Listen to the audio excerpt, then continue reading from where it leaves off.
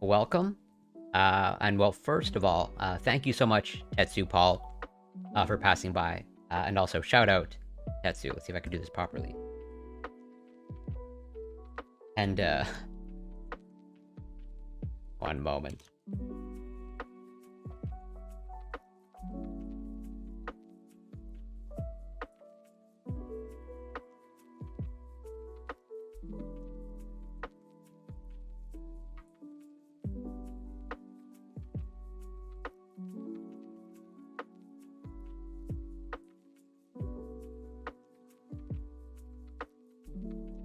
There we go. I can finally do something properly. Take some time. But yeah, thank you so much for passing by. And thank you for showing me that. So I literally created a command for the lurk because, I finally recognized that I don't have it. But then when I saw you put in the exclamation point lurk, I saw that the message didn't show up. And I forgot to turn it on for everybody. But it should work now. I'm gonna lurk in my own stream. There we go. Oh, very mild stream improvement. But yeah, welcome anybody tuning in. As usual, I'm Corey Campbell, and this is not a workout stream, as you can probably tell right off the bat. This is my other type of stream that I do, going over some science, some research, a little bit of news, and definitely occasionally touch upon some political topics every once in a while. But this stream, at least what I have planned, is devoted to research and science. Oh, and Bob Marley, welcome, or welcome back, I should say. I hope, well, if I remember correctly, you are going to do something during the workout stream. I'm hoping it was fun. I have to assume it was fun since you're on vacation. So I assume it's just like fun 24/7. And I'm like, yeah, if it's perfect timing, I'll gladly take it. But yeah, I had a great workout stream earlier today, this afternoon, as usual. And also, shout out to Celsi. Let's see if I can do this properly.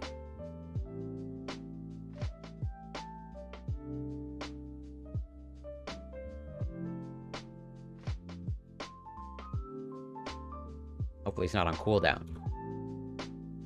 But yeah, shout out to Celsi for the raid. Super appreciated and super grateful. And the new follows. I'm probably going to forget them all. But the new follows by Shy, by Conman Cook. Anybody else that I forgot, I apologize.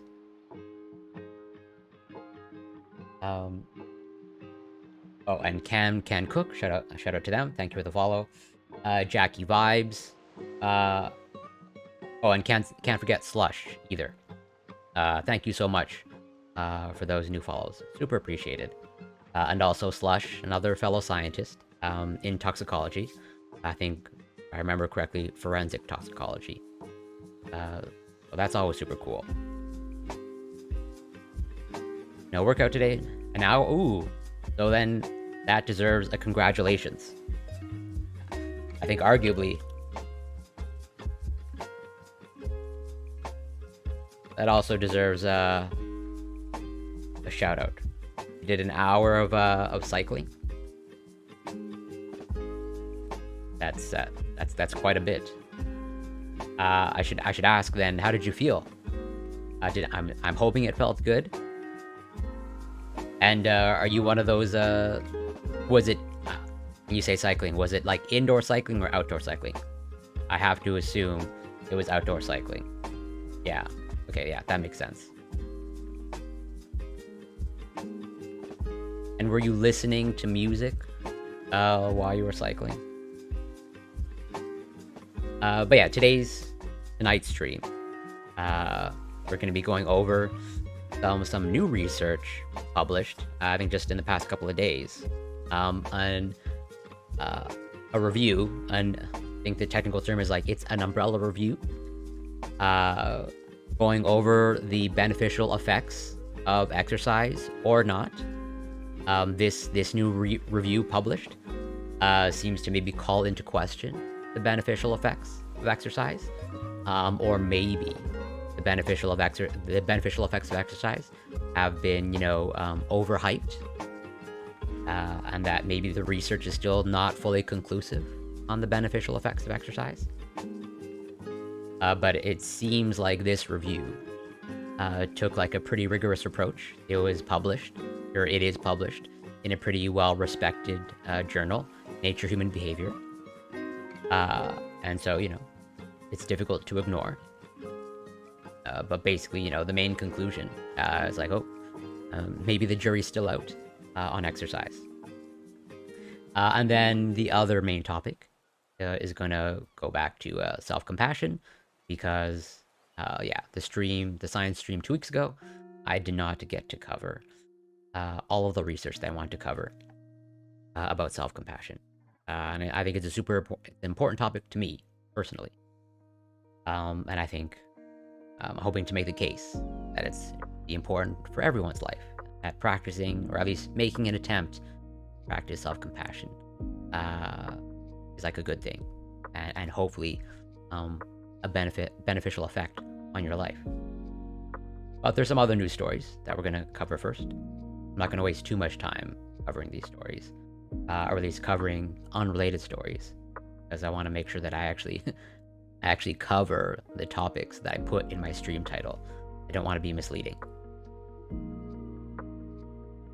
So, to start off, I'm curious, listening to a podcast, which, if you want to say, you don't have to say, or let's say if you're embarrassed about the podcast that you listen to.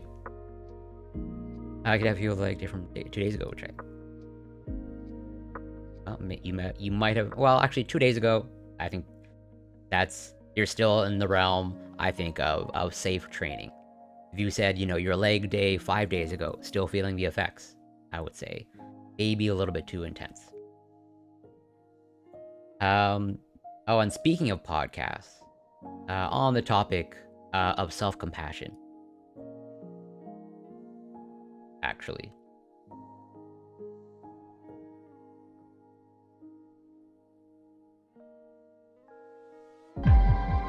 Profit. So, I don't listen to a lot of podcasts. The Rich Roll podcast is one of the few podcasts that I listen to. When it comes to life. So, and in this podcast, that was published 12 days ago, they also talk about self-compassion. I would encourage everyone to listen to this full podcast. And they, this podcast was devoted to, Peter Attia is a physician, a medical doctor, and it's in the title, Tools to Optimize Your Health, and even they themselves stress the importance, if not like the primary importance, of emotional health, mental health, and they go through, let's say, their experience with, let's say, some of the consequences of they themselves ignoring the emotional aspect of health, or the mental health aspect of health, and that they receive kind of like a wake-up call. But obviously we're not going to listen to the entire thing here. So yeah, some news stories I want to cover first, before getting to the main topics, is this one, which I think is interesting. Econ, well, I guess I shouldn't have asked the question. I should have already known that the answer was an Econ Talk podcast.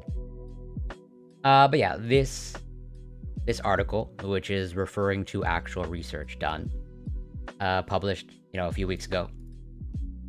The keto diet gets a lot of attention, and there definitely appear to be, at least in the circles that I run in, a lot of people that heavily advocate for the keto diet or lifestyle, and that it's like the cure for so many things, etc., etc. Definitely a lot of overlap with the carnivore diet crowd. And from what I can tell, like there are some actual therapeutic benefits of a ketogenic diet, but it's like for very specific uses. And it's generally, recommended under the guidance of a physician, typically. But like the typical fad of like keto diet for like weight loss, I would say the research is not all that robust. But I would say this adds to it. So keto diet linked to doubling of heart disease. Consumption of a low carbohydrate, high fat diet, dubbed a keto-like diet, was associated with an increase in LDL levels and a twofold increase in the risk for future cardiovascular events. A new observational study, so it's observational, something to keep in mind. What would you do if you've already reached daily calories? I've definitely 100% have been in that position many times in my life. And generally speaking, given where I'm at pretty consistently in terms of like, I'm pretty lean. I don't really have a huge goal to get more and more lean. And so me consuming extra calories for the sake of greater protein, not a problem for me. As in for me, if I was faced with that situation now, I would just consume something with protein. But that's me. But it all depends on what your goals are. If you want to prioritize the weight loss aspect, then cutting the calories and stopping there, total sense. Basically, I think it comes down to what do you want to prioritize? The strength aspect or the losing some weight aspect? So to our knowledge, this is the first study to demonstrate an association between a carbohydrate-restricted dietary platform and greater risk of atherosclerotic cardiovascular disease. That study investigator, Lulia Latan, from University of British Columbia, Canada. Hypercholesterolemia, occurring during a low-carb, high-fat diet should not be assumed to be benign. Latan presented this study March 5th at the American College of Cardiology, Scientific Session World Congress of Cardiology, 2023. So yeah, even though this is a study that's been conducted, it's not referring to a peer-reviewed publication in a scientific journal. Got to be clear about that. Does it make a difference if I haven't done a workout? Do I not? Well, it also depends on like, I would also ask the question of like, how deficient are you? If you're like, 10 grams, or if you're like, 10% below your goal for protein consumption, then I personally wouldn't lose any sleep over it. Just like whatever, not a huge deficit, so to speak. And to answer your question, it doesn't make a difference if you didn't work out today, because like you've been active recently, at the very least within the past 72 hours. So there is almost certainly a benefit to consuming a high protein diet, given what I know of your activity levels.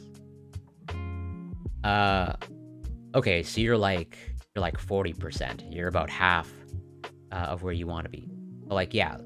So in that case, if your priority is like gaining strength, then I would consume protein and forsake the calories.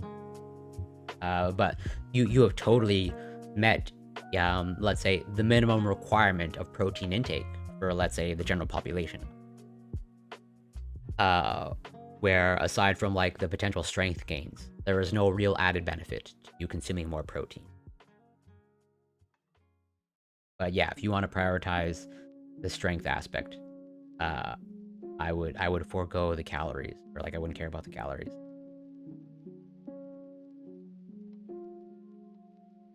Yeah, I don't, like I said, that would be my, like, totally, if this is what I was facing now, I would totally eat like a giant meal and wouldn't really care about the caloric intake. But that's me. Uh, like I said, I'm very satisfied with my level of, leanness. So the presentation received much media attention, with headlines implying a causal relationship with cardiac events based on these observational results. Right. So that's where, as usual, typically mainstream media reports on scientific stuff like this pretty poorly. That observational studies pretty much not designed to determine causation. And these are essentially, they're just like making association. But lipid expert Steven Nissen from the Cleveland Clinic, Cleveland, Ohio, warned against paying much attention to the headlines or to the study's conclusions. To the Heart.org, Medscape Cardiology, Nissen pointed out that the LDL increase in the keto-like diet group was relatively small, and certainly not enough to produce a doubling in cardiovascular risk. The people who were on the keto-like diet in this study were different to those who were on the standard diet, he commented. Those on the keto-like diet were on it for a reason.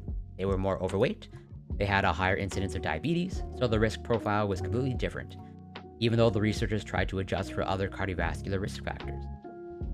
There will be unmeasured confounding in a study like this. And April, welcome. Thank you so much for passing by, and actually, perfect timing. Because I have the study that you posted in the Discord, that I'm going to cover briefly, about the tart cherry juice, and maybe its beneficial effects, on sleep. And definitely, an interesting study, for sure. That's the sort of study an economist would have to do. What sort of study? The unmeasured confounding factors? Yeah. I think that's what you're referring to, based off of. And that makes total sense. But, with these large observational, typically, observational studies, pretty large. And it's almost impossible. Or like very challenging to control for factors like this. He said he doesn't think this study answers any significant questions in a way that we want to have them answered. I'm not a big fan of this type of diet, but I don't think it doubles the risk of adverse cardiovascular events. And I don't think this study tells us one way or another. And also April, I hope you enjoyed the nice weather. Got to get out there and hopefully soak in the sunshine. It was pretty warm here today, but like no sunshine. For the study, Latan and colleagues defined a low-carbohydrate, high-fat diet as consisting of no more than 25% of total daily energy from carbohydrates and more than 45% of total daily calories from fat. This is somewhat higher in carbohydrates and lower in fat than a strict ketogenic diet, but could be thought of as a keto-like diet. They analyzed data from the UK Biobank, a large-scale prospective database with health information from over 500,000 people living in the United Kingdom, were followed for at least 10 years. And yeah, this UK Biobank data set, I come across this pretty regularly, especially when it comes to dietary studies. It seems like a lot of studies, or a lot of research groups, rely on this UK Biobank data set for like a cohort of people, or I guess database. I'm glad to hear it was great. And it sounds also that it was productive as well. So I'm super glad to hear that. I don't think it's public data. Because, like, literally, or if I search all, I'm gonna get a lot of. That's not how you spell biobank. Or, like, yeah, lots of studies use this UK Biobank, especially when it comes to, diet. But I don't think it's public. As much as as often as I come across the UK Biobank, I'm actually not all that certain of its details. I don't think it is public data. I mean, maybe we can look it up now. Maybe I should not be in caps anymore.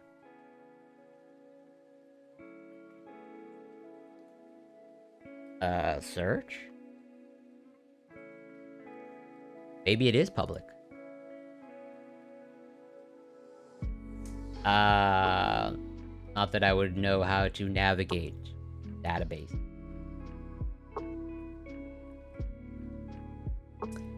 I mean, what does mean?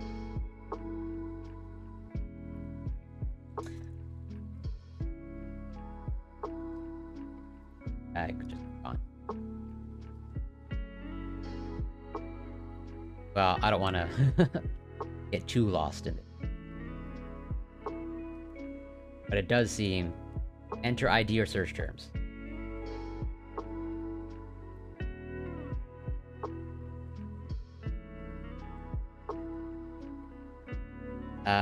So what does this link to?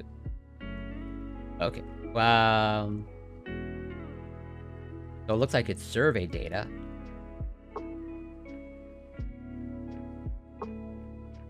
Either way, well... I don't want to go down... I'm gonna get too distracted if I go down this rabbit hole, because then, like, I'm gonna want to do a deep dive to understand this. But it looks like at least some information is publicly available. Curious to hear your thoughts on, when you say HRV, I assume you mean, heart rate variability? At least that's what I typically know it as. But I know HRV can stand for multiple things. Yeah, heart rate variability, definitely. I know some things about heart rate variability, heart rate reserve, resting heart rate. I'm not sure if you keep a notepad of things you discuss in these. So actually, not to like whatever show myself, but so obviously, the recent VODs of my streams are saved on Twitch, but obviously, I think Twitch deletes VODs after like 1 month, 2 months, can't remember. But the rest of my VODs that are archived longer, they are on my YouTube channel. In the live section. But what I can say is I know that I haven't covered heart rate variability specifically as a topic. But now that you brought it up, maybe I should. So, yeah, they analyzed data from the UK Biobank. On enrollment in the Biobank, participants completed a one-time self-reported 24-hour diet questionnaire and at the same time had blood drawn to check their levels of cholesterol. And so, like, yeah, that's also another thing to keep in mind. Even though lots of studies, at least it looks like a lot of studies, rely on this UK Biobank data, and it does seem to have, like, a lot of value. But it does seem a lot of it is self-reported data, and there are understandable, drawbacks to self-reported data, especially when it comes to like diet tracking. This is not to say that it's useless.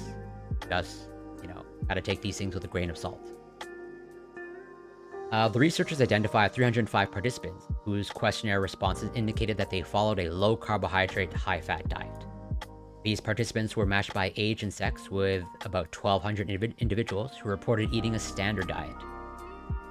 Of the study population, 73% were women, and the average age was 54 years. That's actually clearly not, the most even gender distribution. And a slightly older than, I guess, average population sample size. Those on a low-carbohydrate, high-fat diet had a higher average body mass index, 27.7 versus 26.7. Whether that's significant or not, hard to say. Or at least, I can't say that on my air. But that does not seem like a huge, huge difference in body mass index. And a higher incidence of diabetes, 4.9% versus 1.7%. Like almost double or more than double. Results showed that compared with participants on a standard diet, those on the keto-like diet had significantly higher levels of both LDL cholesterol and apolipoprotein B, or ApoB, which there's a lot of coverage about ApoB. Obviously in the scientific literature, and also in the health influencer sphere. Levels of LDL, these are just going over the blood marker group. That after an average of 12 years, approximately 12 years of follow-up, about 10% of participants on the low carbohydrate, high fat diet, so the keto-like diet, versus 4.3% in the standard diet group experienced one of the events included in the composite event endpoint: angina, myocardial infarction, coronary artery disease, ischemic stroke, peripheral arterial disease, or coronary carotid revascularization. So essentially, they had higher rates of kind of like cardiovascular incidences, so to speak, largely related to the heart. Basically, it looks like almost a doubling in terms of risk. After adjustment for other risk factors for heart disease, diabetes, hypertension, obesity, and smoking, individuals on a low carbohydrate, high fat diet were found to have a twofold risk of having a cardiovascular event. So closer monitoring needed. Senior author Liam from the University of British Columbia commented to Medscape Cardiology, which this article is from Medscape. Our results have shown, I think, for the first time, that there is an association between this increasingly popular dietary pattern and high LDL cholesterol, and an increased future risk of cardiovascular events. This is concerning, as there are many people out there following this type of diet, and I think it suggests there is a need for closer monitoring of these people. And I'm like, yeah, that's my overall sentiment, but I'm not a medical professional in any capacity. But it is an association. As highlighted earlier, this does not necessarily point to causation. This is an observational study. In psychology class, I learned that just the fact that someone knows they're getting a brain scan or a blood test can 100%. Kind of like this is also just a known thing in the medical world, or in whatever. When it comes to doctor-patient relationships, white coat syndrome, so to speak, of like just being in the doctor's office for some people is, understandably a stressful situation, where it's like there'll be increases in blood pressure, increases in heart rate, that will actually like show up, like it's measurable. I believe it's called like white coat syndrome, something to that effect. Yeah. Here from the Cleveland Clinic, we're like, this is a measurable phenomenon of like, understandably, I'm not afraid of doctors. Thankfully, if I was stressed out by doctors, my life would be even more stressful than it currently is. But it's totally and understandably a thing for many people, of just like going to the doctors or being in the presence of a doctor can induce a certain amount of stress and anxiety.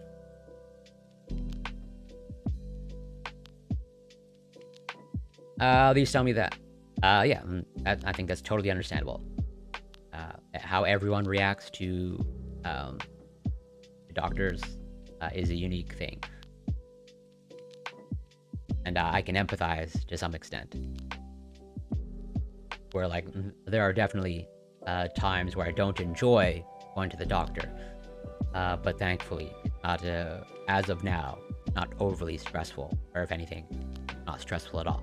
There was a time, like a long time ago, when I was going through diagnosis, and some other, major events, like totally going to the doctors, not a pleasant experience. I think I might have just gotten numb, to the whole experience at this point.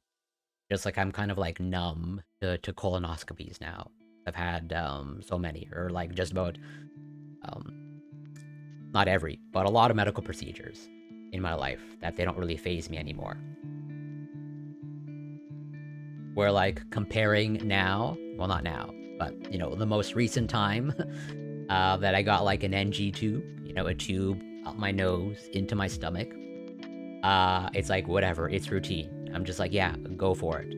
As opposed to like the first time when I was like a teenager, it really was like a traumatic event for me. I was just like, what, that's going through my nose into my stomach. I was not prepared for that. So he explained that while it would be expected for cholesterol levels to rise on a high-fat diet, there has been a perception by some that this is not worrisome, as it is reflecting certain metabolic changes. What we've shown in this study is that if your cholesterol does increase significantly on this diet, then you should not assume that this is not a problem. For some people with diabetes, this diet can help lower blood sugar, and some people can lose weight on it. He noted, but what our data show is that there is a subgroup of people who experience high levels of LDL, and LDL, that's the low-density lipoprotein, often or commonly referred to as, you know, the bad cholesterol, and ApoB, and that seems to be driving the risk. He pointed out that overall the mean level of LDL was only slightly increased in individuals on the low-carb, high-fat diet, but severe high cholesterol was about doubled in that group. And these patients had a 6-fold increase in risk of cardiovascular disease. This suggests that there is a subgroup of people who are susceptible to this exacerbation of hypercholesterolemia in response to a low-carb, high-fat diet. So like, you know, it might be, as they're saying here, it might be just a certain group of people with maybe a certain background or genetic background that maybe, you know, a keto or keto-like diet might be more risky. Burnham said his advice would be that if people choose to follow this diet, they should have their cholesterol monitored and manage their cardiovascular risk factors. I wouldn't say it is not appropriate to follow this diet based on this study, he added. This is just an observational study. It is not definitive. But if people do want to follow this dietary pattern because they feel there would be some benefits, then they should be aware of the potential risks and take steps to mitigate those risks. And so, wrapping up, the jury's still out. Nissen said in his view, the jury was still out on this type of diet. I'm open to the possibility that, particularly in the short term, or in the short run, a keto-like diet may help some people lose weight, and that's a good thing, but I do not generally recommend this type of diet. Rather, he advises patients to follow a Mediterranean diet, which has been proven to reduce cardiovascular events in a randomized study, the Predimed trial. This Predimed trial, pretty infamous. I think it's like been referred to as like, you know, essentially like the best diet study that we have to date, which maybe I should cover it at some point on stream. We can't make decisions on what type of diet to recommend to patients based on observational studies like this, where there is a lot of subtlety missing, but when studies like this are reported, the mass media sees on it. Like, yeah, that is absolutely correct. Basically, you know, as a scientist, I pretty much like don't trust any scientific from, you know, mainstream media outlets. But when that's not the way the public needs to be educated. We refer to this type of study as hypothesis generating, right? So basically, this just leads to more questions. You can't really draw any firm conclusions. It looks like, you know, there might be some small risk, but as they highlight in this section, the jury's still out. This is kind of like, you know, pretty mediocre level of evidence, or kind of like not the best quality evidence. It raises a hypothesis, doesn't answer the question. It is worth looking at the question of whether a ketogenic-like diet is harmful. We don't know at present, and I don't think we know any more after this study. But yeah, I think that's an overall good summary. Of like, hey, this kind of like preliminary evidence doesn't look so good, but more research is needed to be able to make firm, high confidence conclusions. Wouldn't it be relatively easy to just make a control group here to measure it more accurately? Sounds easy enough for an experiment. Your opinion on? Oh, so I basically don't trust any science correspondence on mainstream news. Generally speaking, in my experience, okay, and this might just be whatever how it works in Canadian media, or the media that I consume. But whenever I've checked the background, like I come across a new on mainstream media, an article covering a scientific finding, and then I look at the author, and they're given the title, as you said, science correspondent, and very often I'm able to click because their name is usually linked, and it pretty much, at least so far, like the vast majority of journalists with that title of science correspondent, they don't appear to have any sort of scientific background, or like their background largely seems to be in just like communication or journalism. And like, yeah, I'd be all in favor of actual science correspondence with scientific background. And this is not to say, like, I don't want to demonize journalists, or like say, or make the claim or argument that, oh, if you're not in science, you can't talk about it. This is like the way they talk about it, or like how things are very often blown out of proportion. It's like pretty frustrating. Whenever relativity to make right. So, well, control groups when it comes to dietary studies, like, I don't know if it's better to have a control group of just like a random sample of people. And they did have a control group, like their control. Well, what is control is, I guess, the larger question. I mean, they were comparing people on the a sample on the keto-like diet, and then their control is those on a standard diet.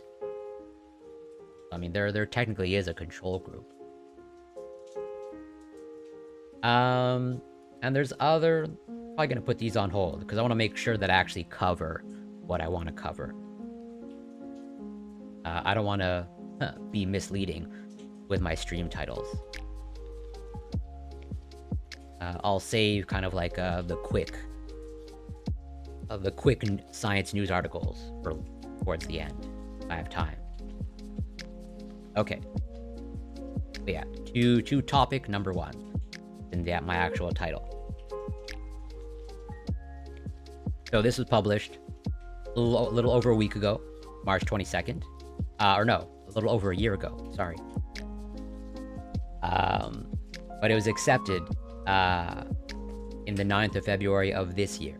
So like, yeah, this is, let's say, a little bit of a preview of how long it can take sometimes to get a full scientific article published and passed peer review. Where like, yeah, this article was received by the journal in March of last year, 2022. And then, yeah, it was accepted in February of this year. And then it was published online pretty much like 4 or 5 days ago.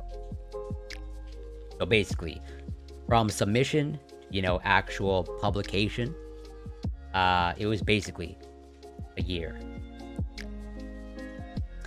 But why not assign a similar group of people with a keto diet and one with a standard diet that you don't have the confounding variable? Yeah, so I would agree with you. That is a better experimental design and approach. I suspect there's that built-in limitation of them using that UK Biobank database, because from what I gathered in this article here, they only identified who were following a keto-like diet from the people who filled out that UK Biobank survey. Let's see if I can find it.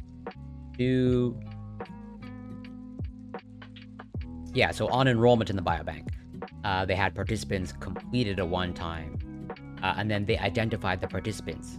So it's like they had to, it looks like they were sifting through questionnaires and then it's through looking at those questionnaires and how they filled out that they identified who was following a keto-like diet. So they weren't assigning, they were searching for people. And so I would assume, I could be wrong, that the type of control that you're talking about is basically they couldn't assign for it because they didn't do it by assignment.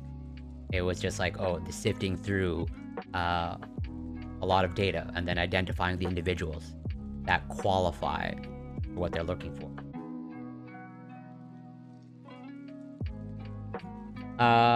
So yeah, this review article talking about exercise, or rather the effects of physical exercise on cognition, published recently in, like I said, a pretty well-respected journal, Nature Human Behavior, pretty high impact, widely regarded journal.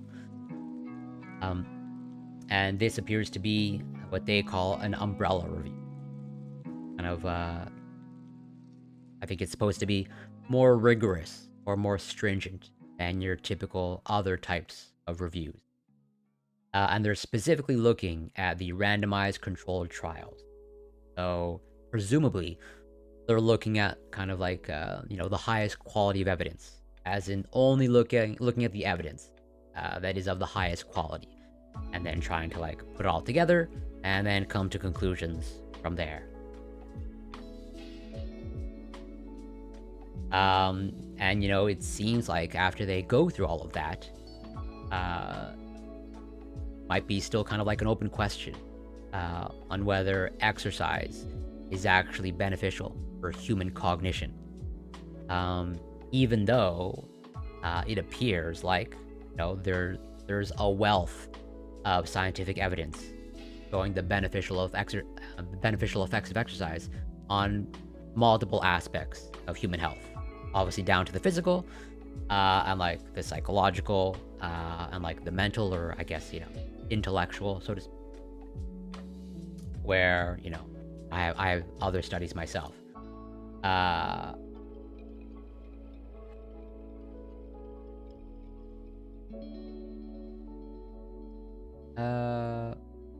Where I think I have even just like showing how exercise can affect, academic performance or academic achievement. Multiple studies where it's like, yeah, higher diet quality, and academic achievement. But like, yeah, there appears to be a wealth of information, scientific evidence, pointing to beneficial effects of exercise at the level of the brain. So, as I've highlighted here, pretty much as they start off, the physiological and health benefits of regular physical exercise are seemingly indisputable. So it's pretty much at this point taken as a given, according to the scientific evidence accrued over the past century. In addition, there has been a steady surge of studies reporting cognitive and brain benefits of regular physical exercise in healthy individuals across the lifespan. These findings are driving current public health policies aimed at fostering exercise adherence, in consonance with the World Health Organization, which currently recommends regular exercise as a means to maintain a healthy cognitive state. One would therefore dare to say that the positive effect of chronic physical exercise at the cognitive level in the healthy population is nowadays taken for granted, where it's like, it's almost like we're already acting like it's a foregone conclusion. Like, yeah, exercise is beneficial for the brain. And so it's like, we are now making kind of like policy recommendations with that evidence, or with that in mind. That was one of my hot takes after starting working out. I felt no change. Well, that's where it's like, it's really tricky. Because, no offense, Bob Marley, just as I am not an objective evaluator towards myself, I would say you are not an objective evaluator towards yourself either. Where something can be having a beneficial effect and you not know it. You know, going to like the extreme end. You know, what do you say to the person that, oh, you know, under the influence, or like I actually drive better when I'm under the influence, or like when I'm high. When it comes to performance in any domain, it doesn't seem like we're really good at evaluating our own performance. And there's even, I would say, a pretty good amount of evidence attesting to that. Of like people think that, you know, oh, this is boosting my performance, and it's actually not. Or like also on the opposite end, people think, oh, this is affecting my performance, and then it's actually not.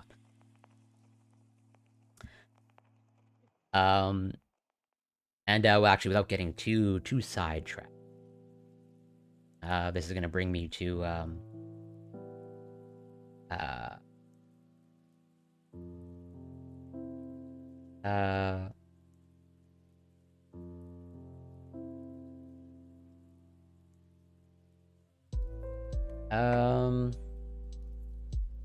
trying to remember the study name. What I'm trying to find. So there was this research published a few years ago. So like, yeah. You know, many people take stimulants, okay? Well, okay, there are individuals that take stimulants for therapeutic use, okay? You know, ADD, ADHD, you know, very often individuals with ADHD, they are prescribed stimulants because of their therapeutic benefit. And then there's also the people, okay, especially in the academic world, that take stimulants that are not prescribed under the assumption that it's improving their performance. And you know, this is one of the reasons why people also consume caffeine, although there's a wealth of scientific evidence showing, let's say, the beneficial effects of caffeine when dosed appropriately, taken appropriately, on cognitive performance, etc., and even athletic performance, etc.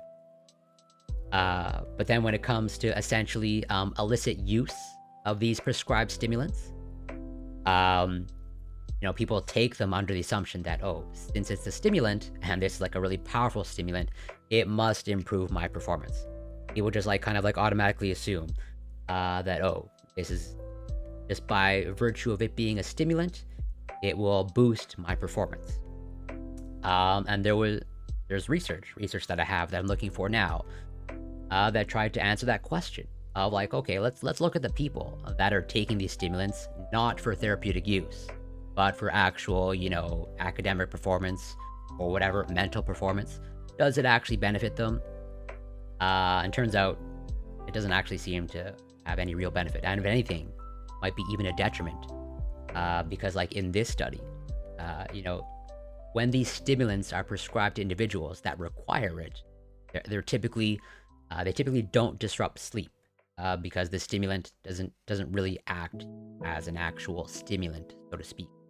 But if you're a person that doesn't require it and you're taking this stimulant, it tends, understandably, to affect your sleep. And sleep is totally important for, you know, whatever, brain performance. But I'm trying to find this. I think it was right here. Now that I was speaking about it out loud, it jogged my memory. So yeah, this is published in Cognition. I know I probably wouldn't be able to feel it perfectly, and it not working for me doesn't mean it doesn't work for others, but it definitely wasn't easily noticeable like other people say. Should life get so much better? Yeah, for sure. I wouldn't, you know, I would say the same thing. I haven't really noticed anything as far as I can tell, or like, you know, my world wasn't changed when I started working out heavily. But I might just be fortunate in that regard. Like, just generally speaking, I've been grateful and thankful for the fact that yeah, I've never been clinically depressed so far, but anything can happen. And I'm usually a pretty low anxiety, low stress type of person. So yeah, This study, as the title says, the impact of psychostimulants on sustained attention over a 24-hour period. And as they say here in the abstract, the off-label use of psychostimulants is a growing trend in healthy adults, with many turning to these medications to increase alertness, attentional focus, and to help them study. However, the empirical literature on the efficacy of these medications for cognitive enhancement is controversial. And the longer-term impact of these drugs on health and cognitive processing has not been thoroughly examined. And these two studies were basically published back to back. I believe, if I remember correctly, it's basically by the same research group. You have Sarah Mennick here, and also Sarah Mennick again, where these were basically published, I think within days or weeks of each other. Showing kind of like this off-label use of these psychostimulants. This one published in Cognition, this one published in Behavioral Brain Research. What were the overall... I'm not going to dissect this entire study because it's a little bit of a derail what I originally...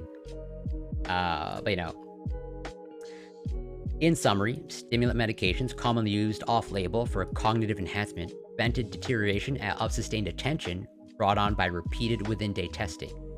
Additionally, these medications substantially disrupt nighttime sleep, which, while coming at little cost to next-day attentional processing, may have steeper consequences for other cognitive domains. Additionally, long-term stimulant usage should be examined. So it's you get an initial boost, when you first take it. And there's a reason why these studies were published back to back, because they're pretty much, they pose the question, concluding in this article of hey, yeah, it looks like you're getting a little bit of performance boost, but then we showed that your sleep is disrupted, and so what are the consequences of that sleep disruption? Within that 24-hour period when you take these psychostimulants, okay, yeah, you might be getting a boost. And then what about the after effects? And then they literally, the same research group follows it up with this research, where morning stimulant administration reduces sleep and overnight working memory improvement. In summary, we found no cognitive boost from psychostimulants across a day of wake and blockade of overnight working memory increases with the stimulant compared to placebo. Where it's at least so far, no real measurable effect when you're taking these psychostimulants off-label. Essentially not for their intended purpose. But people are taking them just under the assumption that it's going to improve their performance. But if anything, or maybe it might decrease your performance. Because again, these are disrupting your sleep. And sleep, as far as I can tell, one of the most critical things, not only just for brain health, but for cognitive performance.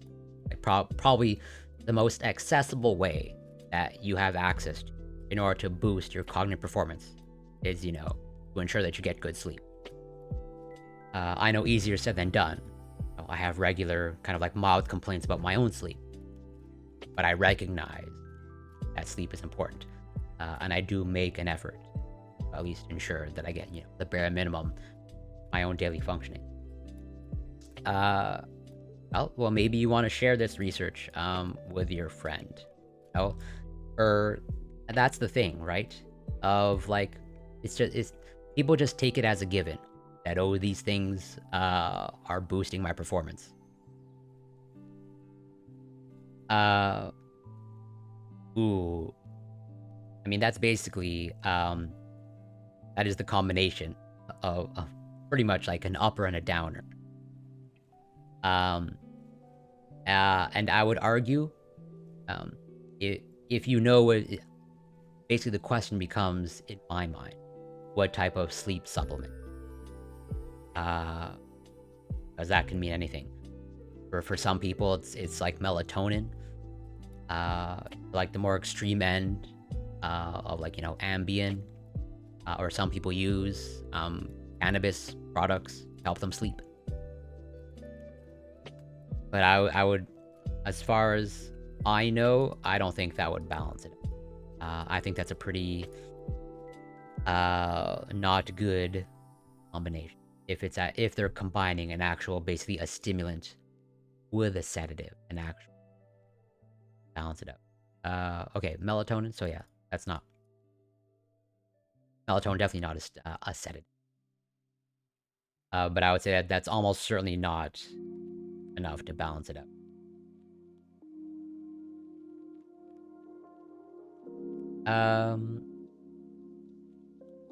Yeah, totally. I definitely know cannabis products are very, very common. Well, where it's legal, or even where it's not legal. You know, thankfully, I'm in Canada, where we've thankfully had it legalized for quite a few years now, going on like whatever, 5 years. And I definitely know quite a few people, even in my own personal life. I don't personally use it, but I definitely know many people who do, and they swear by it. And at the end of the day, you gotta go what you feel is best for you and what works for you. And also at the end of the day, I will fully admit that even low quality sleep is better than no sleep, right? And like, at least for me personally, like I will gladly take any sleep that I can get versus a night of no sleep. What I would say is, like, you know, I totally understand that people are very often using these things out of necessity. It's like, yeah, it's either take this, or like I don't get any sleep at all, or I get even lower quality sleep. I would just want to draw your attention that, like, generally speaking, the sleep that results, at least from what I've seen in the research, the sleep that results from let's say consuming cannabis products, either THC or CBD or a combination of the two, it doesn't seem to be kind of like the best quality sleep, or the type of sleep that's typically referred to as like restorative or restful sleep, where you're usually not getting that deep REM sleep, that rapid eye movement sleep. But again, like I said, any sleep is better than no sleep. And even I myself, I use on the very rare occasion, a sleep aid. As I mentioned before on stream, I have a small prescription for a benzodiazepine, Ativan to be specific. I'm given, like, you know, 4 pills per month, and they last me like 2 months. And it's like, yeah, of the times where, you know, I absolutely need it and I take it, I pretty much like feel a hangover like the next day. But like, for me, that's better than nothing. That's better than me not sleeping. Germany legalizing. Oh, good. Step in the right direction. I'm glad other countries are catching up to Canada.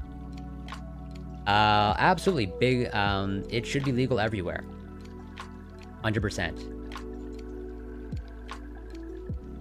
And I have, so, even though, like, I'm talking about cannabis, I'm probably, at least when it comes to personal experience, I'm one of the least qualified to talk about cannabis. The most experience that I have with cannabis is, like, I've tried some CBD products. I've even tried some CBD tea. And I've tried, like, twice with edibles. And all that did was just, like, make me take a long nap. Not an overly enjoyable experience for me. Or at least I didn't see much value in it. If I didn't have it to knock me... Yeah, that's why. It's like, I totally understand. 100%. Any sleep is better than no sleep. Like I said, low quality sleep better than no. So it's like, you gotta do what you gotta do. I will never judge that. It gave me akathisia. Right. I remember that. I wouldn't wish that. 100%. So yeah, where was... Oh yeah, I was wrapping this paragraph up. So yeah, summarized in many narrative and systematic reviews and a considerable number of meta-analyses. The main conclusions of this literature are that the regular practice of physical exercise boosts cognitive performance in children, adolescents, and older adults, with limited evidence in young adults. The impact seems especially prevalent in executive functions, so like those higher order brain functions. Although effects have also been described in other cognitive domains, such as memory and attention. The magnitude of the effects tends to be modest, albeit reliable, and various factors might mediate and moderate the effects. For example, exercise intensity, duration of the intervention, exercise training mode, and so on. This latter point is the principal caveat discussed in these articles, although the existence of the effect itself is rarely questioned. So it's like, yeah, what did they do in their review? Well, I guess I'll cover that. Sure, I'm going in the right order. Although they are not often highlighted, there are also reviews in the scientific literature reporting inconclusive evidence for a beneficial effect of physical exercise interventions on cognitive function in healthy populations. For example, in their meta-analysis, Verberg et al. Found no evidence that physical exercise interventions had any effect on cognitively healthy older adults. The expert panel that recently conducted a systematic review on the topic also ended up stating that the evidence was inconclusive, claimed that physical activity, a more general term that includes exercise, improves children's cognitive or academic performance, except for the case of mathematics skills. Diamond and Ling claimed in a controversial article that the existing evidence shows that aerobic and resistance exercise training, arguably two of the exercise modes advocated as the best to improve cognitive performance, are inefficient tools to enhance executive function. In this article, the Umbrella Review addresses the state of the art in this scientific topic by examining meta-analytic reviews limited to randomized controlled trials, the current gold standard to ascertain causal links, to determine whether the claims regarding the benefits of regular physical exercise on cognition in healthy individuals are supported by solid and reliable empirical evidence. So it's like, yeah, it looks like they're making an effort to kind of like put together and summarize all of the highest quality evidence that we have. As they say, you know, the current gold standard, the randomized controlled trial. And they're going through their overall methodology here, like in this figure, where it's going through all of the filtering. They're searching a bunch of databases, and they're basically like sifting through, where it's like, okay, this study exclude, this one include. And you can see here, they screen, you know, about 1,700, and from this screening process, they exclude, you know, about 1,600. And then they go through some more filtering, and so in the end, they actually include their analysis 24, as they say here. So they narrowed it down to 66 records to actually read through the entire full article. But then even there, they screen further. After reading the entire full-length articles, they select pretty much 24 of what they, I guess, are saying are the highest quality ones. And they go through kind of like all the publications here. I'm not going to dissect it, but they're just going through the evolution of the scientific literature. And as you might be able to see, you know, starting in 1985 to roughly present day, number of publications normalized. You just see kind of like an explosion across kind of like all of the fields of, let's say, exercise science.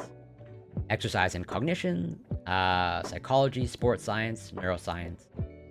Oh, and Slush, welcome. Or welcome back, I should say. Hope you're doing well.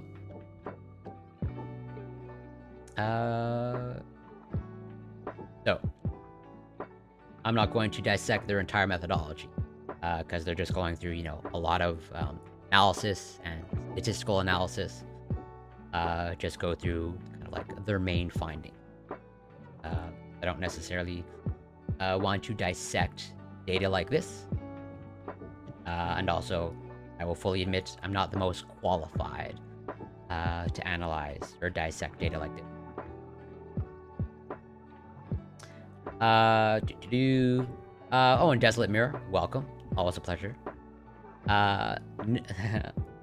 No, you should not stop exercising, in my opinion. Well, so first of all, okay, going back to the title of the article, this is an umbrella review of randomized controlled trials on the effects of physical exercise on cognition. So it's just like, are there cognitive performance benefits to exercise?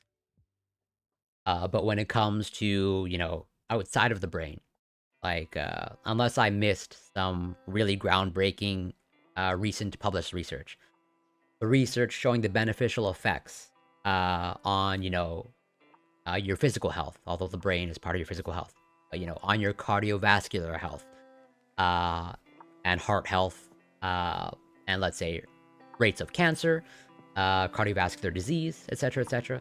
I would say that research is pretty rock solid, as far as I can tell. But I'm as someone who is an avid exercise, actually, I have to ask myself that question.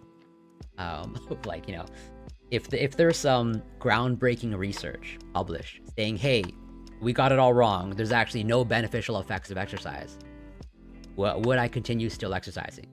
I think, at least for me, the answer is clearly yes. I get enough enjoyment out of exercise that I would still do it, regardless.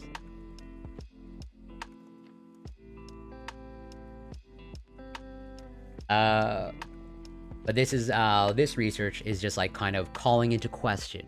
I wouldn't say calling into question, but maybe just saying like, hey, the research showing cognitive benefits of exercise, or rather, exercise's beneficial effects on cognitive performance doesn't appear to be of the highest quality. And that maybe until higher quality studies are out there with a higher degree of confidence, we shouldn't be so quick to make the claim that, exercise is going to boost your cognitive performance. In this umbrella review, we examine the claim that regular physical exercise leads to cognitive gains across the lifespan. After reanalyzing 24 meta-analyses of randomized controlled trials, including a total of 109 primary studies and about 11,000 healthy participants, we found inconclusive evidence supporting the existence of a potential cognitive benefit derived from the regular practice of physical exercise in healthy populations. Our findings suggest that the effect of exercise on cognition, reported in previous meta-analytic reviews, has probably been overestimated, and that, in general, the available causal evidence from randomized controlled trials on the exercise-cognition link is far from conclusive. So here is where I would want to actually dissect the studies that they are when they say 24 studies that they included. I want to know what those 24 studies are, reports included, because I've covered some of this research before, but I have no problem recovering research over and over. So I do a lot of running, and I have multiple research articles when it comes to running. And I have definitely covered the cognitive benefits, or maybe I should reword that, the perceived cognitive benefits of running. But this appears to be measurable at the level of the brain. We have neuroscience data kind of showing that when you look at runners, there appears to be you know, change is occurring at the level of the brain. And so, like, do they include studies like this? Because, like, this is not a randomized controlled trial, right? And so, almost certainly, they are not analyzing evidence like this. Because as they explicitly say, they're only looking at the gold standard of, like, a randomized controlled trials. And I would agree that a randomized controlled trial, technically speaking, higher quality evidence than a study like this. But this is looking like at the level of the brain, of like what's going on, at the level of the brain. It's a small sample size, as virtually all neuroscience data or neuroimaging studies are, where it's like, yeah, characteristics of the participants, 26. So it's like, even myself, I would kind of like take this with a grain of salt. Even though other analysis be rigorous. Where do they cover exercise in regards to dementia? So they don't. Am I dropping frames? Everything's okay. I got a notification. So I don't think they include mood. And yeah, you're also bringing in another great aspect of like dementia, cognitive decline, Alzheimer's, mood, etc., etc. I don't think these are actually included, because like they frame it with very specific wording of like cognitive performance or like cognitive benefit, or maybe like cognitive boost. What does that mean? Like, does a reduced risk of dementia fall in the category of cognitive benefit? I don't know. I would say it definitely doesn't fit in the category of like, cognitive boost. I don't think you receive a cognitive boost if you're reducing your risk of dementia, or if you're reducing your risk of depression or anxiety, right? I think it's just like a very stringent analysis about a very specific thing. That is my view of it. So, where was I? Yes. This review provides a fine-grained outline of the exponential growth of the exercise cognition in healthy humans over the past 50 years. The rapid growth has provided insight into the potential benefits, risks, and pitfalls of implementing exercise-based interventions in the general population, resulting in a vast body of evidence. Okay, thank you so much for letting me know. I always rely on you to give good feedback. This evidence, often from underpowered randomized controlled trials and potentially biased meta-analyses, shows signs of unusual clustered-like growth. That is, meta-analyses on the topic do not share primary sources of evidence. Right, so it's like, well, what are they analyzing? Even here, that's why I said they included 24 randomized controlled trials for this umbrella review. What are those 24 randomized controlled trials? I'm super curious now. Where the beneficial effect of physical exercise on cognition has been taken for granted, despite the existence of several accounts that have shown mixed or contradictory findings. In line with recent accounts, we believe this exponential accumulation of low-quality evidence has led to stagnation rather than advance in the field, hindering the discernment of the real existing effect. Ooh, okay.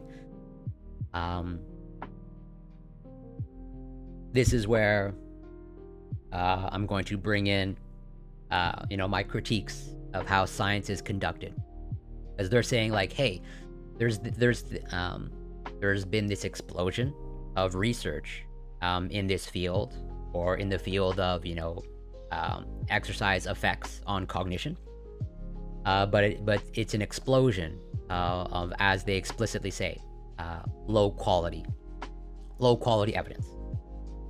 And so the question becomes, like, why are we getting this explosion of low quality evidence? At least to me, that's what the question becomes. And at least to me, in my opinion, it's no surprise, or like this is like the expected outcome, given the way that I view how science is conducted, where it's a competition for money and funding. It's a competition to publish as fast as possible, and as much as possible. And so you go after the low-hanging fruit. When it comes to your CV, okay, it's especially as a researcher, and especially as an academic researcher, like it is better to it looks better on your CV. Publish, whatever, 5 low or mediocre quality studies than one good quality rigorous study that might take 10 years or 20 years to conduct, of like essentially like rigorous analysis and rigorous scientific methodology is not incentivized, I would say, in the current model of like, yeah, pretty much publish as much as possible, publish as fast as possible. And so it's like, yeah, it's pretty much everything gets boiled down or distilled down to minimum publishable units, is the term that I like to use. So to me, seeing an explosion of low quality evidence in any field, this one, is not a surprise to me. Replication of published scientific findings is currently at the forefront of scientific debate. Right, replication crisis. Since the publication of the seminal reproducibility project, Psychology, there have been many initiatives in different research fields to test the extent to which the empirical evidence is solid and reliable. The replication crisis has shaken the foundations of numerous fields and continues to question many of the effects that have long been believed to be true. This umbrella review is part of the collective effort to promote transparency, openness, and reproducibility in science. Here we delineate the structural weaknesses of the exercise cognition meta-analytic literature, including the marked methodological, theoretical, and communicative issues. Below, we briefly develop a series of opportunities for improvement that may guide future studies in the so I would say overall this is a good thing, of like they are levying heavy criticisms to pretty much, I would say, the entire scientific community, but they're also putting in what they see as where they can improve, or how to do better, basically. The exercise cognition field has been flooded with individual experiments addressing this relationship on designs with low statistical power that yield estimates with low precision and stability. While conducting intervention studies with remarkably large sample size is not within the reach of almost any individual laboratory, simplification and standardization of experimental designs increase statistical power and facilitate comparison of results and replication. Proper active control groups, pre-registration, or multi-laboratory initiatives can definitely enhance the field. Notably, epidemiological studies are an additional important source of evidence that suggest a potential role of physical exercise in cognitive improvement. Nevertheless, such studies have also failed to show consistent evidence in support of the hypothesis that regular exercise boosts cognitive performance. While it is true that they have occasionally reported exercise-associated cognitive benefits, this has in some cases been explained by baseline differences. So it's like, yeah, the way it's framed, it's not just, whatever, cognition. It's like boosts cognitive performance. So it's like, essentially, to your point, Desolate Mirror, a reduced risk of dementia, I think very, very clearly doesn't fit into the framework boosting cognitive performance. In other cases, physical exercise was not associated with any cognitive advantage in years, even after years of practice. Future longitudinal studies could help to discern the existence of a positive impact of regular exercise on cognition, as well the specific role of different mediators and moderators. In addition, it is important to cautiously reconsider the role of meta-analyses and the extent to which their results shed light on this particular topic. Even though meta-analytic approaches have the potential to minimize some of the shortcomings of individual intervention studies, their results largely depend on the quality of the included reports, as well as on the methodological decisions followed to estimate a particular effect. Thus, meta-analytic results do not necessarily represent the true effect of a particular phenomenon. Right, so even though generally speaking, when it comes to the hierarchy of evidence, meta-analyses or like systematic reviews are really pretty much close to the top or at the top of the hierarchy of evidence. But even they themselves are admitting that, the meta-analyses, not the be-all and end-all of the scientific evidence. As we show here, the particular conclusions from the different meta-analyses cannot be taken as the empirical evidence accumulated over years, but as selective slices of it. Moreover, subsampling all the available evidence, that is, meta-analyzing a subset of primary studies, might lead to unreliable outcomes, probably departing from the true effect. It would also result in a reduced capacity to assess the impact of moderators and publication bias on the final result. For conclusions of future meta-analyses to be translated into social recommendations and evidence-based policies, the reviews need to be as comprehensive as possible. This means that they should incorporate not only the knowledge from the primary literature, but also from bearing in mind the marked publication bias in the exercise cognition field. Forthcoming meta-analyses should include gray literature contributing predictably with less optimistic results. Finally, at the pre-processing and analytic levels, there are many choices that are arguably preferred. For example, the use of an effect size estimate based on the pre-post test changes to control for pre-existing differences at baseline. We also encourage the use of multi-level models. For example, robust variance estimation approach, accounting for the correlated structure of effects without averaging information and reducing heterogeneity by the identification of moderating variables in the model. Regarding the assessment of publication bias, factors such as the number of studies, heterogeneity, or the degree of publication bias present in literature might affect the specific performance of the available methods. A reasonable strategy is to identify the plausible conditions of the meta-analysis and interpret in consequence of the findings. As an alternative, methods such as robust Bayesian meta-analysis allow weighting models regarding their fit to the evidence and obtaining one single meta-analytic effect size, without needing to choose among several outcomes. The exercise cognition literature is currently big enough for the implementation of this type of analysis and to adjust in consequence the final effect. Yeah, kind of like, to basically do the meta-analyses differently.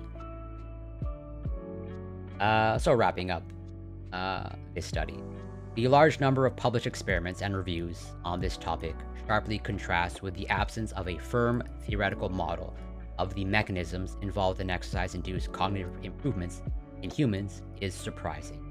Right, so they're touching upon that, even though, there appears to be, although they're calling it into question, there appears to be quite a lot of evidence, low quality evidence, pointing to the cognitive benefits of exercise.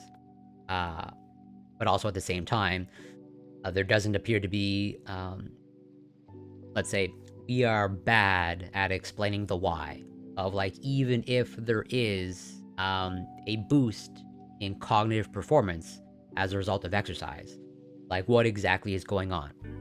What's happening at the molecular level? What are the actual changes that are occurring? What's the actual mechanism, as they say, that is resulting in the potential cognitive benefits? Research on animal models has certainly provided important insight into the possible neurobiological mechanisms. For example, funnily enough, I touched upon animal models during the workout stream earlier today. The clear drawbacks and flaws using animal models, but at the end of the day, you gotta work with what you got. And that however flawed animal models are, they still have a place. And, you know, they might have a place in research like this, of maybe trying to determine the actual mechanisms behind, you know, the effect of exercise. For example, it has been often reported in animals and occasionally also in humans that regular exercise increases the release of key biochemical mediators of neuronal survival, such as the brain-derived neurotrophic factor, BDNF, very popular, and other growth factors such as the vascular endothelial growth factor or insulin-like growth factor type 1, counteracts gray and white matter atrophy as we age. So basically preserving, you know, the gray and white matter of your brain. Increases vasculature, dendritic spine density, and hippocampal complexity. Essentially kind of like better circulation, blood circulation. And hippocampal complexity, this is where I'll bring in what I've touched upon before. You know, the hippocampus, that's the region in the brain largely or almost, I think, exclusively devoted to memory. Basically, memory storage in your brain. And it alludes to this research here, On the Run for Hippocampal Plasticity, where, you know, there does appear to be some research showing that, you know, running might be, or I would argue is beneficial. Not only for your brain at large, but maybe when it comes specifically to your hippocampus, and, you know, your memory performance. Enhances synaptic plasticity, increases resistance to brain insults, reduces central and peripheral inflammation, and even mobilizes gene expression profiles.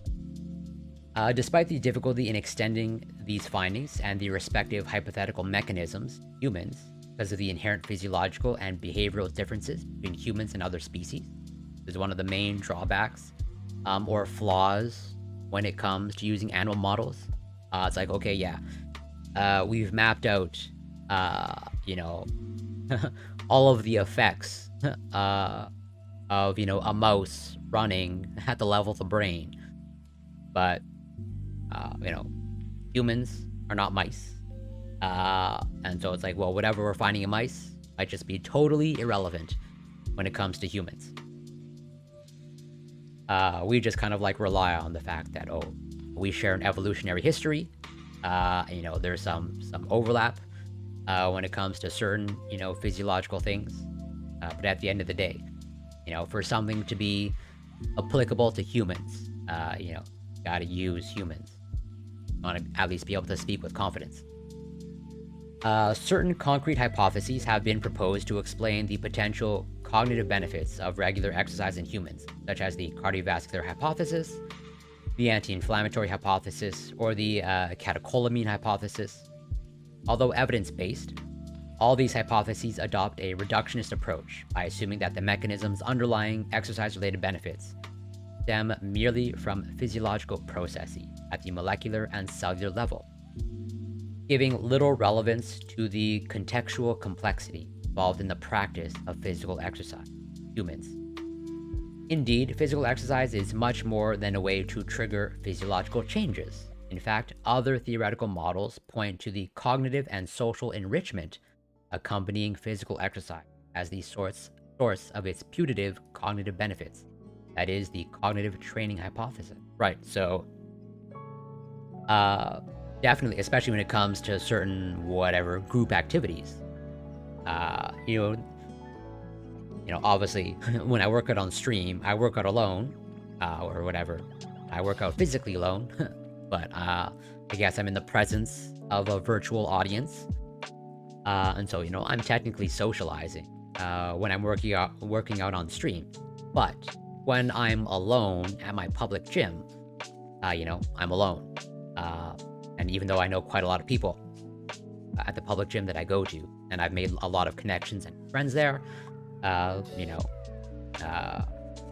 if I go at an odd time, Pretty much, I don't socially interact with anyone. But there are totally, if you're playing a sport or you're part of a league, there definitely is and can be a social aspect when it comes to physical activity and exercise. And so maybe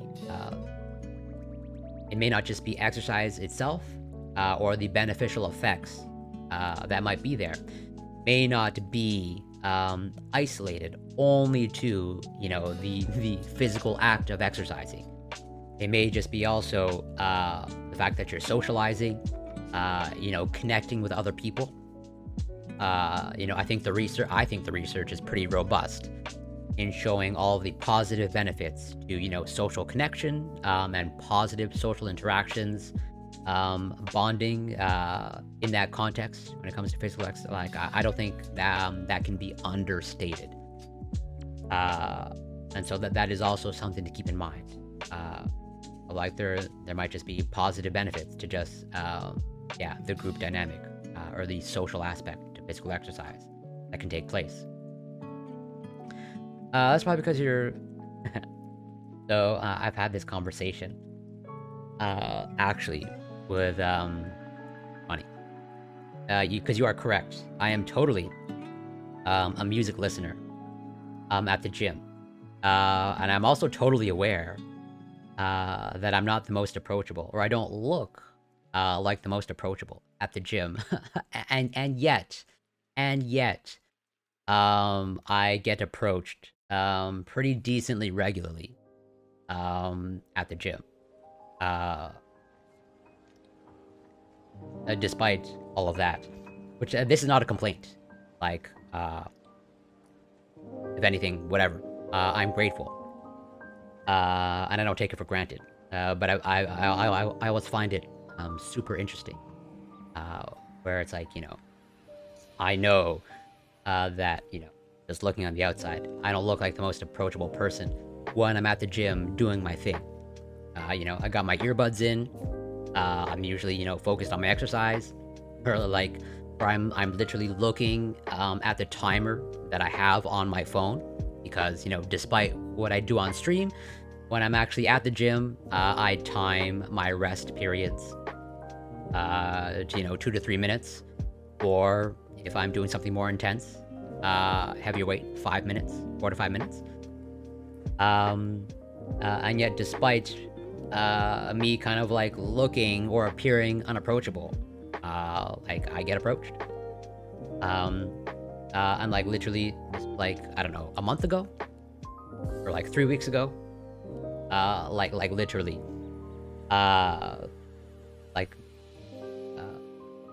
this guy, a younger person, I think like early to mid 20s, so whatever, young for me, maybe not for you, Bob Marley. They just started, they walked right up to me and just like starting asking questions about my routine, about my diet, whether if I compete in anything or if I'm an athlete, which was a great conversation. And they were talking about, again, super interesting, because they were basically admitting that, they had their eye on me for a while, of like, oh, I've had multiple instances of people approaching me at the gym, and they approach me saying, hey, I wanted to approach you for a while, and now they've, thankfully, and I recognize how difficult it is, and so I'm in no way making fun of them at all. If anything, I'm commending them, because it definitely takes courage to approach a stranger in any setting. And like I said, I know that I'm not the most approachable. I used to have, I like to think I have some self-awareness of how I'm perceived. And I know that I can be perceived as unapproachable. And like they're self-admitting. Like, yeah, I've literally had someone admit that, they were literally going to ask me to spot them for bench press as an excuse to strike up a conversation with. Like they were admitting that, like, yeah, I wanted to ask you to spot me on bench, just so I can talk to you. And I'm like, well, you didn't have to go that far. Like, even though I don't look approachable, like I always, someone approaches me, I will always respond in kind, and I'll react positively. I have never, I don't think I've ever reacted negatively to anybody approaching me at the gym. But it's super interesting. But like, yeah, I get pretty much like one of the only reasons, if not like the only reason that I got into personal training, is because like it was almost like demand driven to a certain extent, pretty much. That was it. Like people were approaching me, and I was given the feedback that, oh, I'm actually pretty good at teaching it and imparting the information. And they're like, hey, you should start personal training. I'm like, oh, okay, sure, whatever. And so whatever, I dabbled a bit in it. And overall, like, it's enjoyable and I like doing it. A little bit of a tangent. I always find that super. Like I said, I commend anyone. I commend the people that work up the courage to approach me at the gym. I got approached twice in 2 minutes the other day. A girl giving pro tips on leg exercise, and an old dude telling me that 10 to 12 reps is ideal. Anybody using the word ideal, I would say, I would dismiss that out of hand. Especially if they're saying like this is ideal and they don't know what your goals are, and it's like they don't know. I know that they don't know what they're talking about. And I'm very curious. What were these pro tips? Doesn't adding that for a while part? No, I don't think it makes it more. Well, first of all, you know, I don't really view anything as awkward. I'm gonna give my hot take on awkwardness. I would say if ever you feel awkward, you know, I would say awkwardness doesn't exist. Awkwardness is just kind of like a tacit admission that you just can't emotionally handle the situation. That's pretty much how I view awkwardness. And that there's no real awkward. And so the answer to that question is like, no, it doesn't make it awkward. And like the fact that they're able to admit that, that also takes courage. Where was I before I got sidetracked? All right, this social enrichment aspect. So although there are data supporting each of these hypotheses so far, none of them has been able to fully account for all the existing evidence, which seems to point to a very complex relationship that is best described as a multifactorial phenomenon. This absence of consensus on a theoretical framework has been further accentuated by the myriad of experimental approaches that hamper the reconciliation of different findings. Certainly, it is necessary to shift away from the metaphor of the brain as a muscle, and further develop comprehensive theoretical models on the cognitive and neural mechanisms of these potential exercise-induced cognitive improvements. The results reported here, together with the methodological and theoretical issues mentioned above, highlight the need to nuance claims regarding the potential cognitive benefits associated with the regular practice of physical exercise. However, the pressure for publishing is an endemic issue shared by researchers and mass media. Right. Pretty much alluding to what I covered earlier, of like, hey, especially in the academic world, you know, publish or perish. That's the saying. So, you know, you got to publish as much as possible, ideally as fast as possible. So, you know, you're pretty much incentivized to carry out the lowest quality of scientific studies. In both cases, there is an urgency for publishing novel and eye-catching findings to attract public attention, which sometimes leads to oversimplification, misrepresentation, or over-dramatization of scientific results, without the nuances and limitations essential for proper interpretation. The exercise cognition topic is not immune to this. Transparent practices throughout the research process, for example, reporting bias-corrected effects, and accurate dissemination of scientific findings through the media would definitely improve the situation. Nevertheless, this is a necessary but not sufficient step. Without the willingness of researchers to transparently report their results and databases, the collaborative efforts of editors to publish meaningful results, regardless of whether they are positive or not, and the commitment of the media to move away from hyped headlines and clickbait, it is a futile endeavor. Although an umbrella, am I guilty of clickbait? Is my stream title clickbaity? I guess arguably it is, but I do pose it as a question. Exercise, not beneficial. Whatever. I don't think self-compassion is clickbaity. I'm pretty clear on that.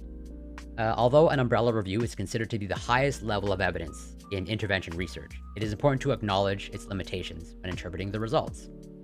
This review focuses exclusively on the impact of physical exercise, excluding exercise programs combined with any other cognitive intervention on healthy populations. This leaves open the possibility that physical exercise may have a facilitating or protective effect on certain cognitive functions in individuals with certain diseases, such as Alzheimer's disease, or that physical activities that include both physical and cognitive training, such as yoga, could enhance the benefits derived from physical exercise. Additionally, this review only includes randomized controlled trials, but it is important to note that other sources of empirical evidence, such as observational or epidemiological studies, should also be considered. Lastly, the findings should be interpreted with caution, as genetic and environmental factors may act as confounding variables. Right. So again, alluding to the fact that, you know, they are specifically looking at basically cognitive performance boosts, or, you know, improved cognitive performance. And so, you know, the protective effect not really looked at here, like the protective effect against Alzheimer's, or as alluded to earlier, dementia, or, you know, essentially cognitive decline. So it's like, you know, basically, this doesn't mean that there are no beneficial effects of exercise at the level of the brain. It's just like, hey, when it comes to like a boost in cognitive performance, we need better evidence. And that, you know, that's pretty much it. Primary. Pro leg tips were to go slow on the eccentric and explode on the concentric, and not have my legs fully straight. I'm assuming this is on the leg press. I have to assume this is on the leg press. Unless they mean, you know, never have your legs fully straight on the squat or the deadlift.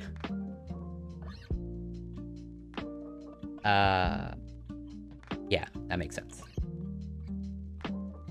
And well, I don't know if that's pro, but I would say that's overall pretty solid advice. But I would say that is not just isolated to whatever pro leg tips. Like, generally speaking, focusing more on the eccentric on pretty much any movement is generally more beneficial, as in you will generally get more strength gains and see more progress if you focus more on the eccentric portion of the movement than the concentric.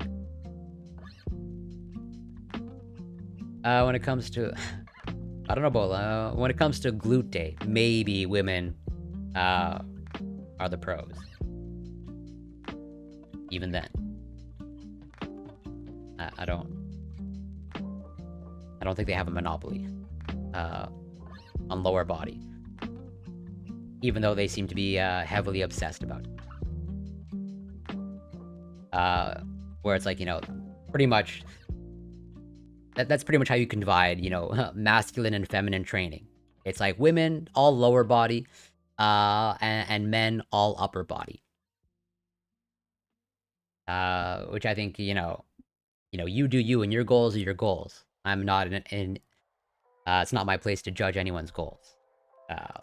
I'm just saying this, you know, in my opinion, not the most balanced approach to exercise. But I understand, you know, a lot of many people are working out to, you know, meet some sort of societal expectation of how a person should look. Especially, you know, well, This is why men are very often obsessed with chest day or arm day. Like I said, pretty much like all upper body. In sum, our findings illustrate that current evidence from randomized controlled trials does not support a causal effect of regular exercise on cognitive enhancement, although it does not preclude it either. Right. So they're not like closing, they're not saying, case closed. No cognitive boost from exercise. They're pretty much just like calling the current state of evidence into question. Of like, hey, it seems like we've already come to the conclusion that exercise results in a boost of cognitive performance. Maybe we shouldn't be so quick to come to that conclusion because the foundation of evidence doesn't appear to be all that strong. Consequently, and until stronger evidence accumulates, we urge caution in claims and recommendations linking exercise to cognitive benefits in the healthy population.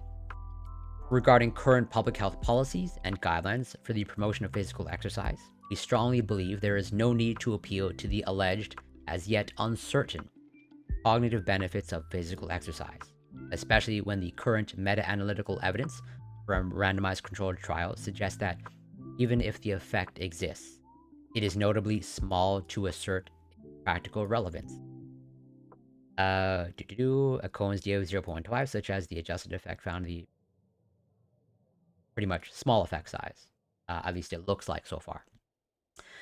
The benefits of physical exercise on human well-being, especially with regard to physical health, are in themselves sufficient to justify evidence-based public health policies to promote its regular application in our daily lives. Right. So it's like, we don't need to rely on this cognitive aspect. Like, we know enough when it comes to the other beneficial effects of exercise, basically making policy recommendations around that body of evidence, not a problem. They are really just saying like, hey, when it comes to this specific claim, this specific aspect of like cognitive performance, still a bit of a question mark. Further, engaging in physical exercise brings not only physical, but also social benefits, right? As we connect with others by forging social bonds and participating in collective activities that give us a sense of belonging. Lastly, let us not forget the pleasure of doing something for its own sake. The value of exercising may lie simply in its enjoyable nature, right? I think that that deserves to be highlighted, where it's like, as I mentioned earlier, even if there were no real benefits to exercise, I would probably, or almost certainly, still engage in it, just by virtue of the fact that I just enjoy doing it through sheer enjoyment. I would still run. I'd still lift weights, still do other forms of cardio. What I do find interesting is like even they themselves are kind of like creating this separate category. It's like with regard to physical health, it's like, the cognitive aspect is outside of the physical health domain. And yet that's kind of like at least to me, in my opinion, that's an arbitrary distinction. Like, the brain, as far as I know, I'm just a biologist or biochemist. I'm not a neuroscientist, but I do believe the brain is part of the physical body. Basically, I don't think there's any real meaningful distinction between physical health or mental health. I think this just falls under the broad category of like whatever, human health. So yeah, very cool. I wonder, yeah, at least that, I would recommend that. I know everyone has their own goals, but, I would say if you're working out to be healthy, if you're working out to be, well-rounded, I think working each thing equally, including your heart. Okay, your heart is a muscle, arguably the most important muscle.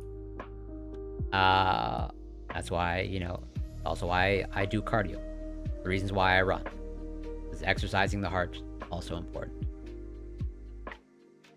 But I'm curious, if I can actually see the 24 studies that evaluate. Maybe there's some sort of supplemental material. I'll probably try to look that up later. But they're basically they criticize other meta-analyses, basically saying, hey, when you publish your meta-analyses, you're not saying which studies you're meta-analyzing. Maybe we should start doing that. So it would be a little bit strange, or I don't know, I guess hypocritical, if in their own meta-analyses they don't specifically say they don't list out which 24 they're meta-analyzing. Alright. So I'm glad I covered that main topic in my stream title. And now the second one.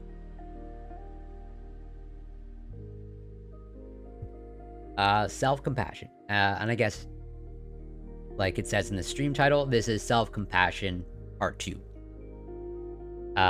Because I started covering some of the research on self-compassion about 2 weeks ago. But I didn't get to cover all the research I don't want to cover. And that's why, I'm putting more emphasis on the topics that I have listed in my stream title.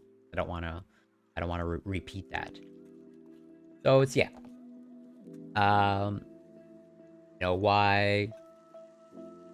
Why do I see self-compassion as, super important?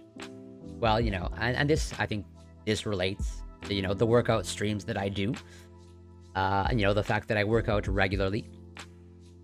And, it's being physically active and leading a healthy lifestyle, or I guess attempting to lead a healthy lifestyle, is a pretty integral component of my life. And so it's like, and there are many people, understandably, struggling, or they find it challenging to adopt healthier habits. So let's say eat healthier, or work out more, be more physically active, and cultivate that as a habit. And like I said, I've been approached. I'm somewhat regularly approached at the gym, and occasionally, some people approach me, asking me not only about my routine, but also like how do I stick to my routine. And this goes back to when I've been approached. Some people that have approached me, like they've admitted that they've been wanting to approach me for a while, and that it's through them regularly observing me at the gym that that they want to approach me. It's basically given the fact that they see, or given the fact that they perceive me to be very disciplined in me attending the gym, because I go virtually every day, and so like they're seeing me virtually day in and day out, and so like that, it seems like that's how I come to their attention, of like, oh, Corey's here like every day, and whatever. I guess I look a certain way to them, and that's why I'm sometimes approached and they inquire about my routine, my diet, and my discipline. And also, interestingly enough, I kind of live in two worlds, to speak. I'm obviously a regular gym goer. And the physical activity or physical exercise domain. I know a lot of people that are heavily into fitness, just as I am. And also at the same time, I have my academic world. Of I'm a graduate student at my university in the Department of Chemistry and Biochemistry. And it's super interesting. Of like, you know, generally speaking, you know, graduate students, or at least usually, generally speaking, you know, to get to that level, people perceive that, you know, it takes a lot of hard work, it takes a lot of effort, it takes a lot of discipline, which, you know, I think that's a fair assessment. I'm not saying that's not true, but it's kind of interesting that, you know, these don't appear to be transferable skills. Of like, you know, I've kind of shared this this experience before on stream, of like, you know, I have people that I know at the gym, that, you know, when it comes to the gym and physical fitness, they appear to be very disciplined. They appear to be able to put in the work, and, you know, really push themselves to the limit. And, you know, they're of the mentality, which is, oh yeah, you know, hard work, you know, the grind, so to speak. But then that doesn't appear to be all that much of a transferable skill, like when it comes to like the academic world. Because, you know, I know a decent amount of people that, like, they're heavily involved in fitness and they could put in the effort there. But, you know, when they have a specific goal when it comes to like school or academics, things can fall apart. It's like, you know, they can work hard and go to the gym day in, day out, and, you know, give 110%. But then to pursue a degree, it's like becomes a real challenge for them. And then I also see the reverse of that, or like the mirror image. You know, I have fellow colleagues as a grad student. You know, I know other PhD master students, and they'll come to me asking, how do I be more physically active in my life? How do I develop the habit of going to the gym? But, you know, it takes effort and discipline, at least some amount of effort and discipline to get, like, you know, the master's or PhD level. And yet again, you know, again, it falls apart trying to like transfer it to another domain, which I find super interesting. How much of it do you think? How much of it do you think is that working out and getting in shape is made out to be worse than it is? I have to clarify what you mean by that.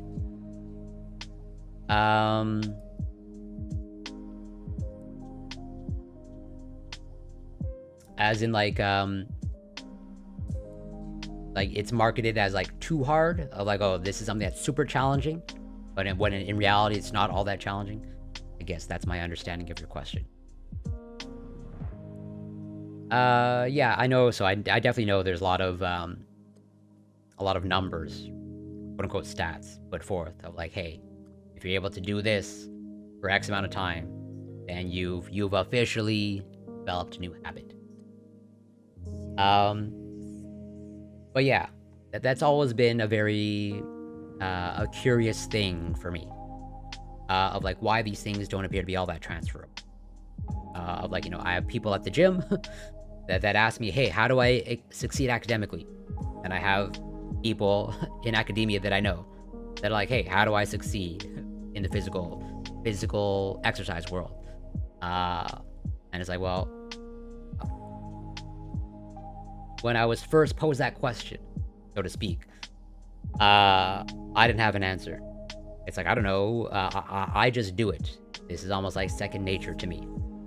And there's absolutely nothing special about me. These are all things that, whatever, at this point, almost second nature to me. And that this has led me down the road of like, okay, I'm certainly not perfect. I have my own flaws like every other human. I'm human. I make mistakes. I have made mistakes, for sure. And I will continue to make mistakes in the future. That's a given. And yet, you know, I used to have some ability, some semblance of ability to be able to like transfer some of my skills. But like, hey, you know, just as I can work hard in the gym and put in the effort there, and, you know, I'm usually pretty good, at, you know, setting a goal and achieving it, of like, hey, if I want to lose weight, I can lose weight. If I want to, you know, gain strength, I can gain strength. You know, I guess technically speaking, on my road to the handstand, I haven't mastered it yet, but you know, I have faith and I'm confident that at some point, if I stick to it, I will master it. Or at least, you know, I'll do it to a good level of competence. But who knows? Maybe I'll eat my words. But I'm also, you know, able to, you know, set goals in the academic world. You know, during my undergrad, I never set this specific goal of like, hey, I need to get this grade in this class. I just operated for every course. I just want to do the best that I can. And whatever happens, happens. And it just so happened to have worked out. Of like, you know, I'm always aiming for that A+. Basically, I'm putting in the effort to hopefully put myself in the best position to get an A+. But I'm never operating from the place of like, oh, I must get an A+. Or it's, you know, it's either A+ or nothing. Do you think many people don't go to the gym or don't get in shape because they think it's going to be worse than it actually is? That is an excellent question. And that leads me to an sort of the other question of like, you know, how do you market exercise and physical activity? Especially if someone very often, okay, many people want to exercise or, you know, get in shape. Get in shape usually just means very often just like losing weight and maybe adding a little bit more muscle. And you know, understandably, people want to lose weight. And I always want to encourage and help anyone to adopt a healthier lifestyle. And, you know, anything that I can do to, you know, help them along that journey, I'll generally do it. I would never want to discourage anyone from, you know, leading a healthier lifestyle and incorporating more healthier habits. But then at the same time, especially going back to my personal training experience, this comes down to the concept of exercise readiness, you know? And this is just like a known phenomenon. You know, anyone that has any personal training experience, like, you know, you will have clients, you know, they'll come to you and they will say that, hey, I'm ready. I'm willing to pay for your expertise. And turns out they don't appear all that ready. Or maybe I'm just a bad personal trainer. That's also a possibility. But I don't think what I'm saying is a foreign concept to anyone that has some personal training experience. Of like, there's just the clients that, you know, they'll come to you, they'll express their commitment, they'll express their readiness. But when it comes to like rubber meets the road, like, yeah, they'll stick to it for a couple of sessions or a couple of weeks and a couple of months. But some people just fall off. But, you know, rewind it back to day one.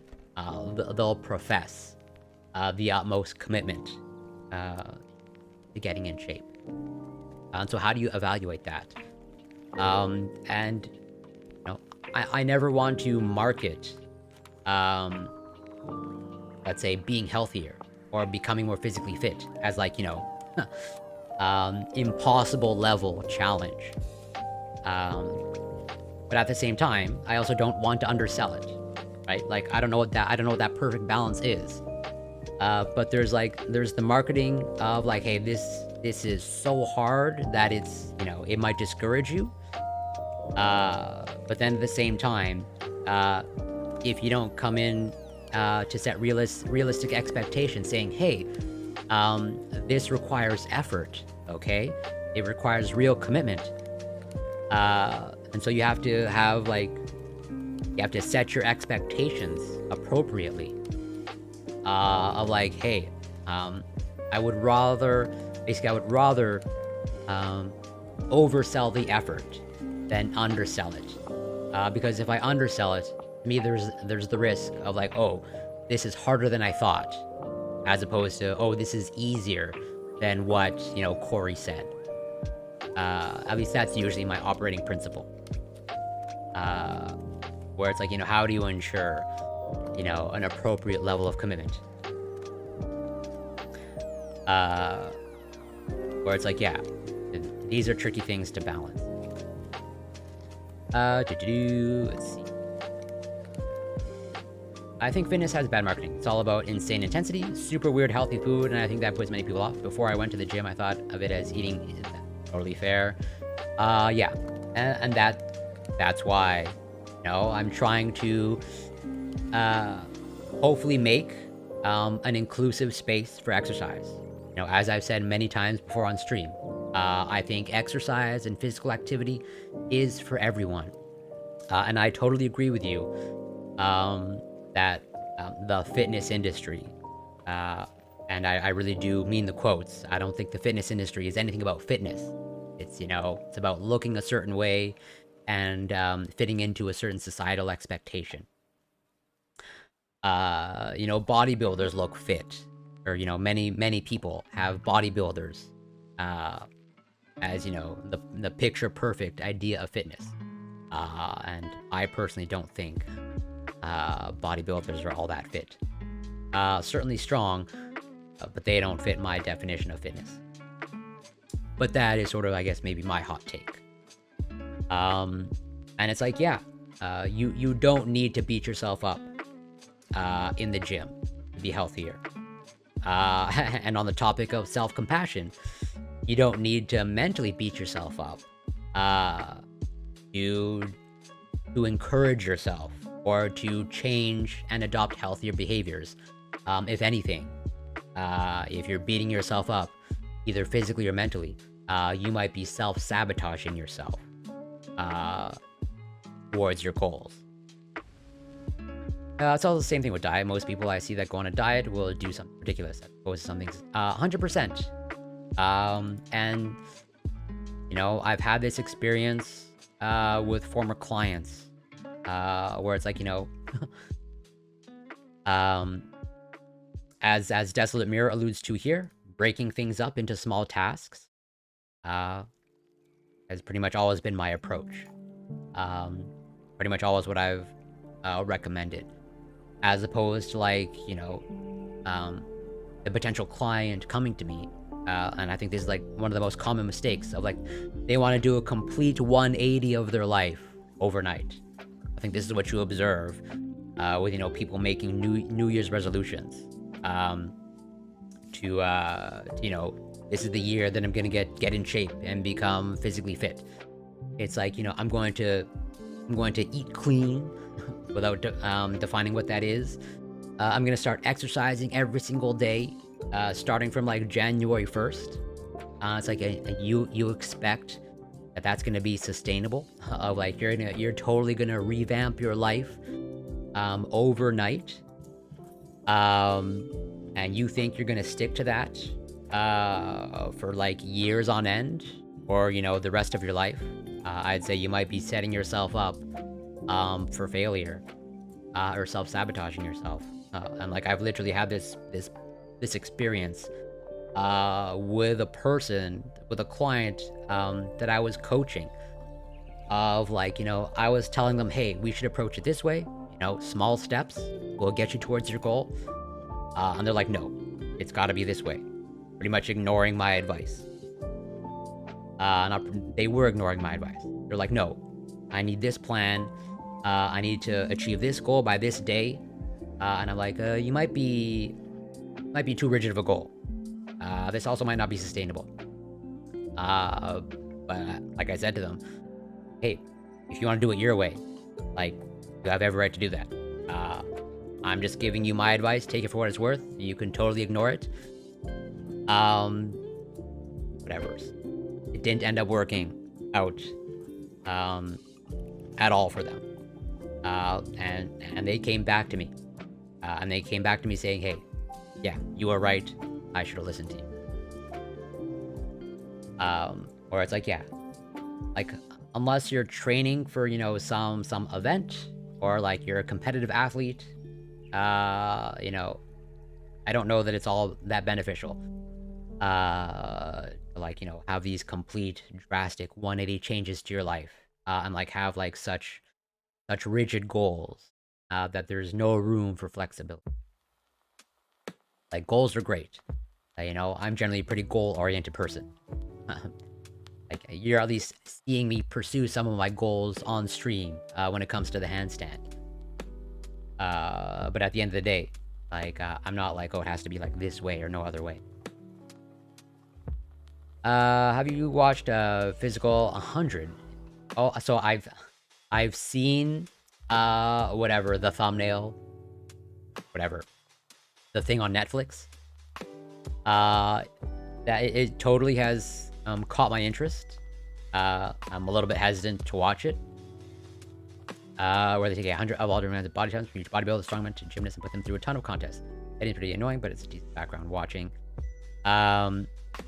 But like, yeah, I'm probably gonna check it out. And actually, on the topic of that, maybe we'll watch this later to close out the stream. Where, you know, seeing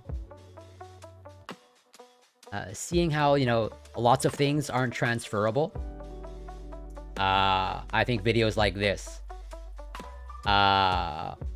or World's Strongest Man, Eddie Hall, rock climbing, where it's like, yeah, you know, Eddie Hall, they can deadlift 1,000 pounds, but them doing like one of the easiest routes for bouldering, it's like challenge level impossible. Which is one of the reasons why, you know, I want to do more and more indoor climbing.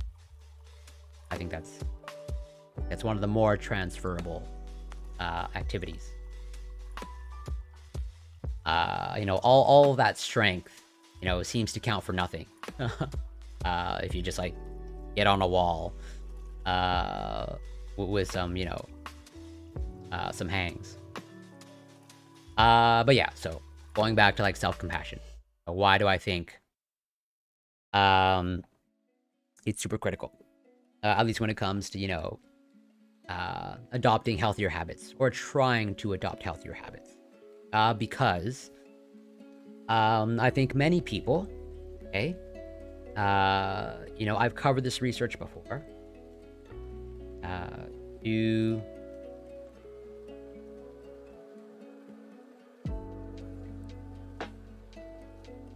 That's not how you spell it. Yeah. But yeah, I've covered the research before, actually just a few weeks ago, about, you know, many people, okay, many people think that, you know, you can shame people to either losing weight or adopting healthier habits, okay? But I would say, as I show this on stream, I think the research is pretty clear that shame really not a good motivator, and that shame really only has very niche uses, and it does not appear to be useful at all when it comes to encouraging people to adopt healthier habits. Shame might have some use when it comes to, you know, moral transgressions, and, you know, correcting or atoning for moral transgressions. But when it comes to, you know, behavior change and health, shame does not appear to be useful at all, and if anything, detrimental. And that's why research like this is published, the Joint International Statement. But since there's this sentiment out here, you know, in the ether, that still I would say is pervasive. Like, oh, shame is a good motivator, basically. Many people shame themselves with the intention of like, oh, if I shame myself, then that will motivate me to be healthier and cultivate a healthier habit and a better lifestyle. And that is something that I would push back against. Sort of that harsh inner critic, which I know easier said than done. Even though, you know, I'm covering the research on self-compassion. I recognize its importance. I recognize its utility. but I also recognize easier said than done, even for myself. You know, I would say, I would not say that I ever shame myself, but I do have a pretty harsh inner critic, or I'm pretty critical towards myself when it comes to, my internal monologue. And, I do hold myself to a high standard for me personally. But at the same time, I think I'm a little bit, maybe not much, but a little bit more balanced when it comes to my inner critic. Of like, yeah, not getting into the territory, actually shaming myself. It can be pretty hypercritical towards myself. But at the end of the day, there are definitely some aspects of self-compassion that I incorporate. But I do recognize easier said than done when it comes to implementation. Good place to climb around here. That's actually surprising to me. If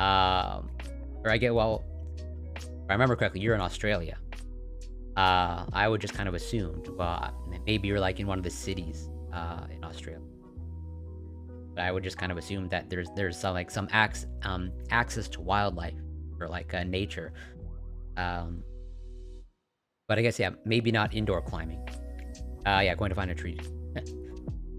Yeah, I guess that makes sense. If there's no indoor bouldering places in your area, then yeah, that sucks.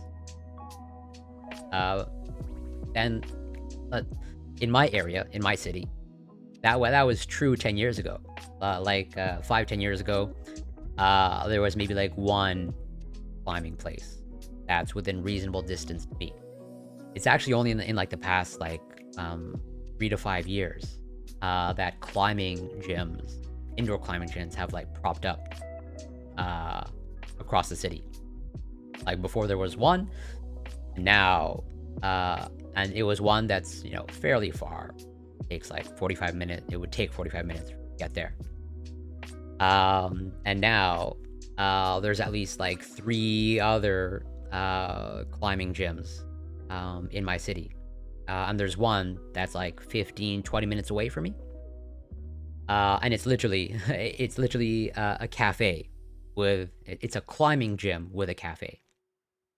Or you can just you can kind of sit down, have a coffee, and order some snacks, and then go climb a wall.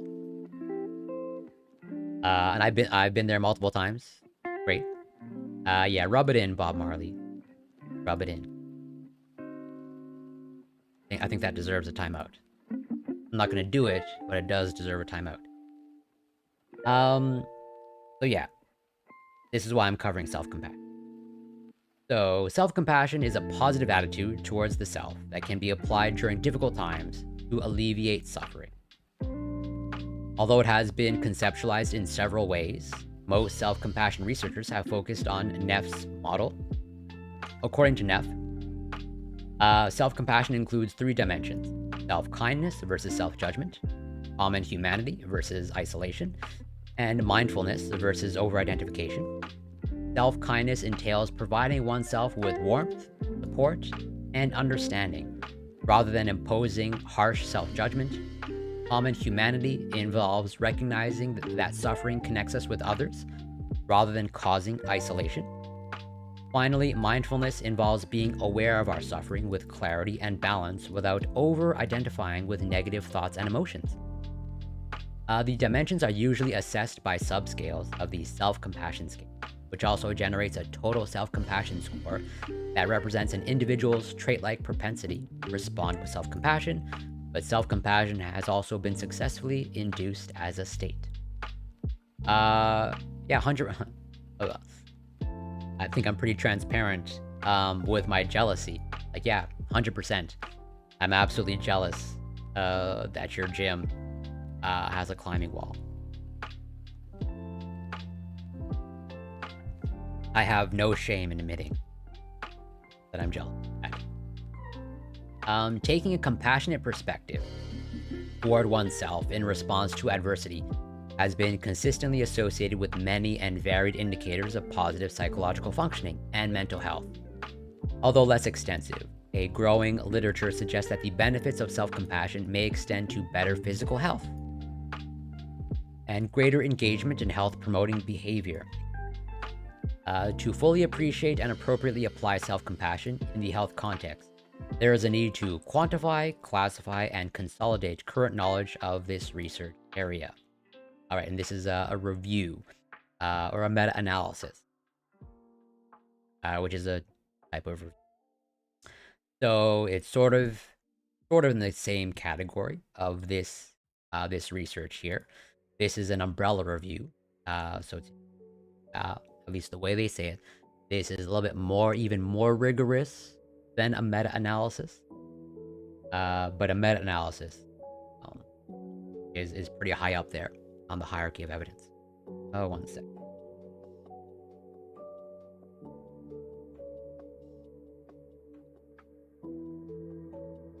One moment.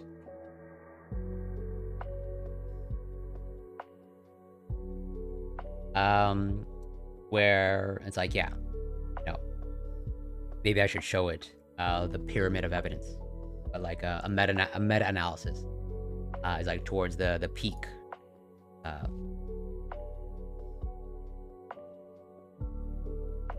Evidence.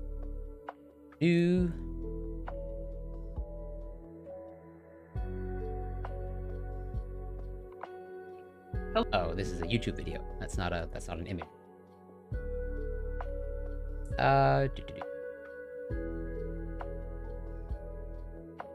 Yeah, so you have meta-analysis right up here. Although not every pyramid is the same. But, you know, generally speaking, meta-analyses are pretty much always towards the top.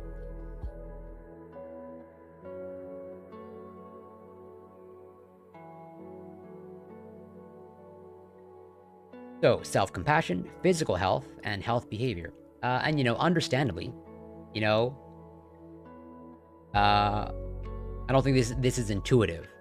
As in, I don't think people have the intuitive sense that, oh, just by being compassionate towards yourself, you know, yeah, it'll lead to a healthier lifestyle, or you'll be in a better position to lead a healthier lifestyle, or better psychological functioning. Where if anything, I think most people are of the intuition that, you know, if you're harsh with yourself, and, you know, kind of like metaphorically beat yourself up, that's what's going to lead to behavior change. Again, I think research is pretty clear, or at least pretty robust, that is not the case. And if anything, that type of harshness towards yourself is like almost certainly counterproductive. And that's why I think the same thing holds true, not only to the internal, you know, critic, but also the external critic. That's why, like, I push back strongly towards any sort of external, even internal or external shame. Of like shame from other people, not productive. Oh, and Louis13, welcome. Thanks so much for passing by. And yes, so I understand that Twitch deletes the VODs after like 1 or 2 months. But my uploads are preserved on my YouTube channel. That should be linked there. They should be archived there. It's under the live section. Since pretty much for every stream, I'm live on both YouTube and Twitch. As in, if you want to watch the stream now on YouTube, you should be able to. Unless I'm mistaken and completely incompetent, which I might be. But yeah, compared to individuals with low self-compassion, highly self-compassionate individuals have reported better physical health in several areas, including physical fitness. Oh, not a problem. Pleasure. And that's where it's like, you know, going back to, I guess, what you and I spoke about earlier, Bob Marley, when it comes to, you know, self-assessment and objectively assessing yourself, you know, when we were talking about, you know, stimulants and performance-enhancing stimulants, where it's like, you know, I think I'm in pretty good physical health despite my disease. and I maintain a high level of physical fitness. And, you know, they're making this association between, you know, a high self-compassion and, you know, physical fitness. So, you know, presumably also, whatever the association holds true in the reverse. Like, oh, okay, well, it goes both ways. Highly self-compassionate people appear to have greater physical fitness. And so, like, if you have greater physical fitness, then presumably you'd also have a higher likelihood of being highly self-compassionate. And so, like, would I define myself, you know, without knowing this research? I think I've said before on stream. If someone asked me before knowing this if I consider myself a self-compassionate person, I would probably answer no. Am I compassionate towards myself? Probably not. If they ask me if I'm compassionate towards other people, I would absolutely say yes, and that I always try to live by that principle of extending compassion towards other people. But towards myself, like, that's more of an open question to me. But presumably it'd be true. What if someone intentionally doesn't work out because they're body positive? Well, I don't think this is that's the thing. Like, I don't think this is like an all or nothing type of scenario. As in, like, these are just like kind of association. It's not like every person who has a high degree of physical fitness is self-compassionate or is a compassionate person, period. It's just an association of, like, oh, it turns out that, you know, if you practice some self-compassion, there's just a greater likelihood of you having a healthier lifestyle, leading to greater physical. Just as it's not a guarantee. As in, you can totally be a self-compassionate person and compassionate towards others as well, and, you know, be in poor physical health or have poor physical fitness. I don't think there's any real universals here. Couldn't there be? Absolutely. So, 100%. It's like, okay, is being self-compassionate leading towards greater physical fitness, or is it through cultivating a high degree of physical fitness that you develop self-compassion? You know, that is a valid question. But we do have studies kind of like pointing that, you know, it's the self-compassion that leads to the healthier behaviors, because, you know, I think I have the research. I think I've even covered some of the research of, like, we have some studies showing effects of, you know, what they call self-compassion interventions. Of, like, hey, let's say, you know, you actually want to cultivate self-compassion. Like, how do you do that? Let's say, you know, you took this self-compassion scale, and it says, hey, you know, let's say you score low, or let's say you score low on self-compassion. So now, given that, maybe you want to be more self-compassionate towards yourself. How do you do that? Well, there are specific ways to go about doing that.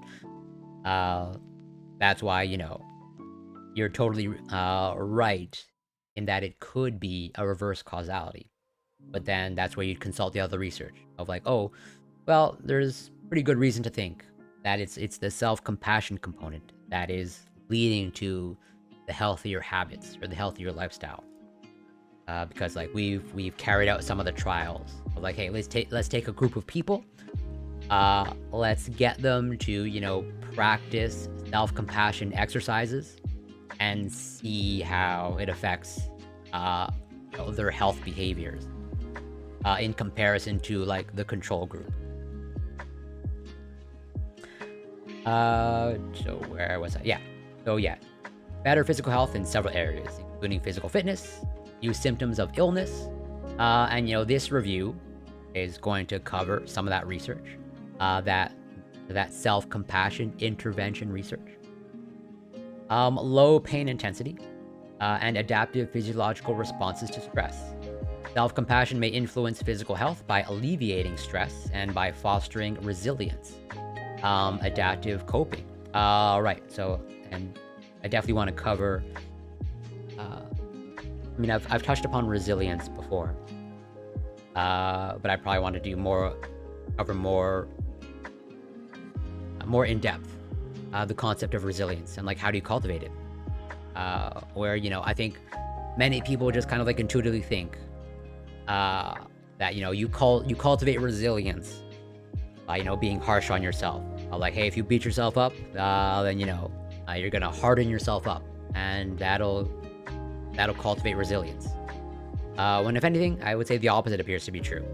And, you know, I think this type of claim, that self-compassion fosters resilience, I think is counterintuitive to the vast majority of people.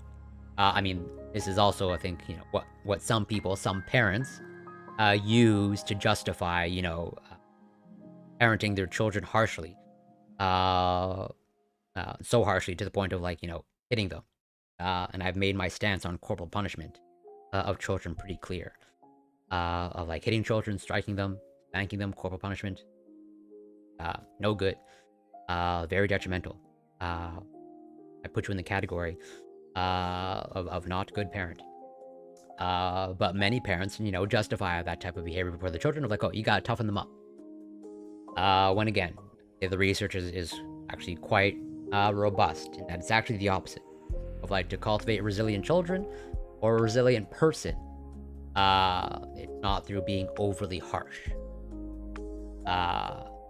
If anything, it's like more in the opposite direction, of like that compassionate or self-compassionate direction. Yeah, you have adaptive coping, adaptive emotions, and health-promoting behavior.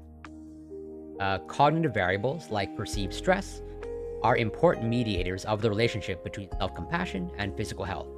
But health behavior arguably represents the most important mechanism because it has been identified as a stronger and more proximal predictor of health outcomes.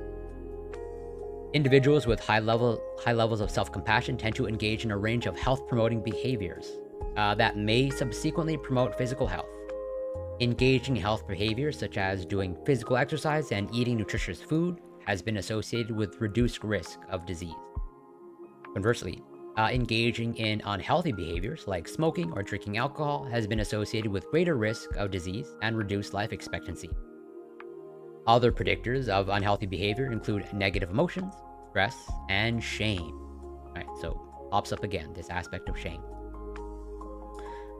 It has been suggested that self-compassion decreases unhealthy behavior by acting upon these factors by ameliorating negative emotions, self-criticism, shame, and stress, and fostering the realization that everyone can make mistakes, fail to reach goals, or experience misfortune.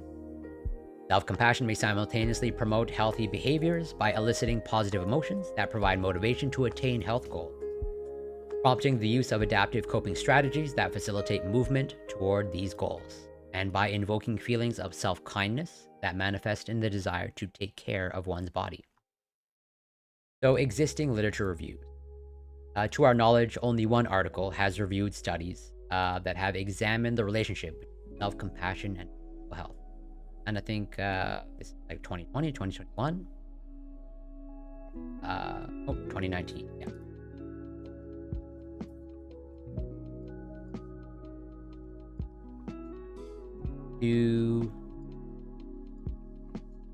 Where was it? Yes. The authors concluded that self-compassion facilitates good adjustment to poor physical health. But their review included only 3 studies with older age samples, and their effects were not meta-analyzed. Right. And this is something that, let's say, is important to me, or people like me, or individuals with a chronic illness like myself, because even though I'm covering self-compassion in the vein of cultivating healthier habits or health-promoting behaviors, But as they say here, self-compassion facilitates good adjustment to poor physical health. Like, understandably, illness, chronic illness, can take a psychological toll. I've alluded to the fact that, individuals or, patients with the same disease as mine, Crohn's disease, they typically have much higher rates of depression, anxiety, because, understandably, the disease takes a toll on, your quality of life, your daily functioning, and that can understandably lead to anxiety and depression, and a whole host of other psychiatric conditions, where even fairly recently, here, wrong folder, we're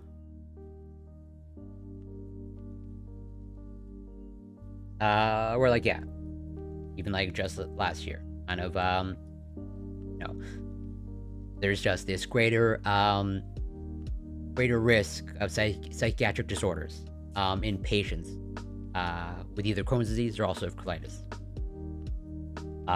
Where it's like, yeah, you're pretty much like at, depending on study or the numbers, you're like at 3 times, 5 times greater risk of developing pretty much any sort of psychiatric condition if you have one of the IBDs. The prevalence of psychiatric comorbidities was high in patients with IBD and was higher than in the background population. Addressing mental health problems in patients with IBD can improve their adherence to treatment and the somatic disease course, and consequently reduce morbidity, mortality. And so, like, as they're alluding to here, maybe self-compassion might also be beneficial if you're dealing with, either acute illness or chronic illness, where, like, that also appears to be, as they alluded to earlier, like this component of resilience, of like, hey, you're suffering as a result of illness.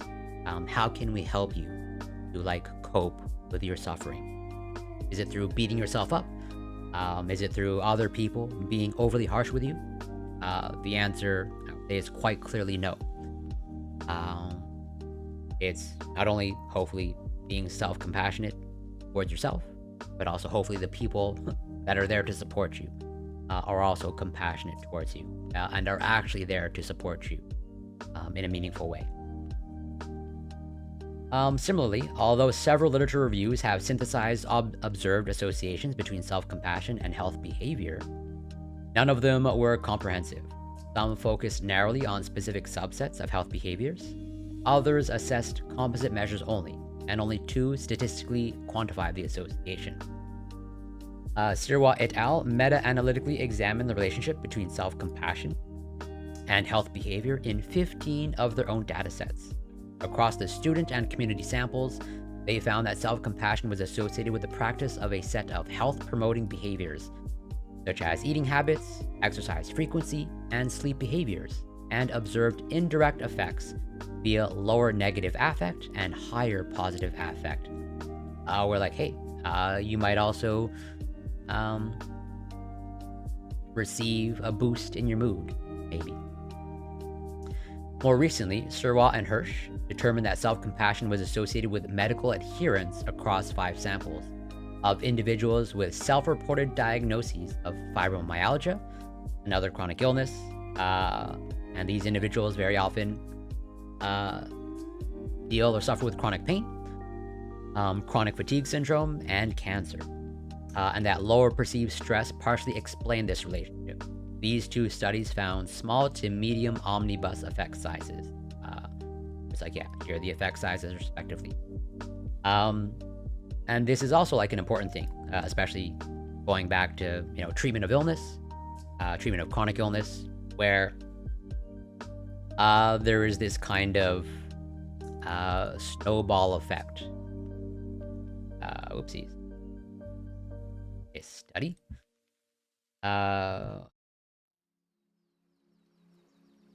Where, yeah,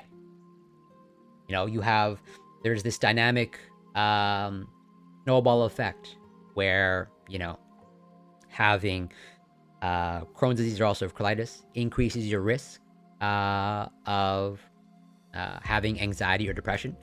And then, like, if you get anxiety or depression, understandably and unfortunately, this also affects how you comply with treatment. Where, unfortunately, individuals that have anxiety or depression, they understandably struggle being compliant with, the prescribed treatment or treatment protocol, where it's like, yeah, they're less adherent. And then, unfortunately, by them being less adherent to the treatment plan or treatment strategy, it makes the condition worse. And then, understandably, as the condition gets worse, that, that makes their anxiety and depression worse. And then it could just kind of like spiral out of control, where it's like really tricky. And so that's why it's like, self-compassion might also have this effect on medical adherence. This aspect of self-compassion, might be an intervention to maybe hopefully prevent kind of like that snowball effect, or things kind of like spiraling out of control. 3 reviews have focused on relationships between self-compassion and eating behaviors. Braun et al. Systematically reviewed 28 studies that had examined associations between self-compassion and poor body image and eating pathology in a variety of samples, including undergraduates, community women, female undergraduates, female athletes, and female patients. They concluded that self-compassion might protect against disordered eating by directly decreasing disordered eating behavior, preventing its occurrence in the first place, buffering the deleterious effects of other risk factors, or interrupting mediational chains through which they operate. In a selective review, Friss et al. Similarly concluded that self-compassion might promote positive outcomes for diabetes patients by assisting self-regulation of diet and medication. However, in an opinion piece, Mancios and Egan presented literature to support the possibility that self-compassion may not always lead to healthy eating behaviors, as sometimes behaviors that comfort and soothe the mind may be damaging to physiological health. For example, eating junk food or drinking to relieve stress. Right. And as much as I'm covering the research on self-compassion, and stressing its importance, I also, I don't want to oversell. This is not the answer to everything. And it's definitely not a one-size-fits-all. And this will, like, fix everything. It's just like, hey, this might be something to try, and it might have a beneficial effect on your life. Other researchers have aimed to review the effects of self-compassion interventions on health behavior. In a systematic narrative review, Bieber and Ellis examined 7 studies, including 4 randomized controlled trials, and concluded that the interventions had reduced disordered eating, reduced smoking, and increased physical activity, and were at least as effective as other behavioral interventions in a variety of samples. Similarly, Rahimi et al. Reviewed 6 interventions and noted beneficial effects on body image, eating pathology, nutrition behaviors, and weight loss. However, these 2 narrative reviews evaluated the effects of interventions on both physical health behaviors and psychological health-related constructs, and included interventions that did not specifically target self-compassion. For example, mindfulness, acceptance commitment therapy. To date, the pooled effects of interventions that focus on increasing self-compassion, such as the Mindful Self-Compassion Program and compassion-focused therapy on physical health and health behaviors, have not been quantified and assessed by meta-analysis. Fantastic question. That is, like, I guess, the question. How does one become self-compassionate? So, I definitely don't know all of the modalities that can be used to cultivate self-compassion. I only know, like, a couple, and, like, what I extract from studies. But there are certainly there's some mindful meditation practices that you can totally incorporate. So you have these guided practices here. And there are if you go to like any mindfulness meditation,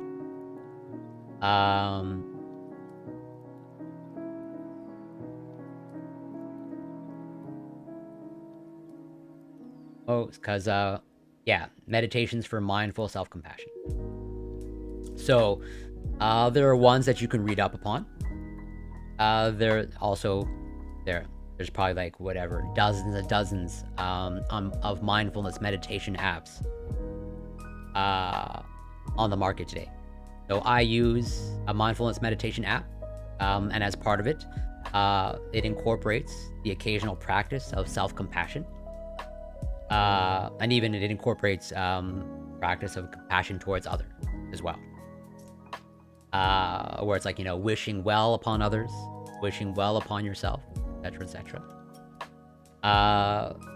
So those are some of the ways that I know of. Like, I'm sure, if you want to, there's probably some ones that are freely available, meditation apps that have self-compassion exercises.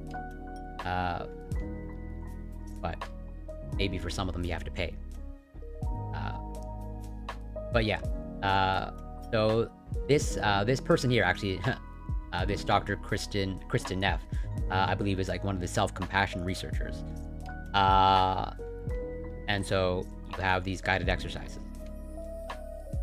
And I'm sure there's probably even on YouTube, imagine. Yeah, self-compassion meditation. Yeah, there you go. So, and that's the thing. It's not like this, it doesn't have to be this huge whoopsies. That's my messy desktop.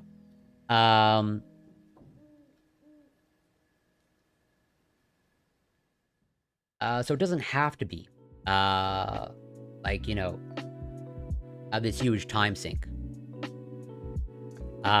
Where it might just be starting out with like, a 5-10 minute, guided self-compassion meditation. And I think that's pretty much like sort of all you need as a starting point to just, bring it to mind, or at least, become more aware of it. Maybe just calling attention to your inner critic. Because, at the end of the day, you want the intentional practice to become the unintentional practice, where like you're doing it without really thinking about it. And so I think I would say by starting with some of the guided ones that are just like 5-10 minutes, not only are you like obviously practicing self-compassion as you are doing these guided exercises, you're also calling to attention, let's say, your inner critic and what you're saying to yourself. And then hopefully as you continue to practice it, your inner critic and what you say to yourself, becomes more and more part of your conscious awareness. And then if you catch yourself basically not being self-compassionate, or let's say, the complete opposite, shaming yourself, you can kind of like, stop it in its tracks. But basically, I think that is kind of like the good starting point of just like simple guided practices or guided meditations that are just like 5-10 minutes a day. Where totally a website like I just showed can get you started. Guided practices, or even like, yeah, totally, there's some guided ones on YouTube. Because yeah, that is a great question. And let's just say it's it'd be quite silly of me to like put out the messaging that, hey, self-compassion is important, you should practice self-compassion, without having any answers of like how to actually do that. Because like that is not empowering at all. It's just like saying, hey, you should do this. but I have no idea how to do it. I try to avoid useless prescriptions. Just as, if I recommend exercise to someone and being more physically active, I have, I know of ways to help you on that journey. Because, like, I know how to train people. And I know how to incorporate movement in my life. So, unanswered question. While several studies support an association between self-compassion and physical health, their combined results have not yet been reviewed, organized, or quantified, either alone or in relation to health behavior.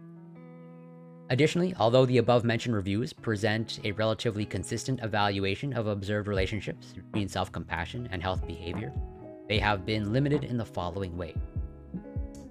Oh, and also, thank you for asking that question. That is, like, one of the most important questions to ask. So, health domains. Individual studies and reviews of relationships with self-compassion have tended to investigate distinct areas of physical health.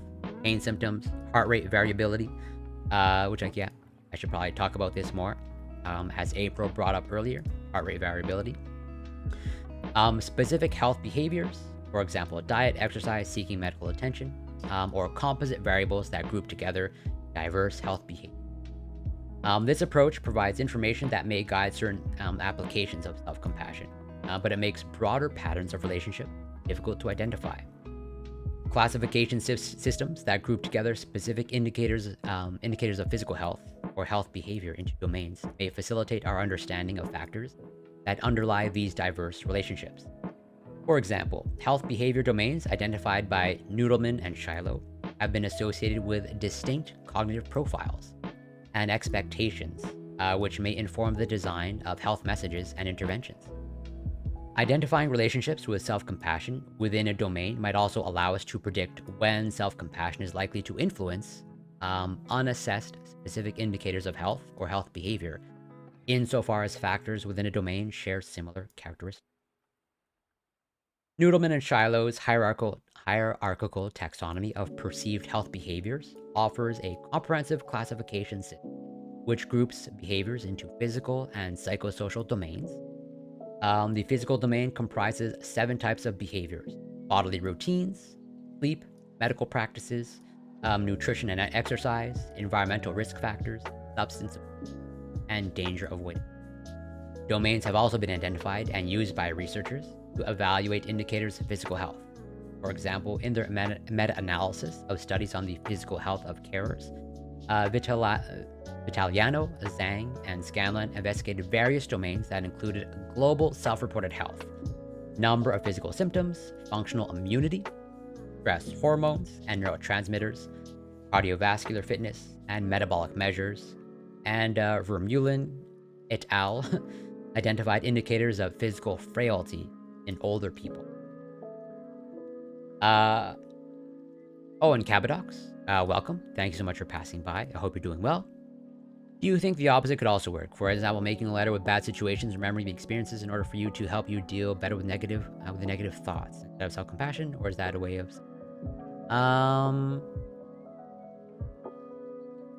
Guess I would want to clarify what exactly that you mean.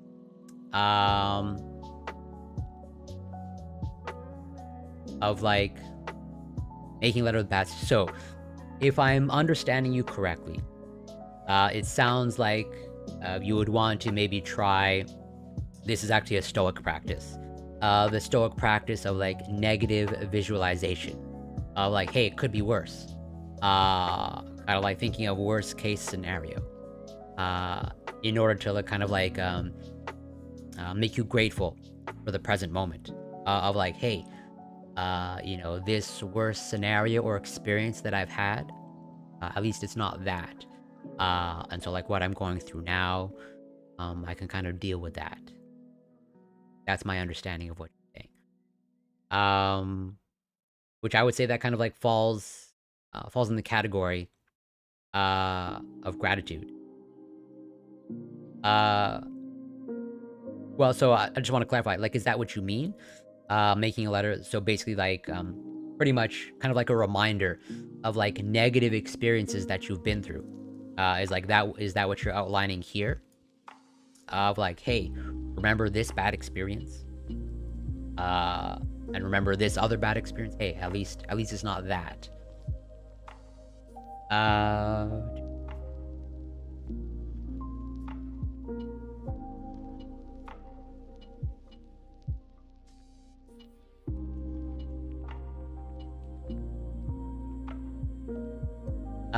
Okay. So like self-exposure.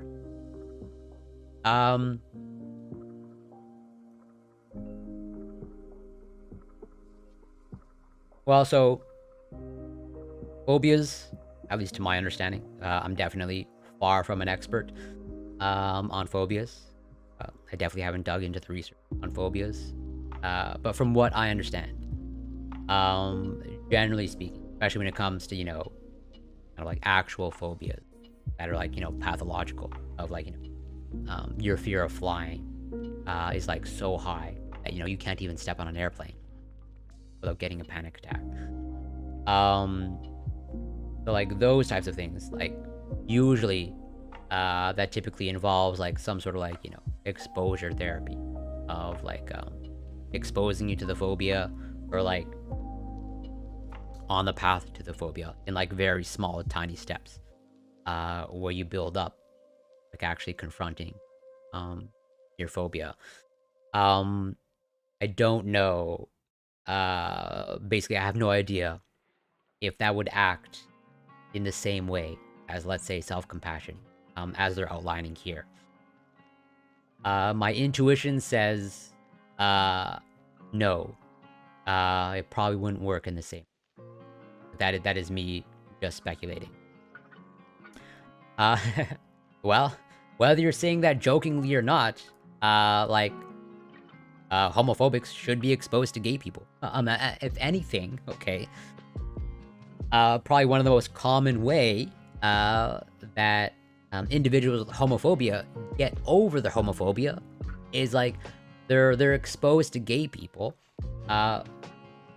usually in the form of a family member or someone close to them, of like, oh, I can no longer afford to be homophobic because my son or daughter is part of the LGBTQ community, and so whoops, I don't want to hate my family member, so better get over that phobia.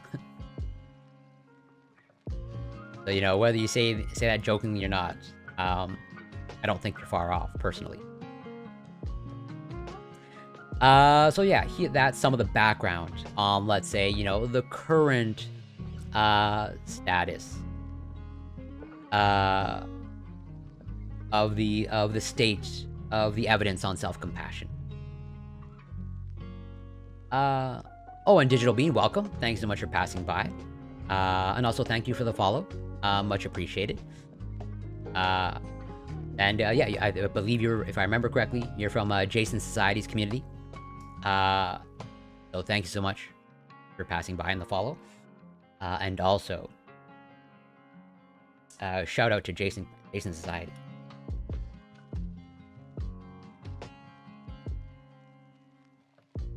Let's see if I can do this properly.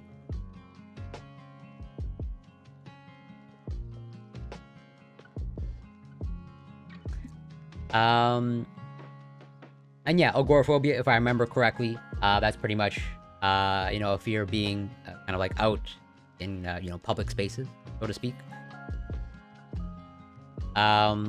Which I think that's a pretty common phobia, or like being kind of like a, maybe not social situation. Or yeah, I guess that would also include social situations, if I remember agoraphobia correctly. So like, yeah. Yeah, I would imagine, so that makes just complete intuitive sense for subvets. I think that is, and to me, that's like pretty much a natural and understandable consequence, given the conditions, like, for sure. I don't see how anyone in that situation can be blamed for developing agoraphobia. Okay, so like, yeah, they just went through some of the past research, summarizing the past research on self-compassion, and now they're doing their own meta-analysis. I'm not going to go through all the methodology because, you know, it's super boring. And it's just a bunch of, you know, statistical analysis. Let's just get to the main finding. Discussion. So this meta-analysis investigated observed relationships between self-compassion and better physical health, and engagement in health-promoting behavior in a large pooled sample sourced from 94 peer-reviewed studies. So, like, they assessed 94 peer-reviewed publications, and now they're, like, trying to summarize and put the research together. As hypothesized, results of omnibus analyses indicated that self-compassion was positively associated with both physical health and health behavior. And here you're seeing, like, the effect size. R is equal to 0.18 to R is equal to 0.26, which is, you know, kind of like a mild to moderate effect size. Of like, hey, this is not necessarily, you know, completely life-changing or earth-shattering, but the effect can't be ignored. Like, hey, pretty much, this is likely to have a positive effect on your life. Kind of like, at the very least, nothing to lose. A moderation analysis revealed that the mean effect on health behavior was significantly larger than the effect on physical health. Although quite small in size, these significant mean effects provide empirical support for the proposition that self-compassion is associated with better physical well-being. So it's like, yeah, let's see. Sorry, I'm understanding this correctly.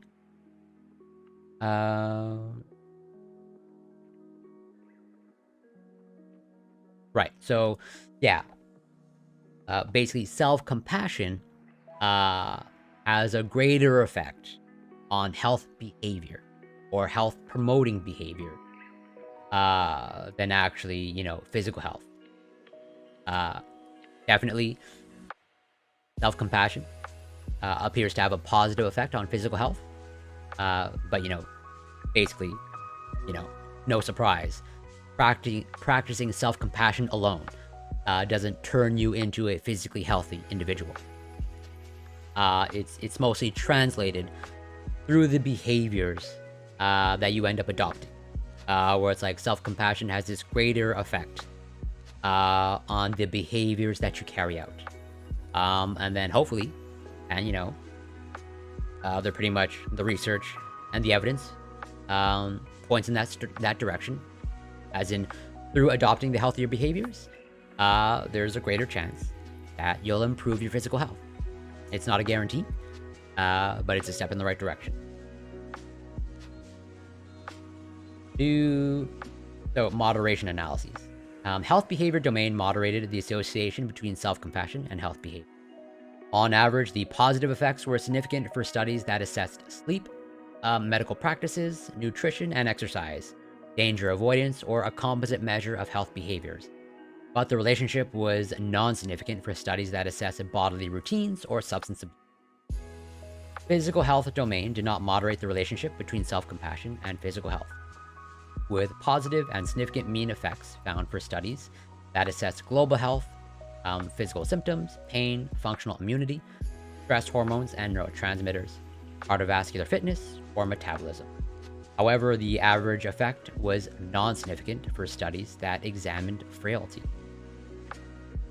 Self-compassion exerted its strongest effects in studies that used global indicators of physical health and composite measures of health behaviors.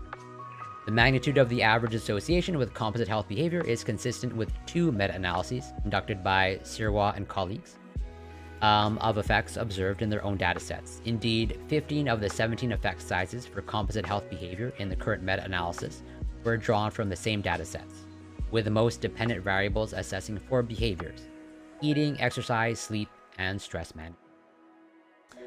The current meta-analysis provides a comparative context for these previous meta-analytic findings. by indicating that self-compassion tends to exhibit similar associations with most, but not all specific health behaviors.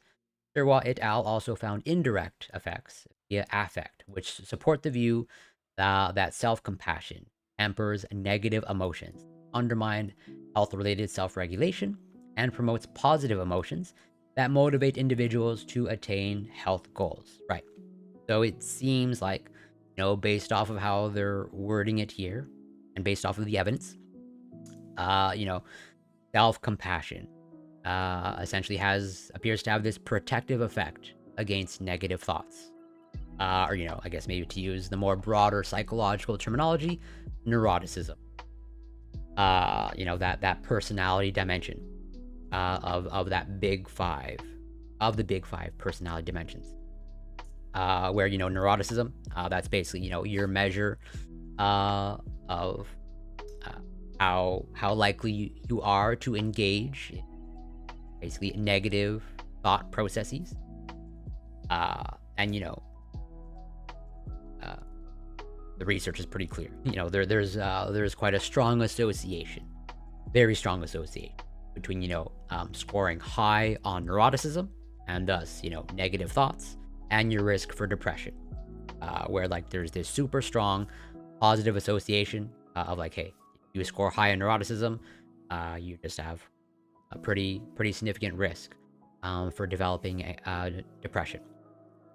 And so like in that vein, it seems like, based off of the evidence and this meta-analysis here, self-compassion has this protective effect against negative thoughts. And if anything, it seems to promote, as they say, more positive emotions. And when you're in a more positive state of mind, as they explicitly say here, that might act as a motivator for people to attain health goals. However, a non-significant total indirect effect was observed for one variable that assessed only diet and sleep. This finding suggests that self-compassion may exert its effects on different specific health behaviors via different mechanisms. Thus, although composite measures are reliable, economical, and tend to exhibit moderate associations with compassion, measures of specific health behaviors may be needed when testing moderation or mediation hypotheses. Of the assessed specific health behavior domains, the strongest mean effects were on sleep and danger avoidance, while studies that examined functional immunity generated the largest average effect size among the assessed specific health domains, physical health domain. Although apparently disparate, sleep and functional immunity share an important predictor, stress. Stress can prevent the downregulation of inflammation and decrease immune responses, thereby increasing the incidence of or severity of illnesses such as cardiovascular disease, diabetes. Sleep quality can also be adversely affected by stressful circumstances, such as negative social interactions or work stress. Taking a self-compassionate perspective may lower stress, countering the effects of difficult circumstances, and prompting individuals to employ adaptive rather than maladaptive coping strategies. Right. So bringing it back to this concept of resilience. And Flea Block. I apologize if I mispronounced your username. Thank you so much for passing by. Happy to have you here. And I wouldn't be that quick to come to that conclusion, where we just concluded, based off of this study that I covered earlier, of like, hey, the cognitive benefits, so the effects at the level of the brain from physical activity, basically might be overblown, or the research is, inconclusive, where we need to be cautious about the claim that exercise or physical activity brings cognitive benefits. But the research, when it comes to, all of the other physical benefits of like reduced cardiovascular disease, reduced risk of cancer, and a whole host of other things, reduced risk of dementia and Alzheimer's and cognitive decline, those can't be ignored. So there is still a benefit to exercise.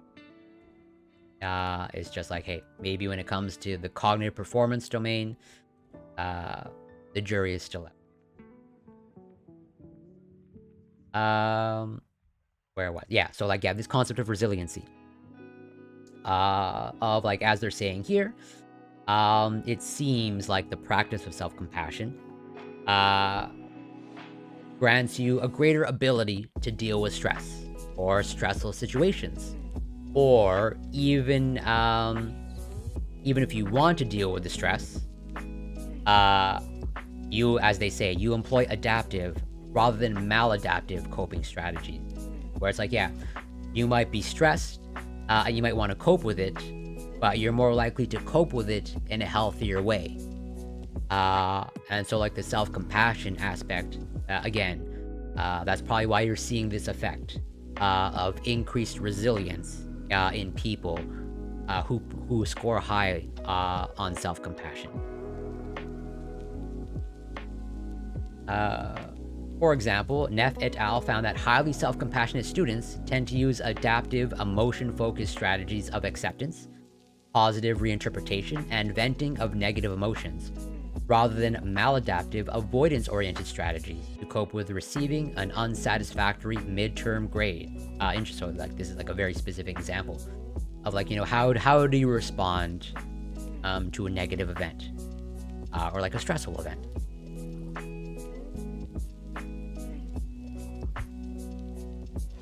And as highlighted here, you know, a set of students receives, you know, basically a bad grade. And, you know, basically, who are the students that are best able to cope with the bad grade?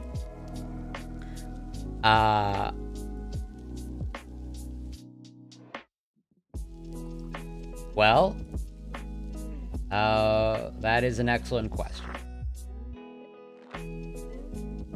I've done a lot of research on vegan diets,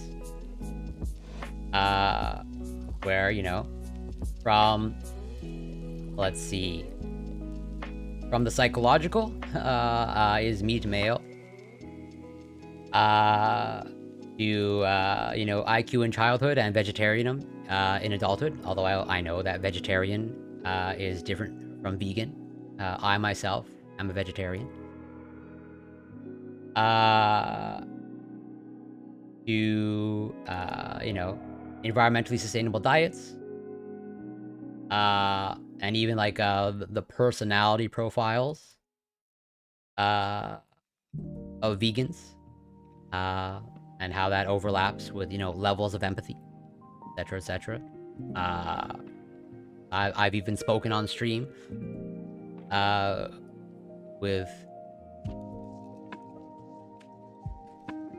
with a vegan YouTuber. So I would say I've done a lot of research on the vegan diet, and I would say it's not, when designed appropriately, it is not overrated. And as I advocate for, and I've said on stream before, like, I advocate diet personally, even though I'm technically not vegan.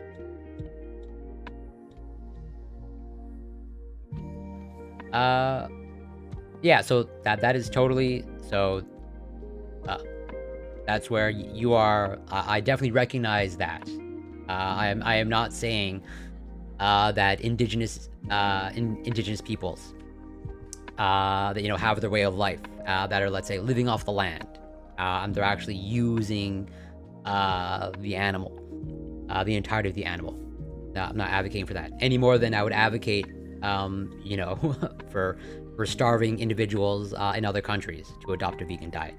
Like, I would rather someone eat anything at all than not being able to eat, period.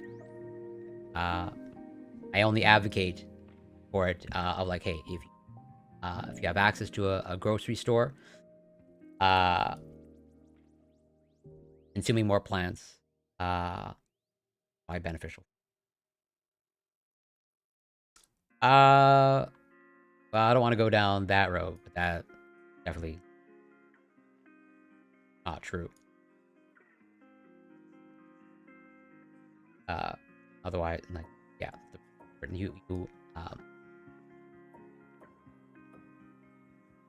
there's a lot of research showing that you don't need the animal fats to lead a healthy lifestyle. This is not to say that a diet of Oreos that are technically vegan is healthy.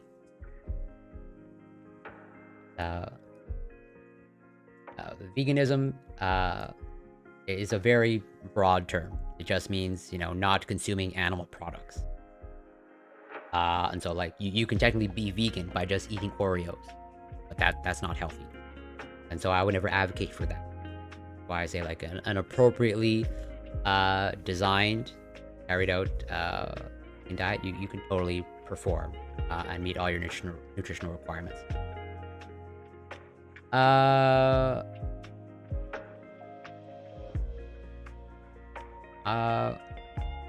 Well, I would say be careful to paint with a broad brush. But yes, so they do make that comparison. For sure, but they're not downplaying it. At least, I don't think they're downplaying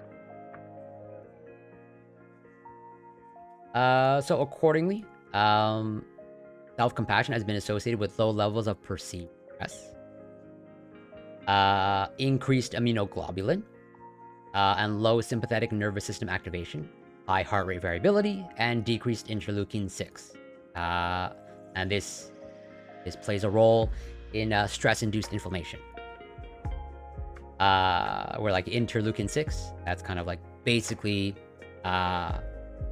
that's a chemical messenger of the immune system, so to speak. Self-compassion has also been found to buffer the deleterious effects of stressful events on sleep. For example, in a 2-week diary study, this research group found that students with low self-compassion who experienced stressful events during the day took a relatively long time to fall asleep at night, whereas highly self-compassionate students did not. Self-compassionate students also reported lower perceived stress following stressful events, which in turn was associated with good mood and alertness upon waking. The reductive effects of self-compassion on stress may similarly underlie significant mean association found in several health domains examined in this study. For example, medical adherence. The finding of a significant meta-analytic association with nutrition and exercise is consistent with conclusions drawn in previous reviews of observed relationships between self-compassion and behavioral and psychological eating disorder outcomes, and the effects of self-compassion and related interventions on eating behavior. Here, they're touching upon eating disorders, and let's say, under the broader category of eating behavior. As they're highlighting here, self-compassion has some sort of relationship between self-compassion and eating disorder or eating disorder outcomes, where, as a strategy to hopefully maybe better manage one's eating disorder, self-compassion may be a part of that, which makes sense. At least makes sense if you know some of the research when it comes to eating disorders, or kind of like some of the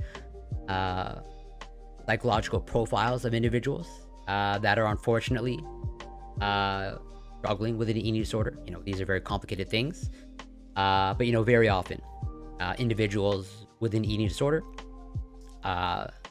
they very often have a very, very harsh inner critic, pretty much, on the opposite end of self-compassion, where, in the midst of their eating disorder, or during the struggles of their eating disorder, they are hypercritical of themselves, which, understandably and unfortunately, contributes to the eating disorder. And so as part of recovery from that, or maybe helping to manage the eating disorder, self-compassion can play a part in that, in terms of like hopefully in trying to temper or manage that overly harsh inner critic. Specifically, our result supports the view that self-compassion may directly prevent disordered eating and promote greater gains in treatment, right? Where this might be part of the treatment strategy. Because again, at least not surprisingly to me, it's pretty typical. Those struggling with either eating disorders or disordered eating, having like I said, an extremely harsh inner critic is pretty common. This meta-analysis extends earlier reviews by determining that an association exists when outcomes are confined to behavioral variables. The larger mean association found in medical versus non-medical samples also supports Braun et al.'s similar observation and different associations with restrained eating found in students and eating disorder patients. The current findings suggest that self-compassion may exert stronger effects on efforts to decrease disordered eating or to manage an existing health condition than on eating well and exercising to prevent disease or maintain good health. Experimental research is needed to explore this possibility by comparing the effects of self-compassion training on various forms of nutrition and exercise in medical and non-medical samples, after controlling for relevant covariates. Research could also test whether compassion-related motivation to eat and exercise in these populations may also differ. For example, compassion for one's suffering versus self-kindness manifesting in self-care. How do you explain a disorder to a hard determinist disorder? Well, I don't want to make any false assumptions, but I'm assuming you're a determinist. And maybe I just don't know enough about determinism or being a determinist. But from what I understand, basically, well, I guess it's in the term. Basically, you don't have whatever agency. Things are kind of like predetermined. You don't have free will, basically. And well, I'm not going to argue with the medical experts if they say that it's a disorder. I will accept it as such, or I have no reason to think that it's not a disorder. But yeah, if I'm understanding you correctly, of like, you don't believe that there's free will, that's a much larger philosophical conversation, which I'm, more than happy to, I guess, explore. I don't have all the time to explore it now.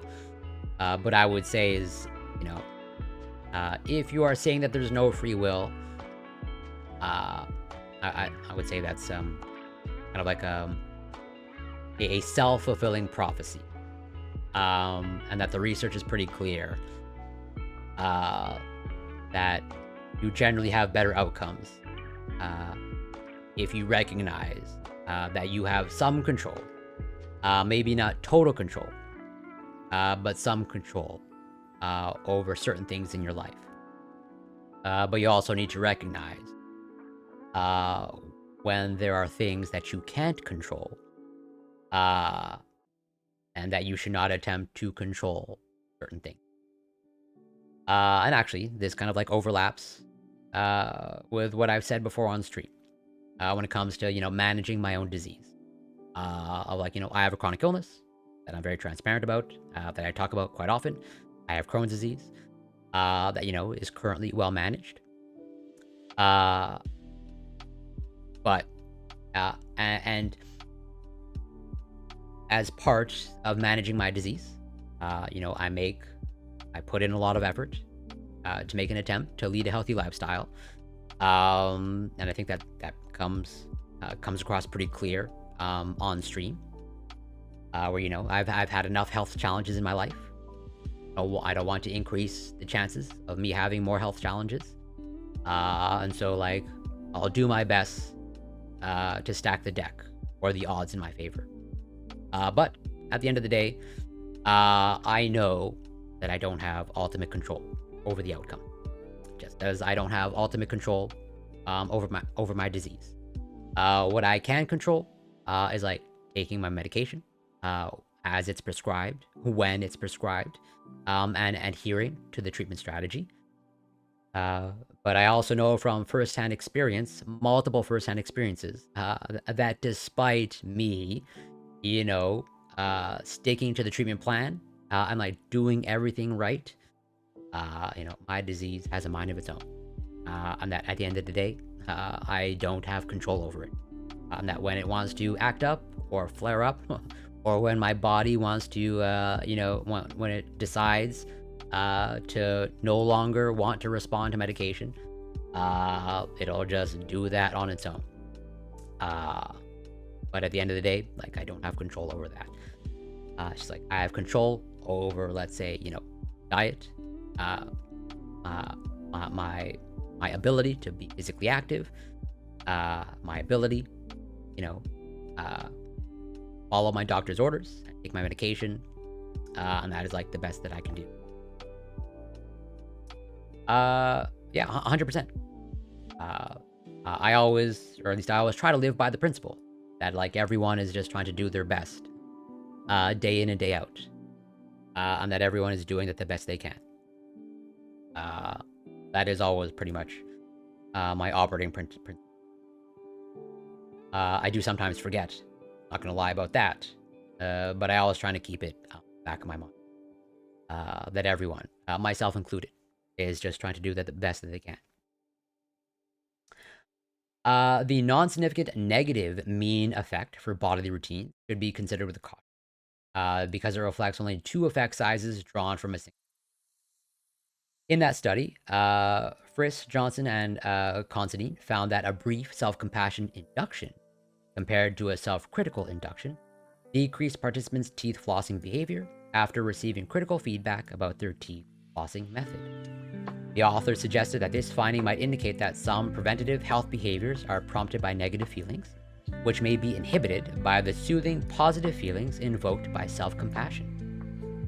A similar point is raised by Mancios and Egan, who note that self-compassion may provide a form of justification for certain unhealthy behavior, where a desire to soothe the self may lead some individuals to engage in comforting unhealthy behaviors, for example, eating or drinking, or to avoid unpleasant healthy behavior.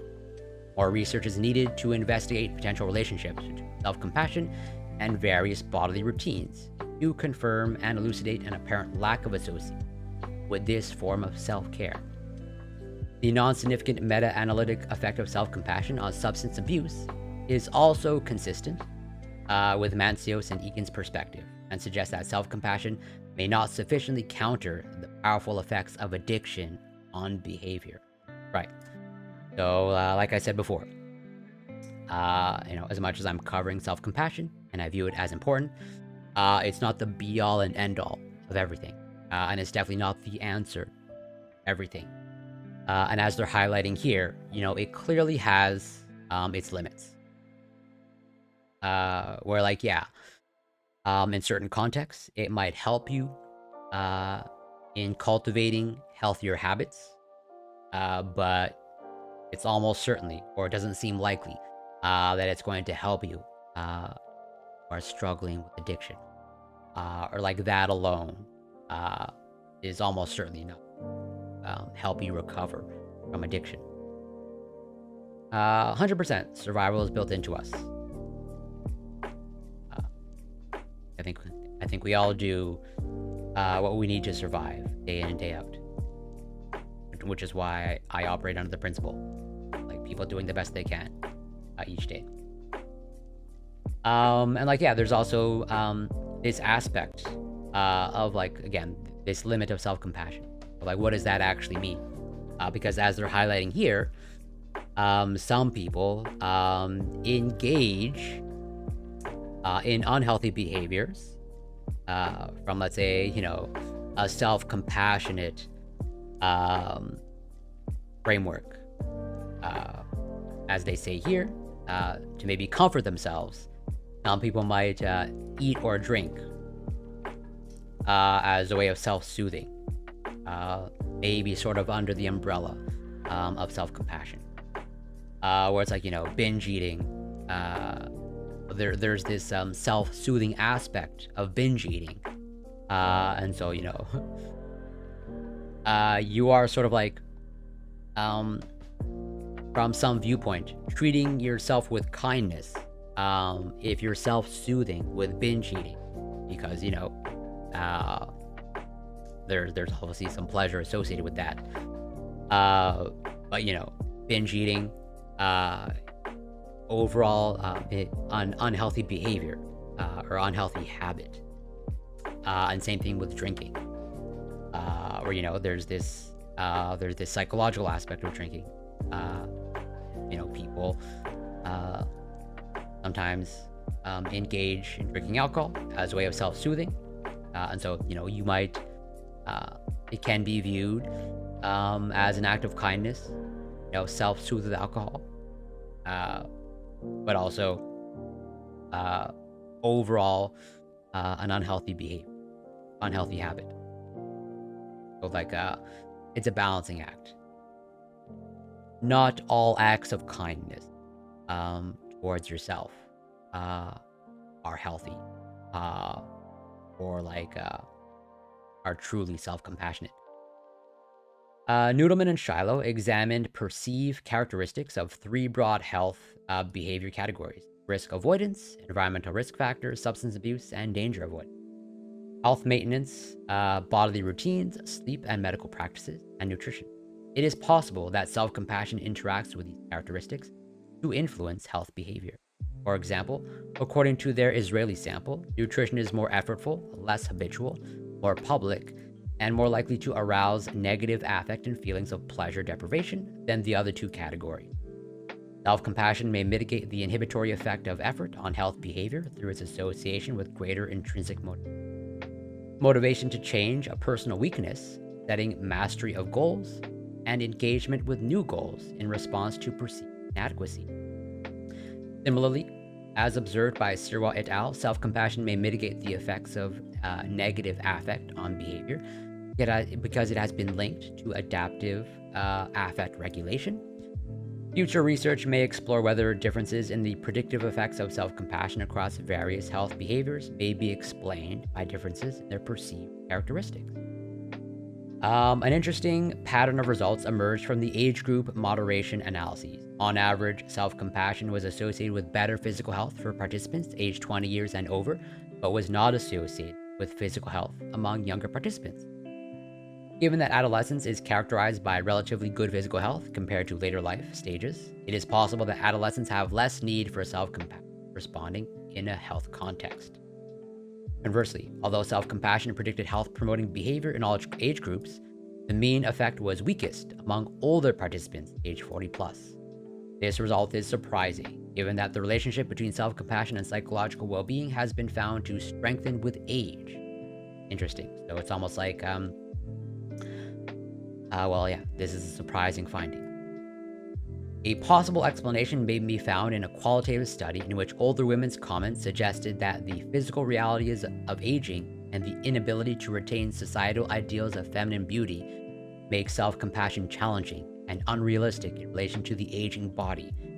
Future research may explore this possibility, whether a reciprocal model may apply, where an age-related decline in mobility impairs one's ability to engage in certain health behaviors, for example, physical exercise, irrespective of their self-compassionate attitude.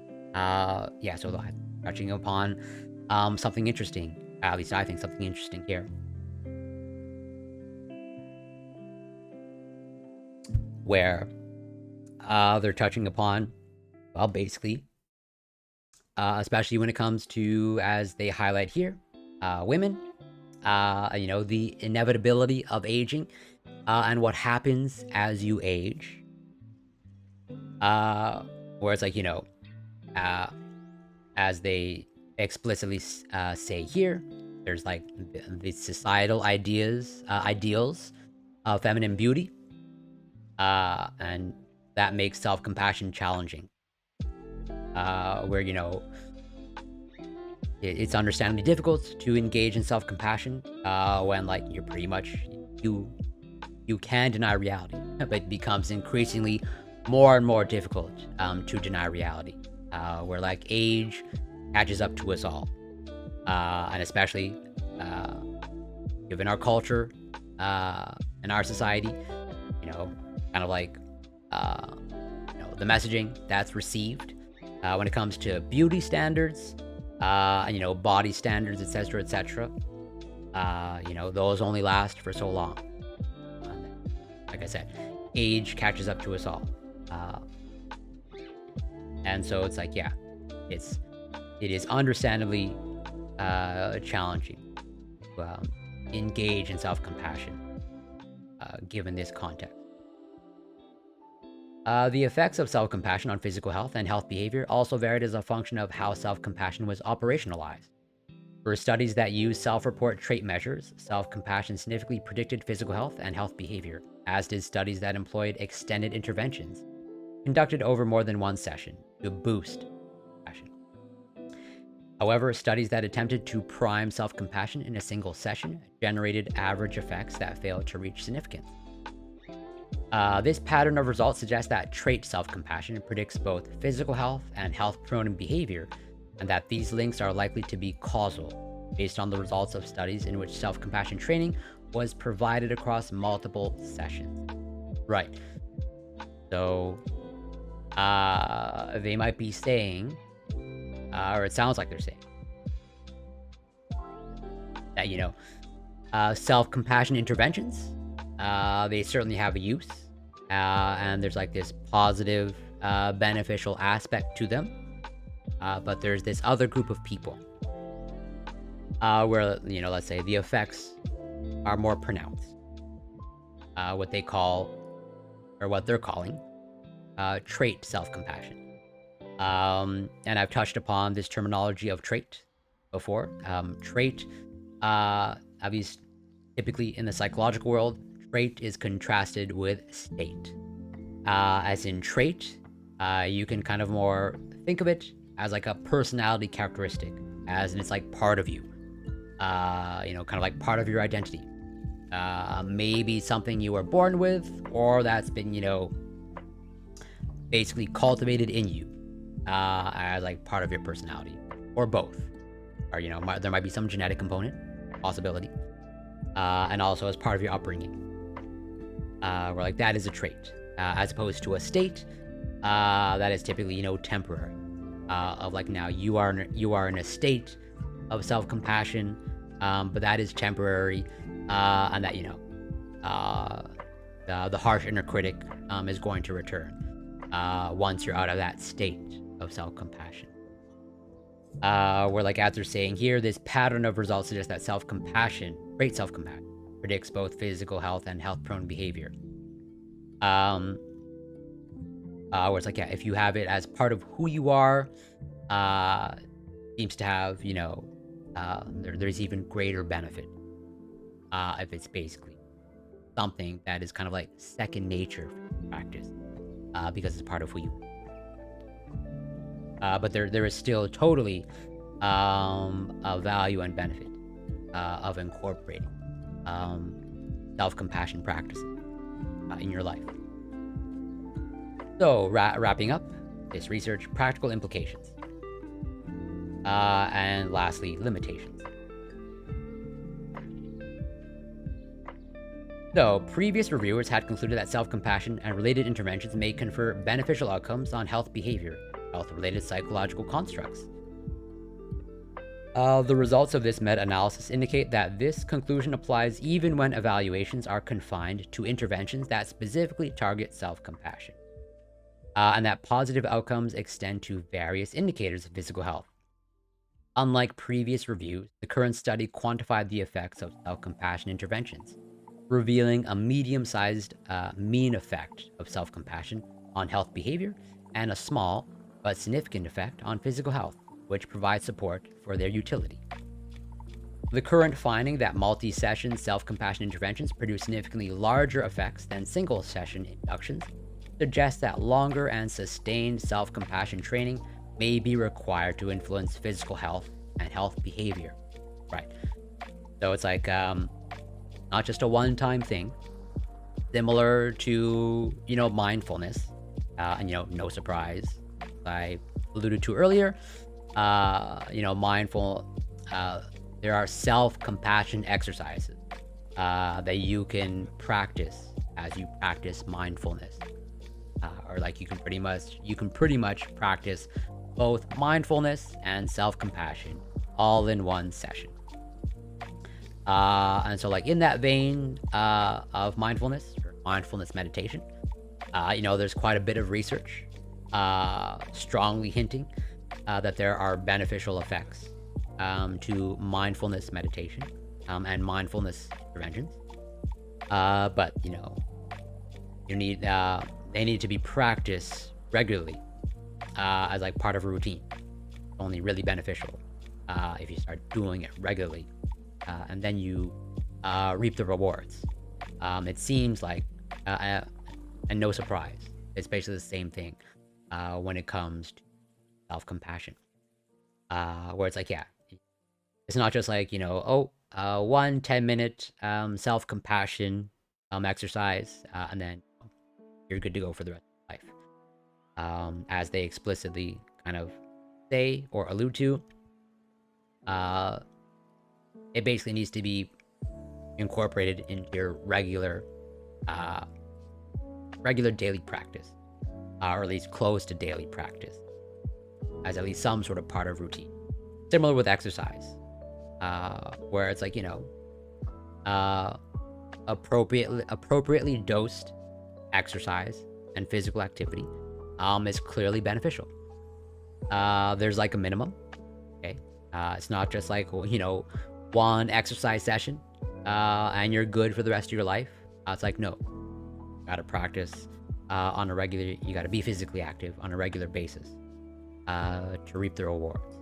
And so it's like, no surprise, with all of these things that appear to be beneficial, exercise, mindfulness, passion, they basically need to be incorporated into a regular routine. Our moderation analysis of the effects of intervention studies on physical health and health behavior combined supports this possibility by revealing that interventions of at least 12 weeks duration generated a larger mean effect than shorter interventions, although these differences fell short of significance. Thus, our results suggest that self-compassion interventions of at least 12 weeks duration may be optimal, but further confirmatory research is required. Results of the domain moderator analyses suggest that self-compassion interventions may not reliably reduce frailty, maladaptive bodily routines, or substance abuse. Indeed, the two studies that have examined the effect of a self-compassion intervention on substance use have yielded inconsistent results. One 3-week intervention reduced daily smoking faster than a baseline self-monitoring condition, but another increased opioid cravings more than a waitlist control. To our knowledge, no previous study has examined the effects of a self-compassion intervention on bodily routine or frailty. This represents an important direction for future research. It should be noted that most self-compassion intervention studies included in this meta-analysis employed very small samples, leaving them underpowered and susceptible to bias. Where it's like, going back to the last study that I covered, about exercise. Exercise and its effects on cognition. As they explicitly said here in this research, like, hey, when it comes to the research looking at the effects of exercise on, cognitive function, it is low quality research. And thus, given the fact that, it's a lot of low quality, we need to be cautious in our claims and recommendations when, as they say, we're trying to link regular physical exercise to cognitive benefits. And so it seems like, again, at least no surprise to me, when it comes to like the self-compassion research, as they say here, the studies are basically low quality, very small samples. That results in them being underpowered and susceptible to bias. Again, I would say this is just the natural outcome of the way science is currently practiced, of like, the low-hanging fruit, of like, doing the bare minimum to publish as much as you can, as fast as you can. Additionally, the studies evaluated interventions that varied in format, used various samples, did not all use a control group, and those with control groups used a variety of comparison conditions. I can now want something else to drink.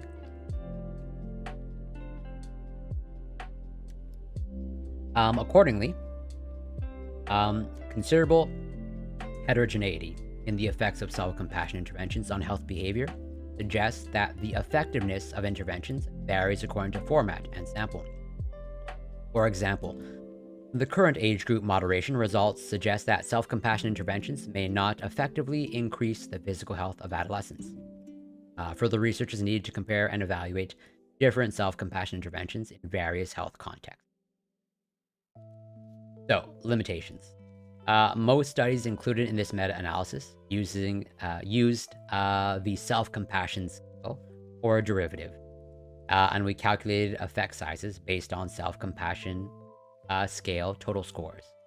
We note recent debate regarding the structure of the self-compassion scale and the validity of the total score, and acknowledge an apparent resolution to this issue in the form of a bifactor model that has exhibited good fit in several samples. We confined this meta-analysis to self-compassion scales or scores, total scores, because they have been found to explain 95% of the reliable variance in several populations. Most of the included studies were correlational and cannot establish the direction of effects. Thus, our results do not preclude the possibility that having high levels of physical health or health behavior facilitates the formation of a self-compassionate attitude, right? Sort of alluded to by Bob Marley, of like there might be this reverse causality of like, the way it's being framed now. It's like, oh, the more you incorporate self-compassion, well, that might lead to healthier habits and thus better physical health. But it could be, as they say here, the opposite, where like as you might be cultivating self-compassion as you're taking care of your health, of like the self-compassion is the side effect of attaining better physical health and fitness, as opposed to better physical health and fitness, the side effect of practicing self-compassion. But like I said, I think we have other research to rely upon to pretty much at least strongly suspect that it's the self-compassion that's driving the better health outcomes. It is also possible and likely that self-compassion mediates or moderates the effects of other causal factors on health outcomes, and that including key covariates such as gender may change the observed patterns of mean effects. These questions were beyond the scope of it. So, conclusion. This meta-analysis found small to medium, statistically reliable positive association between self-compassion and physical health and health-promoting behavior in a large pool sample. Its strongest effects were on measures of global health and composite health behavior, and on the specific domains of functional immunity, sleep, and danger avoidance. However, self-compassion did not predict physical health among young participants, and its effects on health behavior was weaker, although still significant, among older participants, 3+. Studies that used experimental methods to induce self-compassion in a single session did not generate significant effects. However, causal relationships were supported by reliable association observed between interventions conducted over multiple sessions and health outcomes, with interventions of at least 12 weeks duration and generating the strongest effect. While self-compassion predicted outcomes in most assessed physical health and health behavior domains, 3 non-significant effects suggest that self-compassion interventions may not reliably reduce frailty, maladaptive bodily routine, or substance. Nevertheless, similar mean effects found in medical and non-medical samples support the application of self-compassion in many therapeutic health contexts and in healthy living. And no conflict of interest by the author. Something to keep in mind.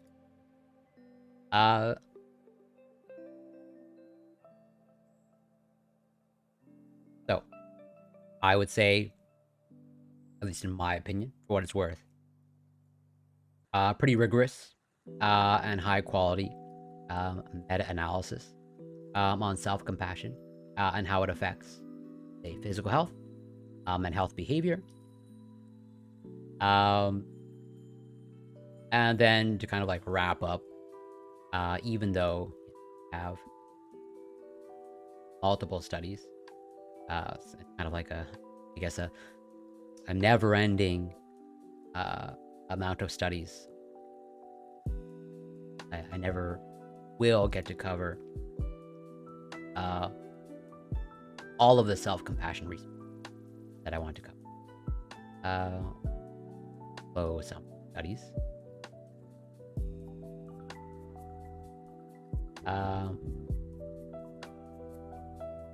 Do I want to cover this one?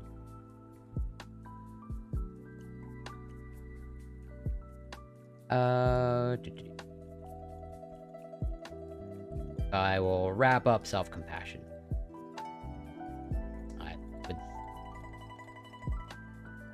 I'm not going to go over all of it or the most of it. Just like the key points. Kind of like really, really, emphasize the aspect of self-compassion. So, I just covered, the meta-analysis, summarizing, a large body of research, and then putting the conclusions together. And pretty much, the main message here from this meta-analysis is like, basically self-compassion pretty much has its greatest effect on health behavior. And that, it has kind of like a mild to at most moderate effect on your physical health. It really is just in kind of like adopting or promoting the adoption of healthier behavior. That it seems like for this meta-analysis that self-compassion has the highest utility. And this overlaps with this research here, where it's like, self-compassion increases a self-improvement motivation. And this is not a meta-analysis. They actually carried out experiments in this research. So it's not like they're putting together a bunch of past research that's been conducted. They are conducting their own original research.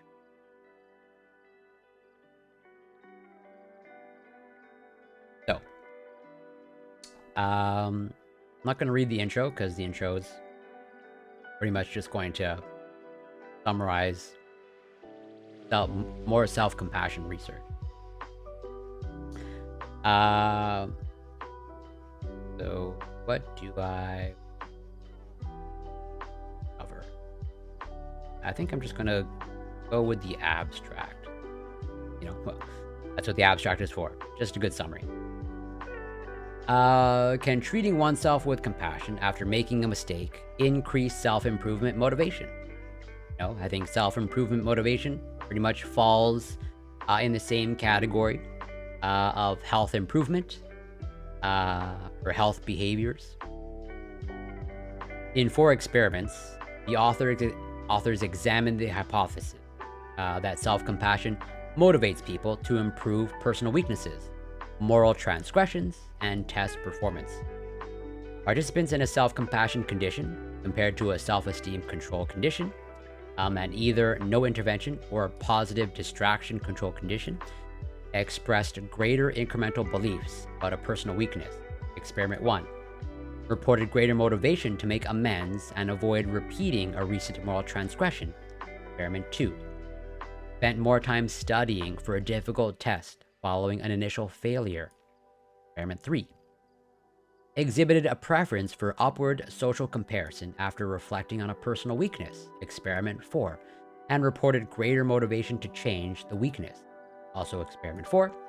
These findings suggest that, somewhat paradoxically, taking an accepting approach to personal failure may make people more motivated to improve themselves. So, which is like, yeah, as I sort of alluded to earlier, I think a lot of these ideas are kind of like counterintuitive. Where, you know, I could be wrong, but I don't think most people are of the opinion that, you know, it's through compassion or self-compassion that, you know, you make positive changes. I think most people are of the intuition that you're just harsh with yourself, and like I said before, that you beat yourself up, that will motivate you to change.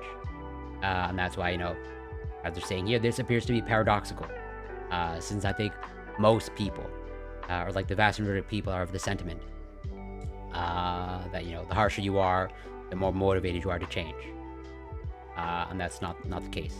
Or like, you know, taking a denial approach as opposed to an accepting approach is the more productive one. When it's like, no, taking the accepting approach and recognizing your failures actually motivates you to change. Not denying your failings or your mistakes, but owning them and recognizing.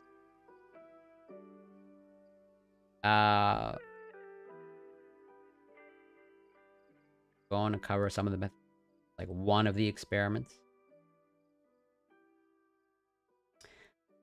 Let's see. Yeah, I'll just briefly cover like one of the experiments that they did. I'm like, yeah, but also keep in mind the participants. This is, you know, a total of 69 undergraduates.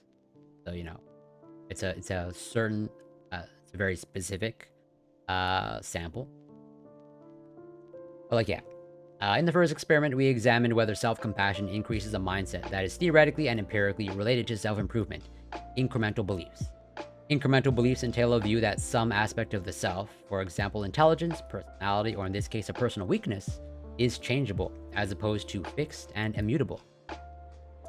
A large body of research suggests that incremental beliefs are positively related to growth-related behaviors.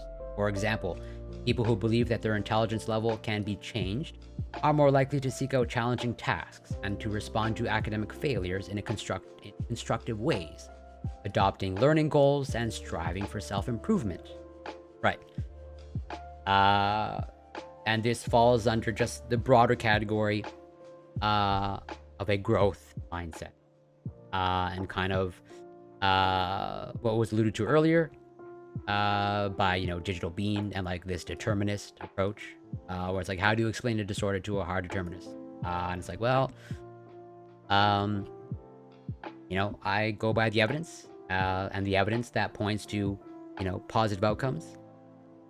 And I would say the research is pretty decently robust in that, you know, if you kind of have like this fatalistic or determinist viewpoint, it's kind of like a self-fulfilling prophecy of like, if you feel like you lack free will, and that something is not changeable, or as they say here, something is fixed and immutable, well, it's like, yeah, and then you are just increasing the chances that you're going to have like whatever the bad outcome, or that like nothing is going to change, as opposed to like if you have that growth mindset of like, hey,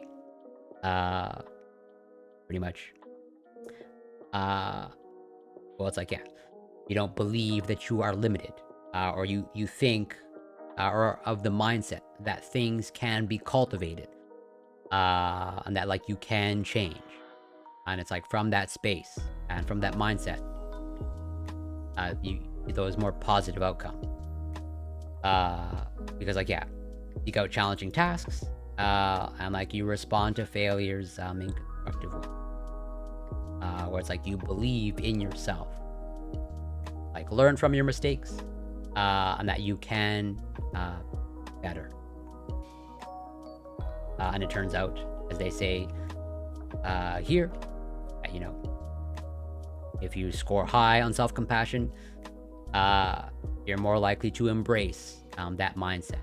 Like, oh, okay, whatever, I may have made mistakes, but I can improve upon my mistakes. And then wrapping up the research section, I think before we watch, I think this video wrap up. Strongest man, rock climbing. So this is the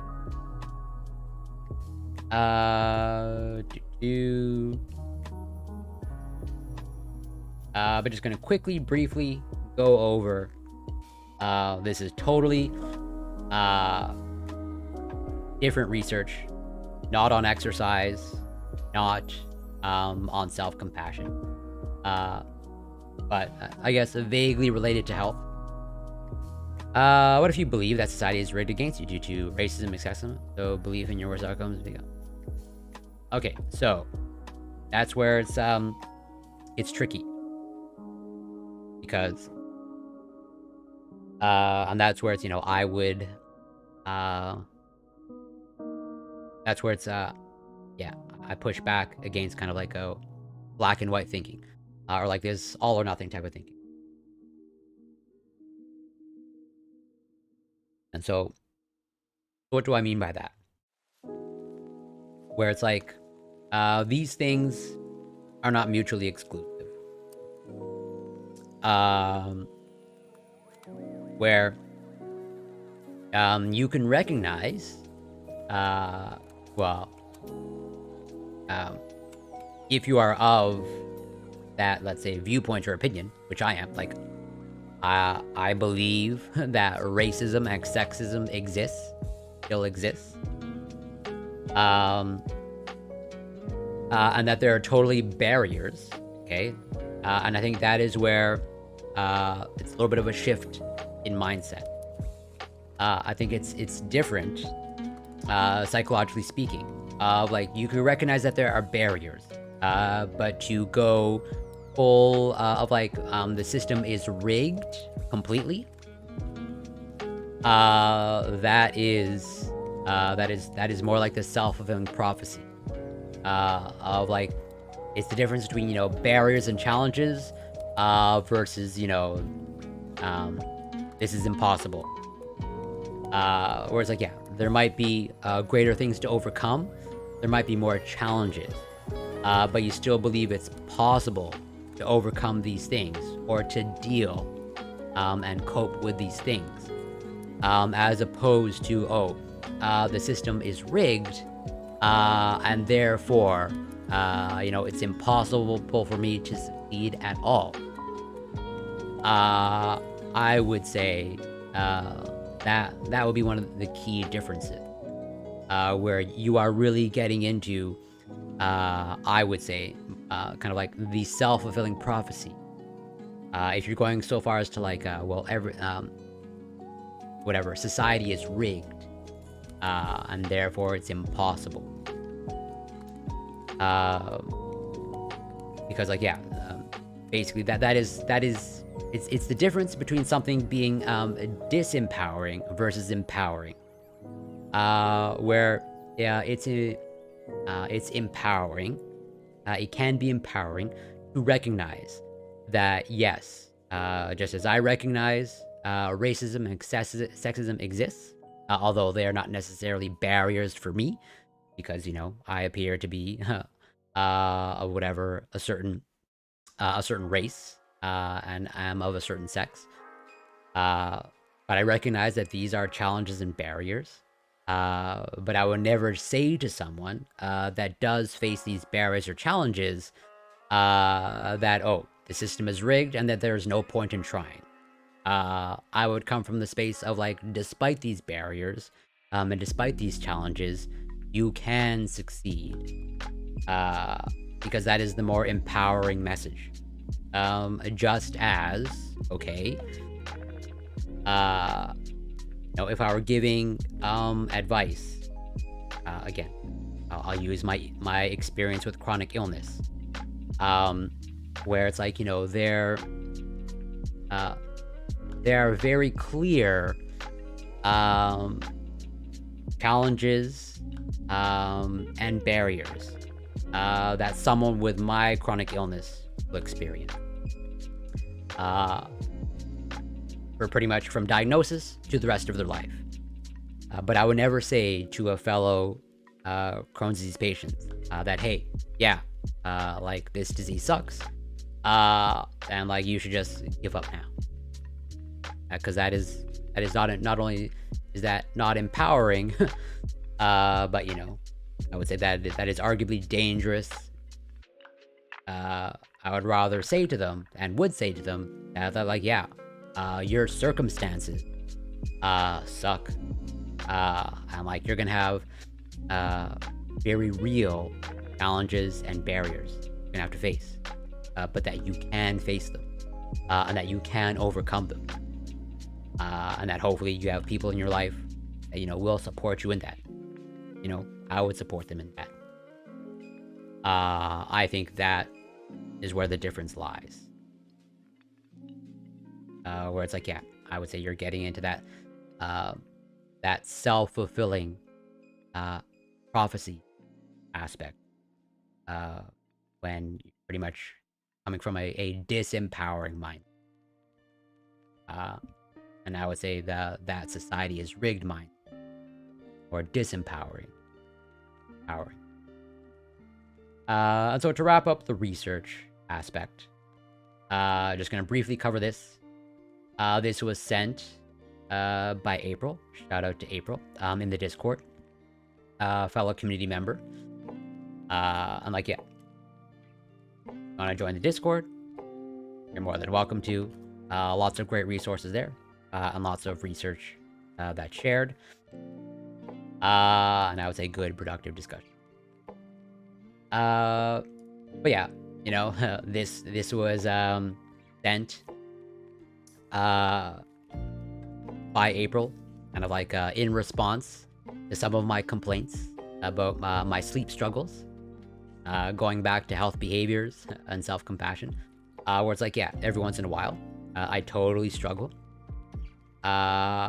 with some aspects of my sleep. I definitely have the occasional insomnia. And so April brought this to my attention, of like this cherry juice, and how might have some beneficial effects with insomnia. And so I read it, or rather I went through it. I did not read it word for word from beginning to end, but like I read the introduction, and I skimmed the methodology, and I read the discussion. Although it's not a very long paper, whatever pages. And basically, they're just testing out whether a specific cherry juice might have some benefits on insomnia, or basically reducing insomnia. Because apparently, according to them, cherry juice, or specifically tart cherry juice, all these whatever chemicals, all these plant chemicals in them, that hey, some of them might be good for you, some of them might be good for insomnia. So they carried out a randomized double-blind trial crossover design, where basically, yeah, they're testing out this tart cherry juice and how it affects basically the sleep, your sleep quality. And as they say, the tart cherry juice beverage was associated with statistically significant pre to post-treatment improvements on all sleep variables. When compared to placebo, this study beverage produced significant reductions in insomnia severity, minutes awake after sleep. No such improvements were observed for sleep latency, total sleep time, or sleep efficiency compared to placebo. Effect sizes were moderate and in some cases negligible.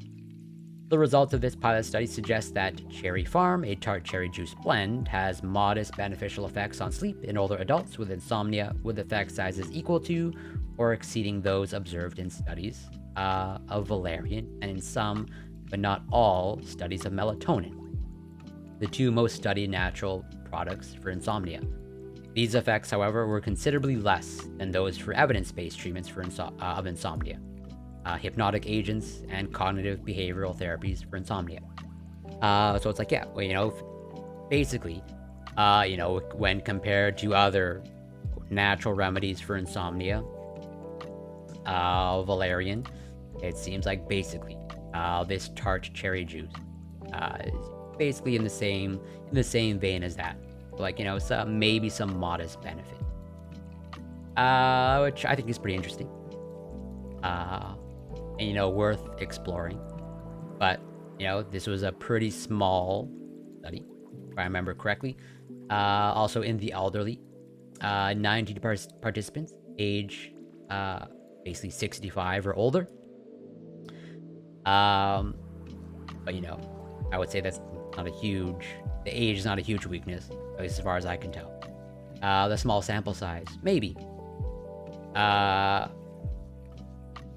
worth exploring, but they also, as they say towards the end, not designed to address mechanism of action. So it's like, well, okay, even if there is this maybe beneficial effect of this cherry juice, what's going on? Can you explain it, basically? But hey, nothing to lose. But also at the same time, this cherry juice that they're using, it's a specific cherry juice. And the specific cherry juice made by this company that's carrying out this study, where author disclosure statement, Cherry Farm Incorporated, the maker of the tart cherry juice, funded this research study in its entirety. No other competing financial interests exist. Which is not to say that, that makes it, this research invalid or totally discounted. I definitely do take it with a larger grain of salt, or a larger cherry. But still worth exploring, but also at the same time, I basically, don't think I have access to this type of tart cherry juice. I don't even know, I don't think I've ever heard of tart cherry juice before this study. And I'm curious, let's say, how it tastes.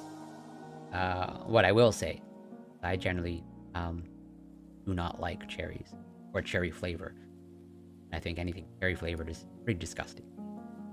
But maybe somewhere down the line, if or when I struggle with insomnia again, I'll see what cherry juice is available that I can buy, and maybe give it a shot. Because hey, nothing to lose. And if it works, then great. That's a simple solution of just drinking cherry juice. But yeah, pretty cool. But gotta take this research with a grain of salt. And so, to wrap up, I'm going to watch this. This in the vein of showing limitations, or how very often, the highly specialized physical skills in one domain don't transfer over to another domain. Of Eddie Hall, at one point, whatever, world's strongest man, can lift heavy things impressively. And all that strength doesn't mean much when it comes to indoor climbing, as we'll see. Definitely the biggest man I have ever climbed with, and I don't mean only in size. Eddie Hall is the first person in the world to deadlift 500 kilos. He won the World's Strongest Man in 2017 and is considered one of the strongest men to have ever walked this planet.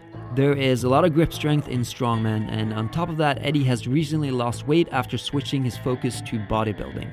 This guy used to carry rocks for a living, but will he be able to climb them? Well, we're about to find out.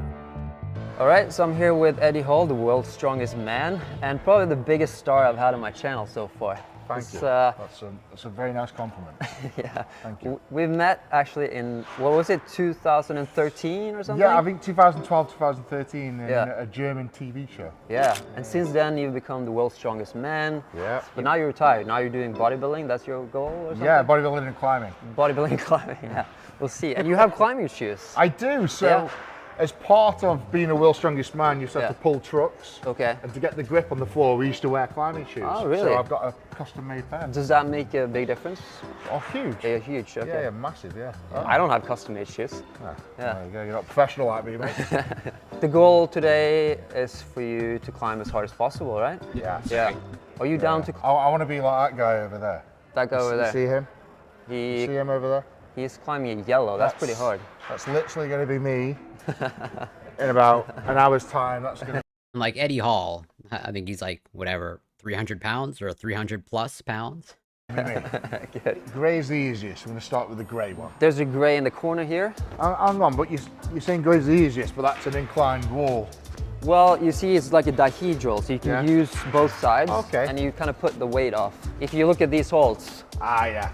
that's Okay. what you like, right? Yeah. So you see, this has a metal, this has a Yes. metal ring. You start like here, and then as you're established, you can start.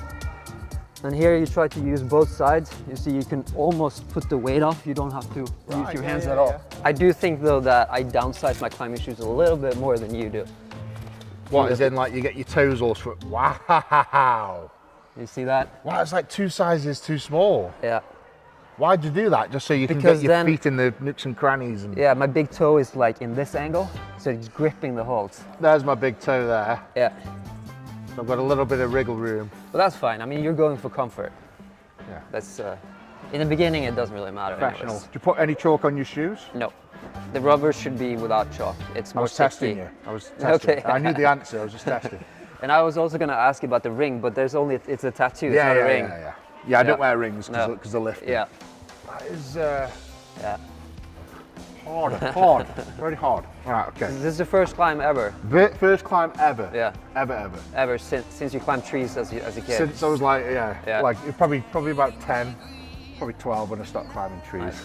Yeah. Yeah. Last time I climbed a tree, I fell out and broke my arm.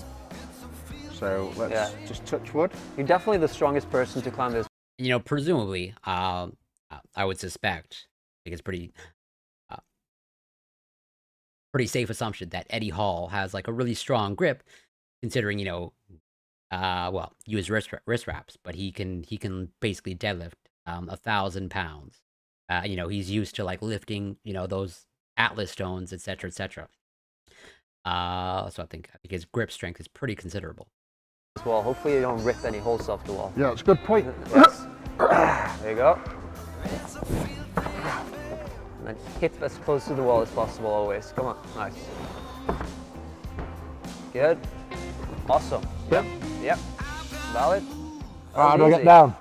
easy. Climb down, or you. Yeah, so I'm definitely very far from an expert climber. I'm basically, you know, a beginner. I've done it, you know, for quite a few times, well, whatever, half a dozen times in my life. But that is my understanding. But what I would say is like for beginners, at least for myself, in my experience, we're really bad at incorporating our leg. It's only like when we get more advanced, do we learn how to use our legs. So I don't know for sure, but I suspect that probably Eddie is going to be, well, I think as you're seeing here, going to be more upper body focused. Jump down, whatever you prefer. I was gonna say I can catch you, but I can't catch you. You know, you see for a 170 kilo guy, that's high. So how did that feel? I mean, it looked good. Yeah. Yeah. Not too bad. I do need to walk. I can feel things creaking and cracking in my shoulders and that. Yeah. So yeah. So Warming like, up. like the typical beginner tips is hips close to the wall, Okay. and also use your legs because your legs are stronger than your arms. That's not really. I mean, for beginners that's true, but for more advanced climbers that's not true. I don't use my legs at all. You don't. You No. so you can climb that with just hands. I want to be as light as my legs to be as light as You possible. can climb that with just hands. Yeah, yeah. Oh my god. I mean, this is very extreme, but if you want to be the best climber in the world, you're probably best chopping your legs off. There's actually a guy, or I don't know if the story is true, but he sat in a wheelchair for a few weeks to lose weight in his legs. Wow. That's how dedicated some people are. Wow. Yeah. Right, that's insane. Yeah. The things people do to win a gold medal. Yeah. Wow. All right. Yeah, okay, next. Next grade, so you see the chart over there. Next grade is green, right? You Oh, tried right. gray. Oh, look at this, Jamie. There's a chart. So you reckon the orange is like my target for today? Actually, after seeing you on the first climb, maybe it should be blue instead. black. We should aim high. Okay. Again, that's even more steeper than that one. Yeah. If you want, I can try to do this one without feet as well. Wow, Just no to, way. That's it. Yeah. Spider pig. Spider pig. Yeah. Whatever a spider pig does. You have to start. Yeah, two both hands, hands there. Is that like a rule? And That's the rule, yeah. what Since if I you wanted see to start here? that's not valid. No. I don't think I can start here. I'm gonna have to because how heavy I am. Yeah. I'm gonna have to start. No, there. you need to try. Come on. I I would am use a lower I'm foothold. waiting for one to rip off. Lower foothold here, and I would use the lower foothold here. This Yeah. one? Okay. Come on. Come on. Yes. Nice. Oh, bloody hell. Yeah. Come on, Eddie. Next one is good. Next one is really good. Come on. Yeah. There you go. Come on. Nice. Not to mention, I think a lot of this, at least for Eddie, well, I guess anybody, this is also kind of like a cardio workout. Since, well, I'm definitely not a strong man. No idea what it's actually like to participate in those events. But from what I know, well, there's definitely some endurance strongman events. But I think it's largely like really explosive power. And so like, I don't think he's used to just more endurance type of strength. Come on, Eddie. Yeah. There you go. Yes, two hands on that. Two hands on that one, yeah? That's the top. There you go. Nice.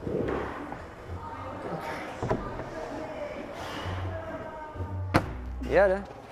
Good job. That was good. Yeah. That's keen. Yeah. Wow. Yeah, you thought you weren't able to start that position, but you did. That's you're stronger than you think. Tell you what, I mean, that's only what, 30 seconds of climbing. Get your lungs. Yeah. It's good. I mean, I'm a fit guy, and that's. Yeah. Get your lungs, wow. Yeah. So now it's orange. Orange. Yeah. And I think also for you, we want to find something that is not so steep, so you can use your legs more. Yeah. I think this orange straight ahead, that's perfect for you. The holds are not going to be as good. So, yeah, so this is, in essence, easier rocks to climb, but. Yeah. No, harder rocks to climb, but an easier wall, easier Yes. gradient. Yeah. This is orange. This was originally the goal for today. So you've got nothing to grip. No, nothing to grip. But see, How am I meant to? the thing is, here you don't have to use strength at all. So you see, you're always leaning in towards the wall. Yeah, okay. You can Wow. let go of hands. And then just doing one foot at a time and not moving them up too much. Yeah. You see, that's often beginners will put their One feet at a up time. really high, and then I push myself out from the wall. Yeah. So stand a little bit lower than you think, and hip close to the wall. I mean, well, he's like super high level climber, whatever, elite level climber. So it makes everything like look super easy. No smelling salts? No, No. no, not today. Not today. No, I thought it's a bit much.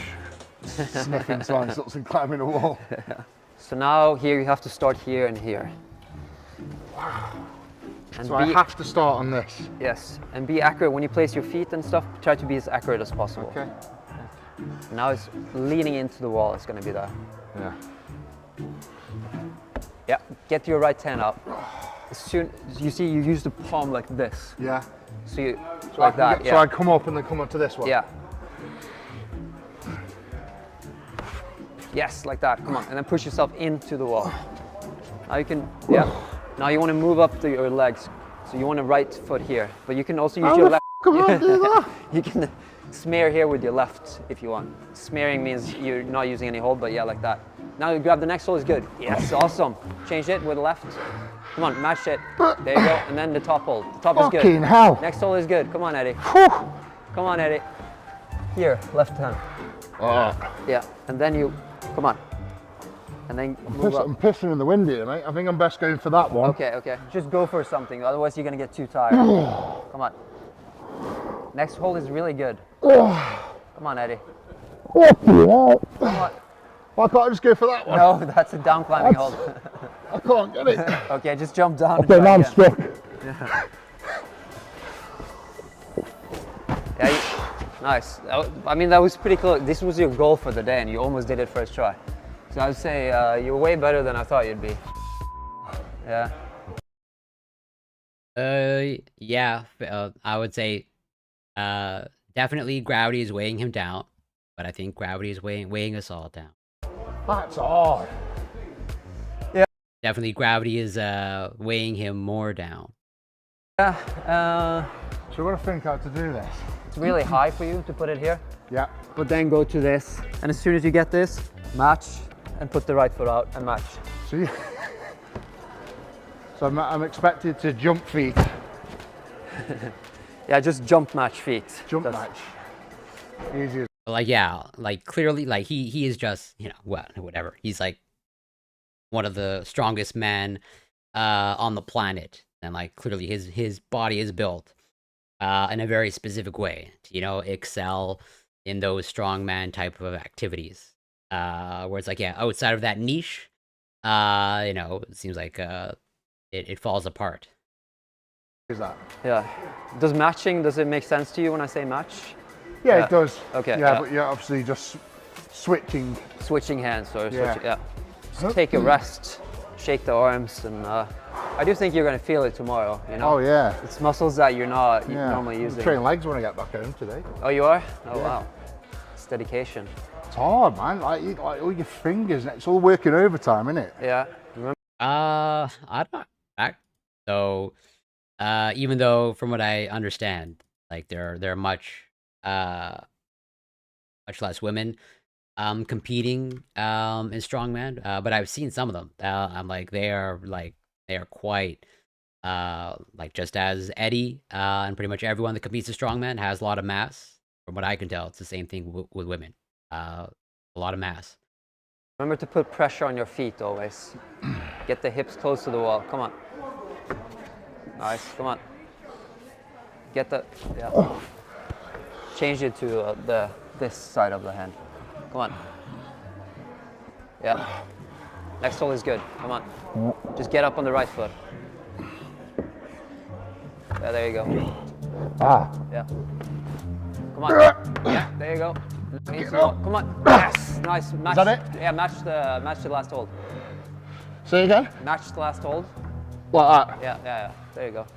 I can feel that might rip off. It almost ripped off. I heard it tear. Man. Awesome. Yeah. Yeah, I heard that. When I was hanging on that one, it's like.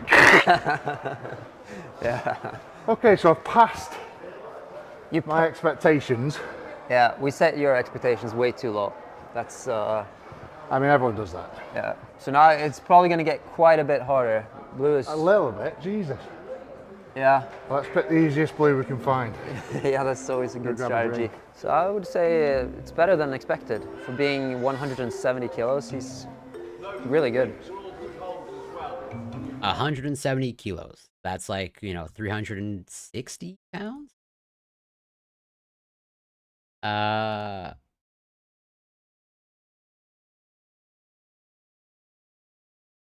370 pounds. Yeah. Okay, that's recording. Well, these tools here. Yeah, that's for brushing. If there's too much chalk on the holds, you want to Yeah. brush off some of the chalk. So you could you could brush the blue. Look at that. You have a good brushing technique. Thank you. Yeah, you can see it coming off. And you should brush for the thumb as well. That's underneath, like there. that. Oh, so that's Yeah. where your thumb goes. Yeah, exactly. Yeah, he's pretty much more than twice of me. Of like I'm sort of in that ballpark ish, maybe more like 7, not 660. Okay, maybe. I was like, yeah. Also, he's pretty much like exactly 100 kilos. Crazy. I can show you the beta on this one. So beta is like the method of doing something. Beta. Beta, yeah. That's it's not alpha and beta. Yeah, It I was has about to nothing say, to do yeah. with that. Second best. Second, yeah. Second best. Yeah. But then instead of grabbing this, because this is a bad hold, Yeah. I would just go here Wow. and then coming into this. Jamie, is there like some special editing software where you can change the colours? Do you know what I mean? Like when you got a green screen, you can. So if we did green again, you can turn that to black. Yeah. We'll do that in a minute. It's hard work. Like I'm amazed. I'm actually really surprised how hard it is. Yeah. And this is bouldering, so this is more strength based. Yeah. But if you did climbing with a rope, it would be a lot more endurance. You would be breathing harder. Yeah. So just climbing like a No, normal. no, rope. you're attached to a rope. So then the roots are longer, you know, Oh, because yeah. you don't jump down, you have Yes. the rope. Ah, so you go higher up. You go higher up. You go, this is maybe 4 meters, 4.5. So yeah, as alluded to here, this is like bouldering, and this is like, you know, usually for bouldering, you know, you go whatever 15, maybe at most 20 feet high, no rope. But then with rope, like as your blade, usually, at least in my experience, like you have someone on the ground who's like, you know, who's basically your anchor as you whatever ascend upwards. But then like who is massive enough to allow Eddie to climb on a rope? Because like if Eddie falls, that's like 170 kilograms. Obviously you don't fall whatever, a huge drop. But like you probably need more than two of me to anchor Eddie to allow him to climb with a rope up. 1.5 meters, but if you climb with a rope, you climb up to 20 meters. Bloody hell. So then you get really tired. Okay. But strength-wise, this is harder because you do harder moves than you would on a rope. Oh, it's down here. Oh, it starts here. No f***ing way. I no chance. So now the hardest part is going to be to get the butt off the pads. Like this. Literally got more chance. Oh, this is going to be funny. of King Charles in the ass. Okay, so from here, yeah? Yep. Now you just have to get the lift off. Yeah, easy. Easy. Come on. Yeah, nice. Come on, next one. Good, it's good. Next is also good. Yes, nice. And now I will go left hand all the way here. Left hand Yeah, because all the way there. that's a very good hold. Come on. Yes, nice. Yeah. Get the foot up, get the foot up, get the foot up. Come on. Get the foot up. Yes, and undercling, under here. Come on, undercling. Yes. Oh, no. That was so close. That was so good though. I can feel like my lats and Man, everything. I you- can hear my muscle going. You looked like a real climber there. I mean, this is a pretty big move. Your foot popped a couple of times. If you just make your foot placement better, and you just go for the undercling right away, I think you got it. There's a lot of chalk on this So do you section. think you could do the black one without your legs? No way. Wow. There's not much to grab, right? No, So fuck there's all. no way to do it with your legs. You have to, like all limbs have to be on I the wall. don't like your attitude, bangers. Did you know that in 1969 Yeah, they put a man on the moon? that's true. Yeah? Or some people doubt And you it. can't but yeah. climb that without your legs. Yeah, that's true. Pathetic. Sweat me dick off.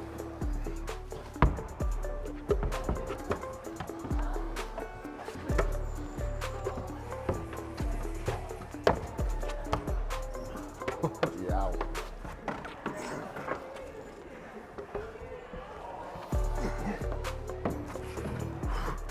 Is that on? Okay. You can try it too, though. The black. No, I'll pass, mate. I mean, you know they put a man on the moon, right? Allegedly. Allegedly. Allegedly. And my foot's on there. Where am I going for next? That one? Yeah, so then you go left hand here. Left hand. Yes. I would put my foot here, but I think for you it's better to match Yeah, okay. and go like this. And this is a very good hold. Okay. That's where I went wrong. I didn't use my thumb. Come on. Yes, nice. Match foot, and then cross. Match foot. Come on. Come on, next one is good. Next one is good. Just go for it. Oh, you slag! It's like a cat clinging at the wall then, wasn't I? Oh, you bastard! Yeah, understandably, it takes a lot of endurance, like for him to like just stay in that position, like on the wall for any extended period of time, of all the mass. My grip's going so fast. Yeah. Yeah. Like that is proper pumped. My hands are. Yeah.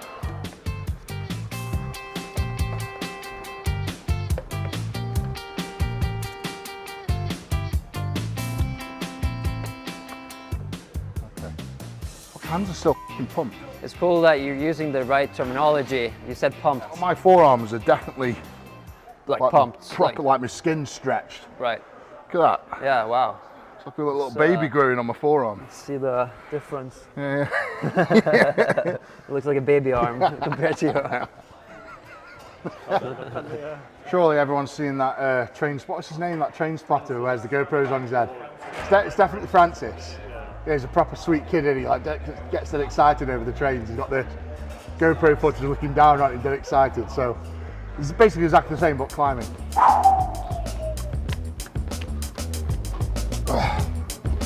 Nice. Foot up. Right foot up. Right foot up. Nice. Come on. Come on. Yes. Nice. Come on, Eddie. Bloody hell. Come on. Get your right foot up. Right foot up. Right foot up. There you go. Next one is good. Nice. Is this an under one? Under cling. And then you cross right hand over. Or you go again. Oh, left my grip's hand. gone. Go again left hand. My grip's gone Your grip's gone. completely. Oh, that's good. Oh man, How's your skin though? Has it ripped anywhere? it's not too bad. It's not too bad. I mean, you're used to lifting heavy stuff, Yeah, so I no, guess I've you're. lifting weights for Yeah. 20 odd years. So. Should we Oh my find days. something more technical, maybe? I think my hands need a bit of a break. So yeah. Yeah. The feet are pretty bad. It even says here smear. I'm going here and here. So that's the hard part. As soon as you get this, it's kind of over. What do you think? I mean, they put them out on the moon, so Yeah. Still feel pumped? Yeah.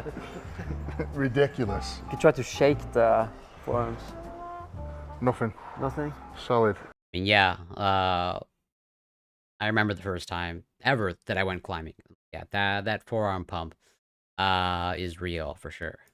Okay. Yeah. A nice. Oh, we've just been nagged here. We're just on here, mate.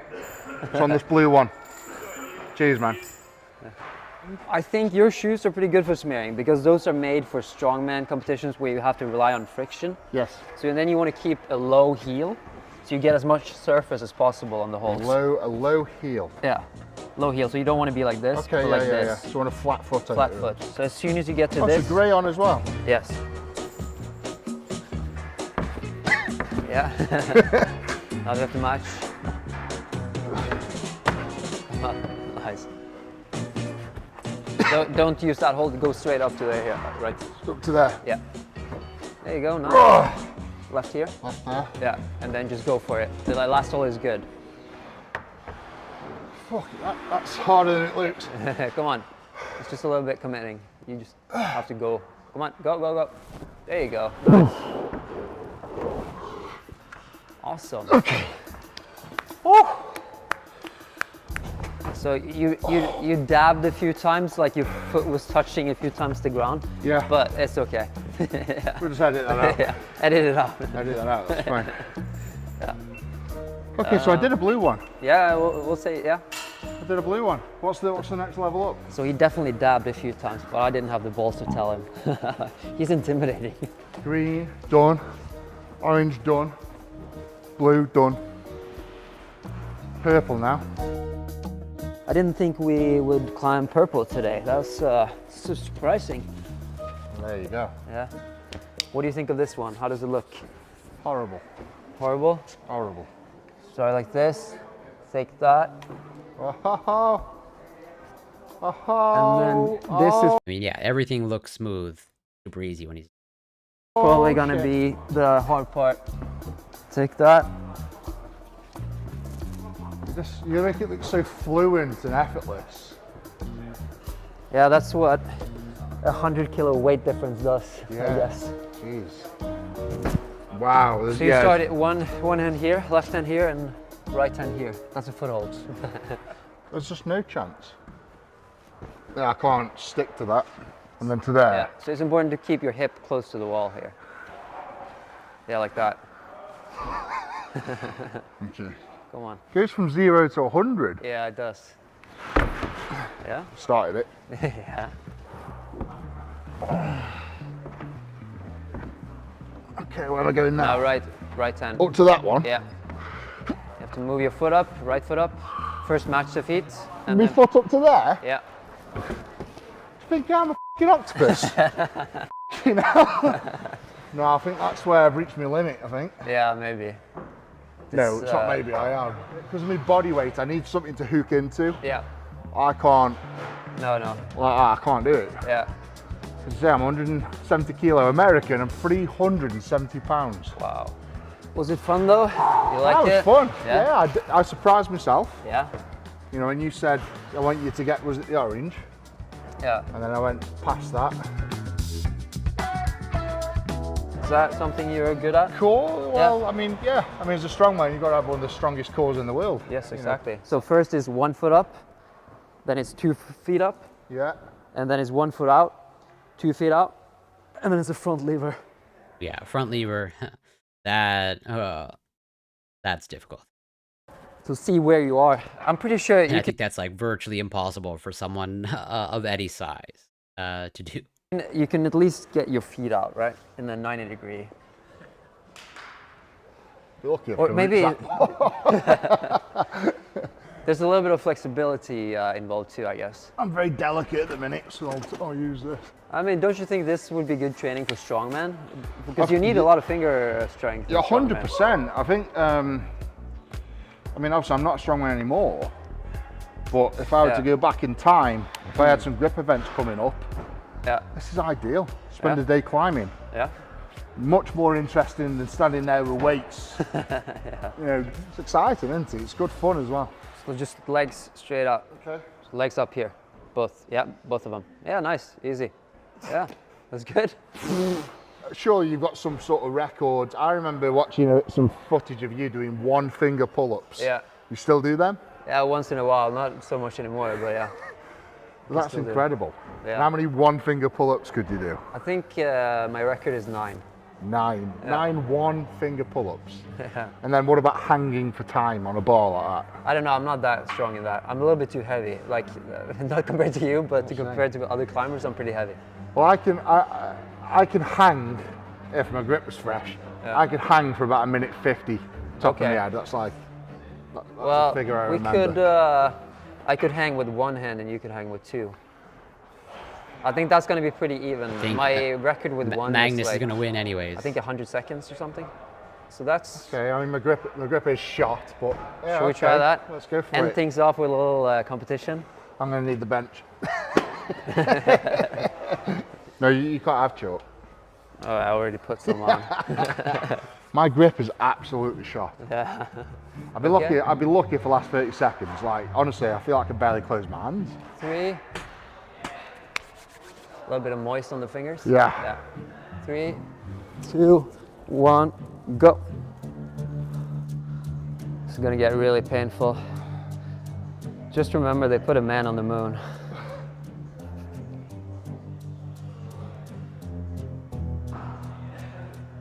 Oh my God, I'm going already. Ah, you're not even close, are you? Oh no. Yeah. Oh my God. It's probably good that I tired you out I'm before. just shot. Yeah. Literally just pumped. I can't even close my hands hardly. Wait, let's do something with weights though. I want you Okay, to I okay. want you to shine. What should we try? I've been retired 6 years, mate. So Well, you're gonna be 5 times as strong as me no matter what. So it doesn't matter. what about Turkish get-ups? Never heard of it before. Have you tried them? No. I haven't done it for ages. I'll just start with like 12 kilo. So you're gonna hold that up there like that.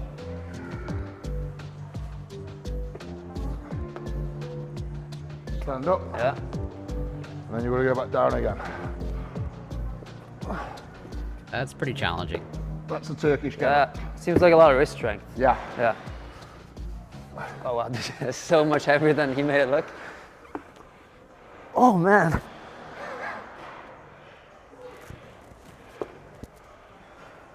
So easy. Now back down.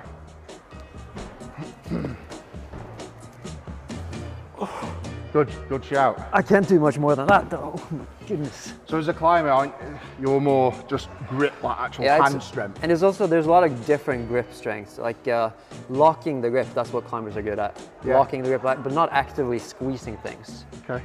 So you know the grippers? Yeah. I'm not very good at those. I've never been good at them. No? I think you need really big hands to be good at those. Yeah. What's your hand size like? Quite big. Quite big, yeah. Yeah. I've got big mitts. Yeah. I mean, I've got big hands. There's 16 there. Is this something you used to do? Yes. Yeah? So really good. So this is a lot of core strength. Right, yeah. So this really trains your core, and it's also good for strengthening, say, the wrists and Oh, nice. shoulders and everything. Yeah.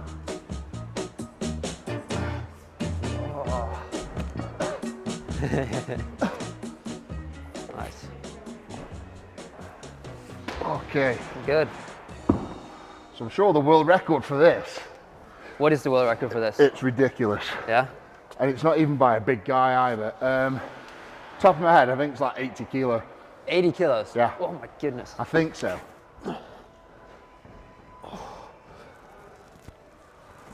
Come on. Good, come on, keep it. Back down. Good job. That's awesome. Oh yeah. So that's a challenge for you guys at home to try. It's harder than it looks. It's isn't harder it? than it looks, yeah, for sure. And especially your body weight, it's also hard to get up, right? Yeah, I mean, it's hard for me to get up off the floor Yeah. anyway, so. Yeah. I'm done. Yeah. The babies, Oh my god. They're so, they were ridiculous. the It's like I've difference. literally grown a little embryo on my forearm there. I'm Yeah. so pumped. you're probably gonna be pretty sore tomorrow when you wake up. Yeah. Yeah. I'm sore most days, that's what strong men do. Yeah. Unless you wake up sore, then you're not training hard enough, so Yeah, right. there you go. Well, it was a pleasure climbing with you. Make sure that you check out Eddie on YouTube and Instagram and everything. I mean, you're huge there, so they probably already follow you. But I thought I'd thank mention it anyways. And also make sure to like and subscribe, and I will see you next time. Bye. Cool video. I always enjoy videos like this. I like, you know, kind of like showing how ultra niche training can be. And it's like, you know, pretty much you're just so highly specialized. Which is like not a bad thing. Like just go to show, or just like how highly specialized someone can be. Of like, you know, clearly, as I said before, Eddie is super strong. Like literally probably like, regardless of exercise, like 3, 4, 5 times stronger than me. And yet I'm probably better equipped to like climb the wall than he is. But like, yeah, that's gonna be it for this stream. I want to thank everyone that passed by. Or maybe I don't know, unless those were like fake weights. I've seen Eddie Hall and the types of weights that he moves. So I'm not gonna be the one that questions his strength. Or probably any strongman's strength. But yeah, I think that's super cool. And even like, you know, clearly, Eddie, like his core strength, like it's, his like raw core strength is obviously probably really strong. But when it comes to like, when he was hanging and lifting his legs, you can see that it was still very much a challenge. Because again, he's just like so massive. And like, you know, his legs are so massive. With all that muscle. It's my absolute pleasure. And definitely, I know easier said than done. And I hope that for you, that you can learn that. And it's just like one day at a time, small steps towards that, because I would say you deserve to love yourself. But I can totally understand the difficulties. Like I said, as much as I cover and stress the importance of self-compassion, like, these are not easy things. Just as, you know, exercise, not an easy thing. Even though I engage in exercise virtually every single day. And it's like kind of like a core component of my life. I also recognize it's not an easy thing. And there are totally days that I struggle with my motivation to exercise. And there are totally days where, like, I even struggle to get out of bed. So it's like these not. I think these are pretty much like universal, almost universal humans. And I think that's part of. Oh, and I can always bring it back to self-compassion. That's part of self-compassion, of recognizing that, like, yeah, you are not alone in these things. And then I think virtually everyone can empathize with some aspect of struggling to love yourself and to be kind to you. But yeah, thank you so much for the kind words and the positive feedback. And thank you for passing by. Thank you, Bob Marley, for passing by. And Digital Bean, much appreciated. And Flea, thank you for passing by. And the follow, Cabadox, anybody else that I forgot, apologize. Oh, and Tetsu Paul, shout out to them. And thanks to them for passing by. I'm gonna give one last shout out to them.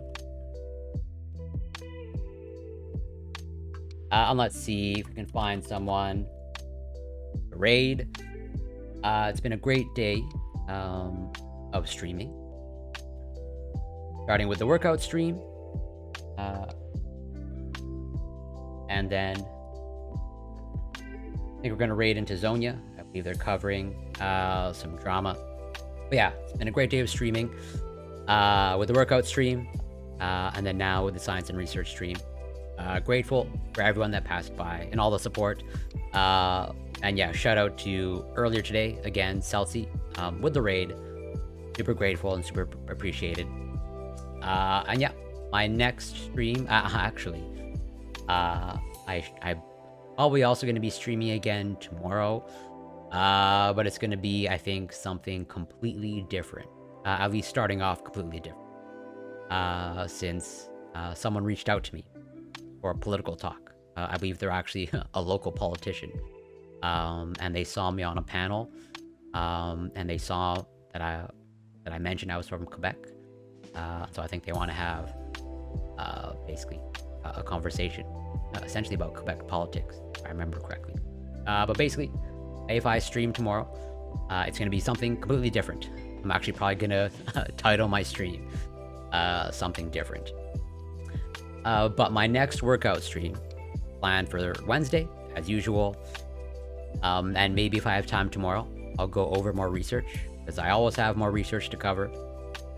But at the very least, my next, kind of like usual stream is scheduled for Wednesday. We're going to raid into Zonia, fellow streamer, covers a lot of content, a lot of drama content, and other informative content. But yeah, thank you for everyone for passing by. Much appreciated, and all the great questions that were asked. And until next time, take care, be well, be kind, and be kind to yourself. And if you're not following Zonia, you definitely should be.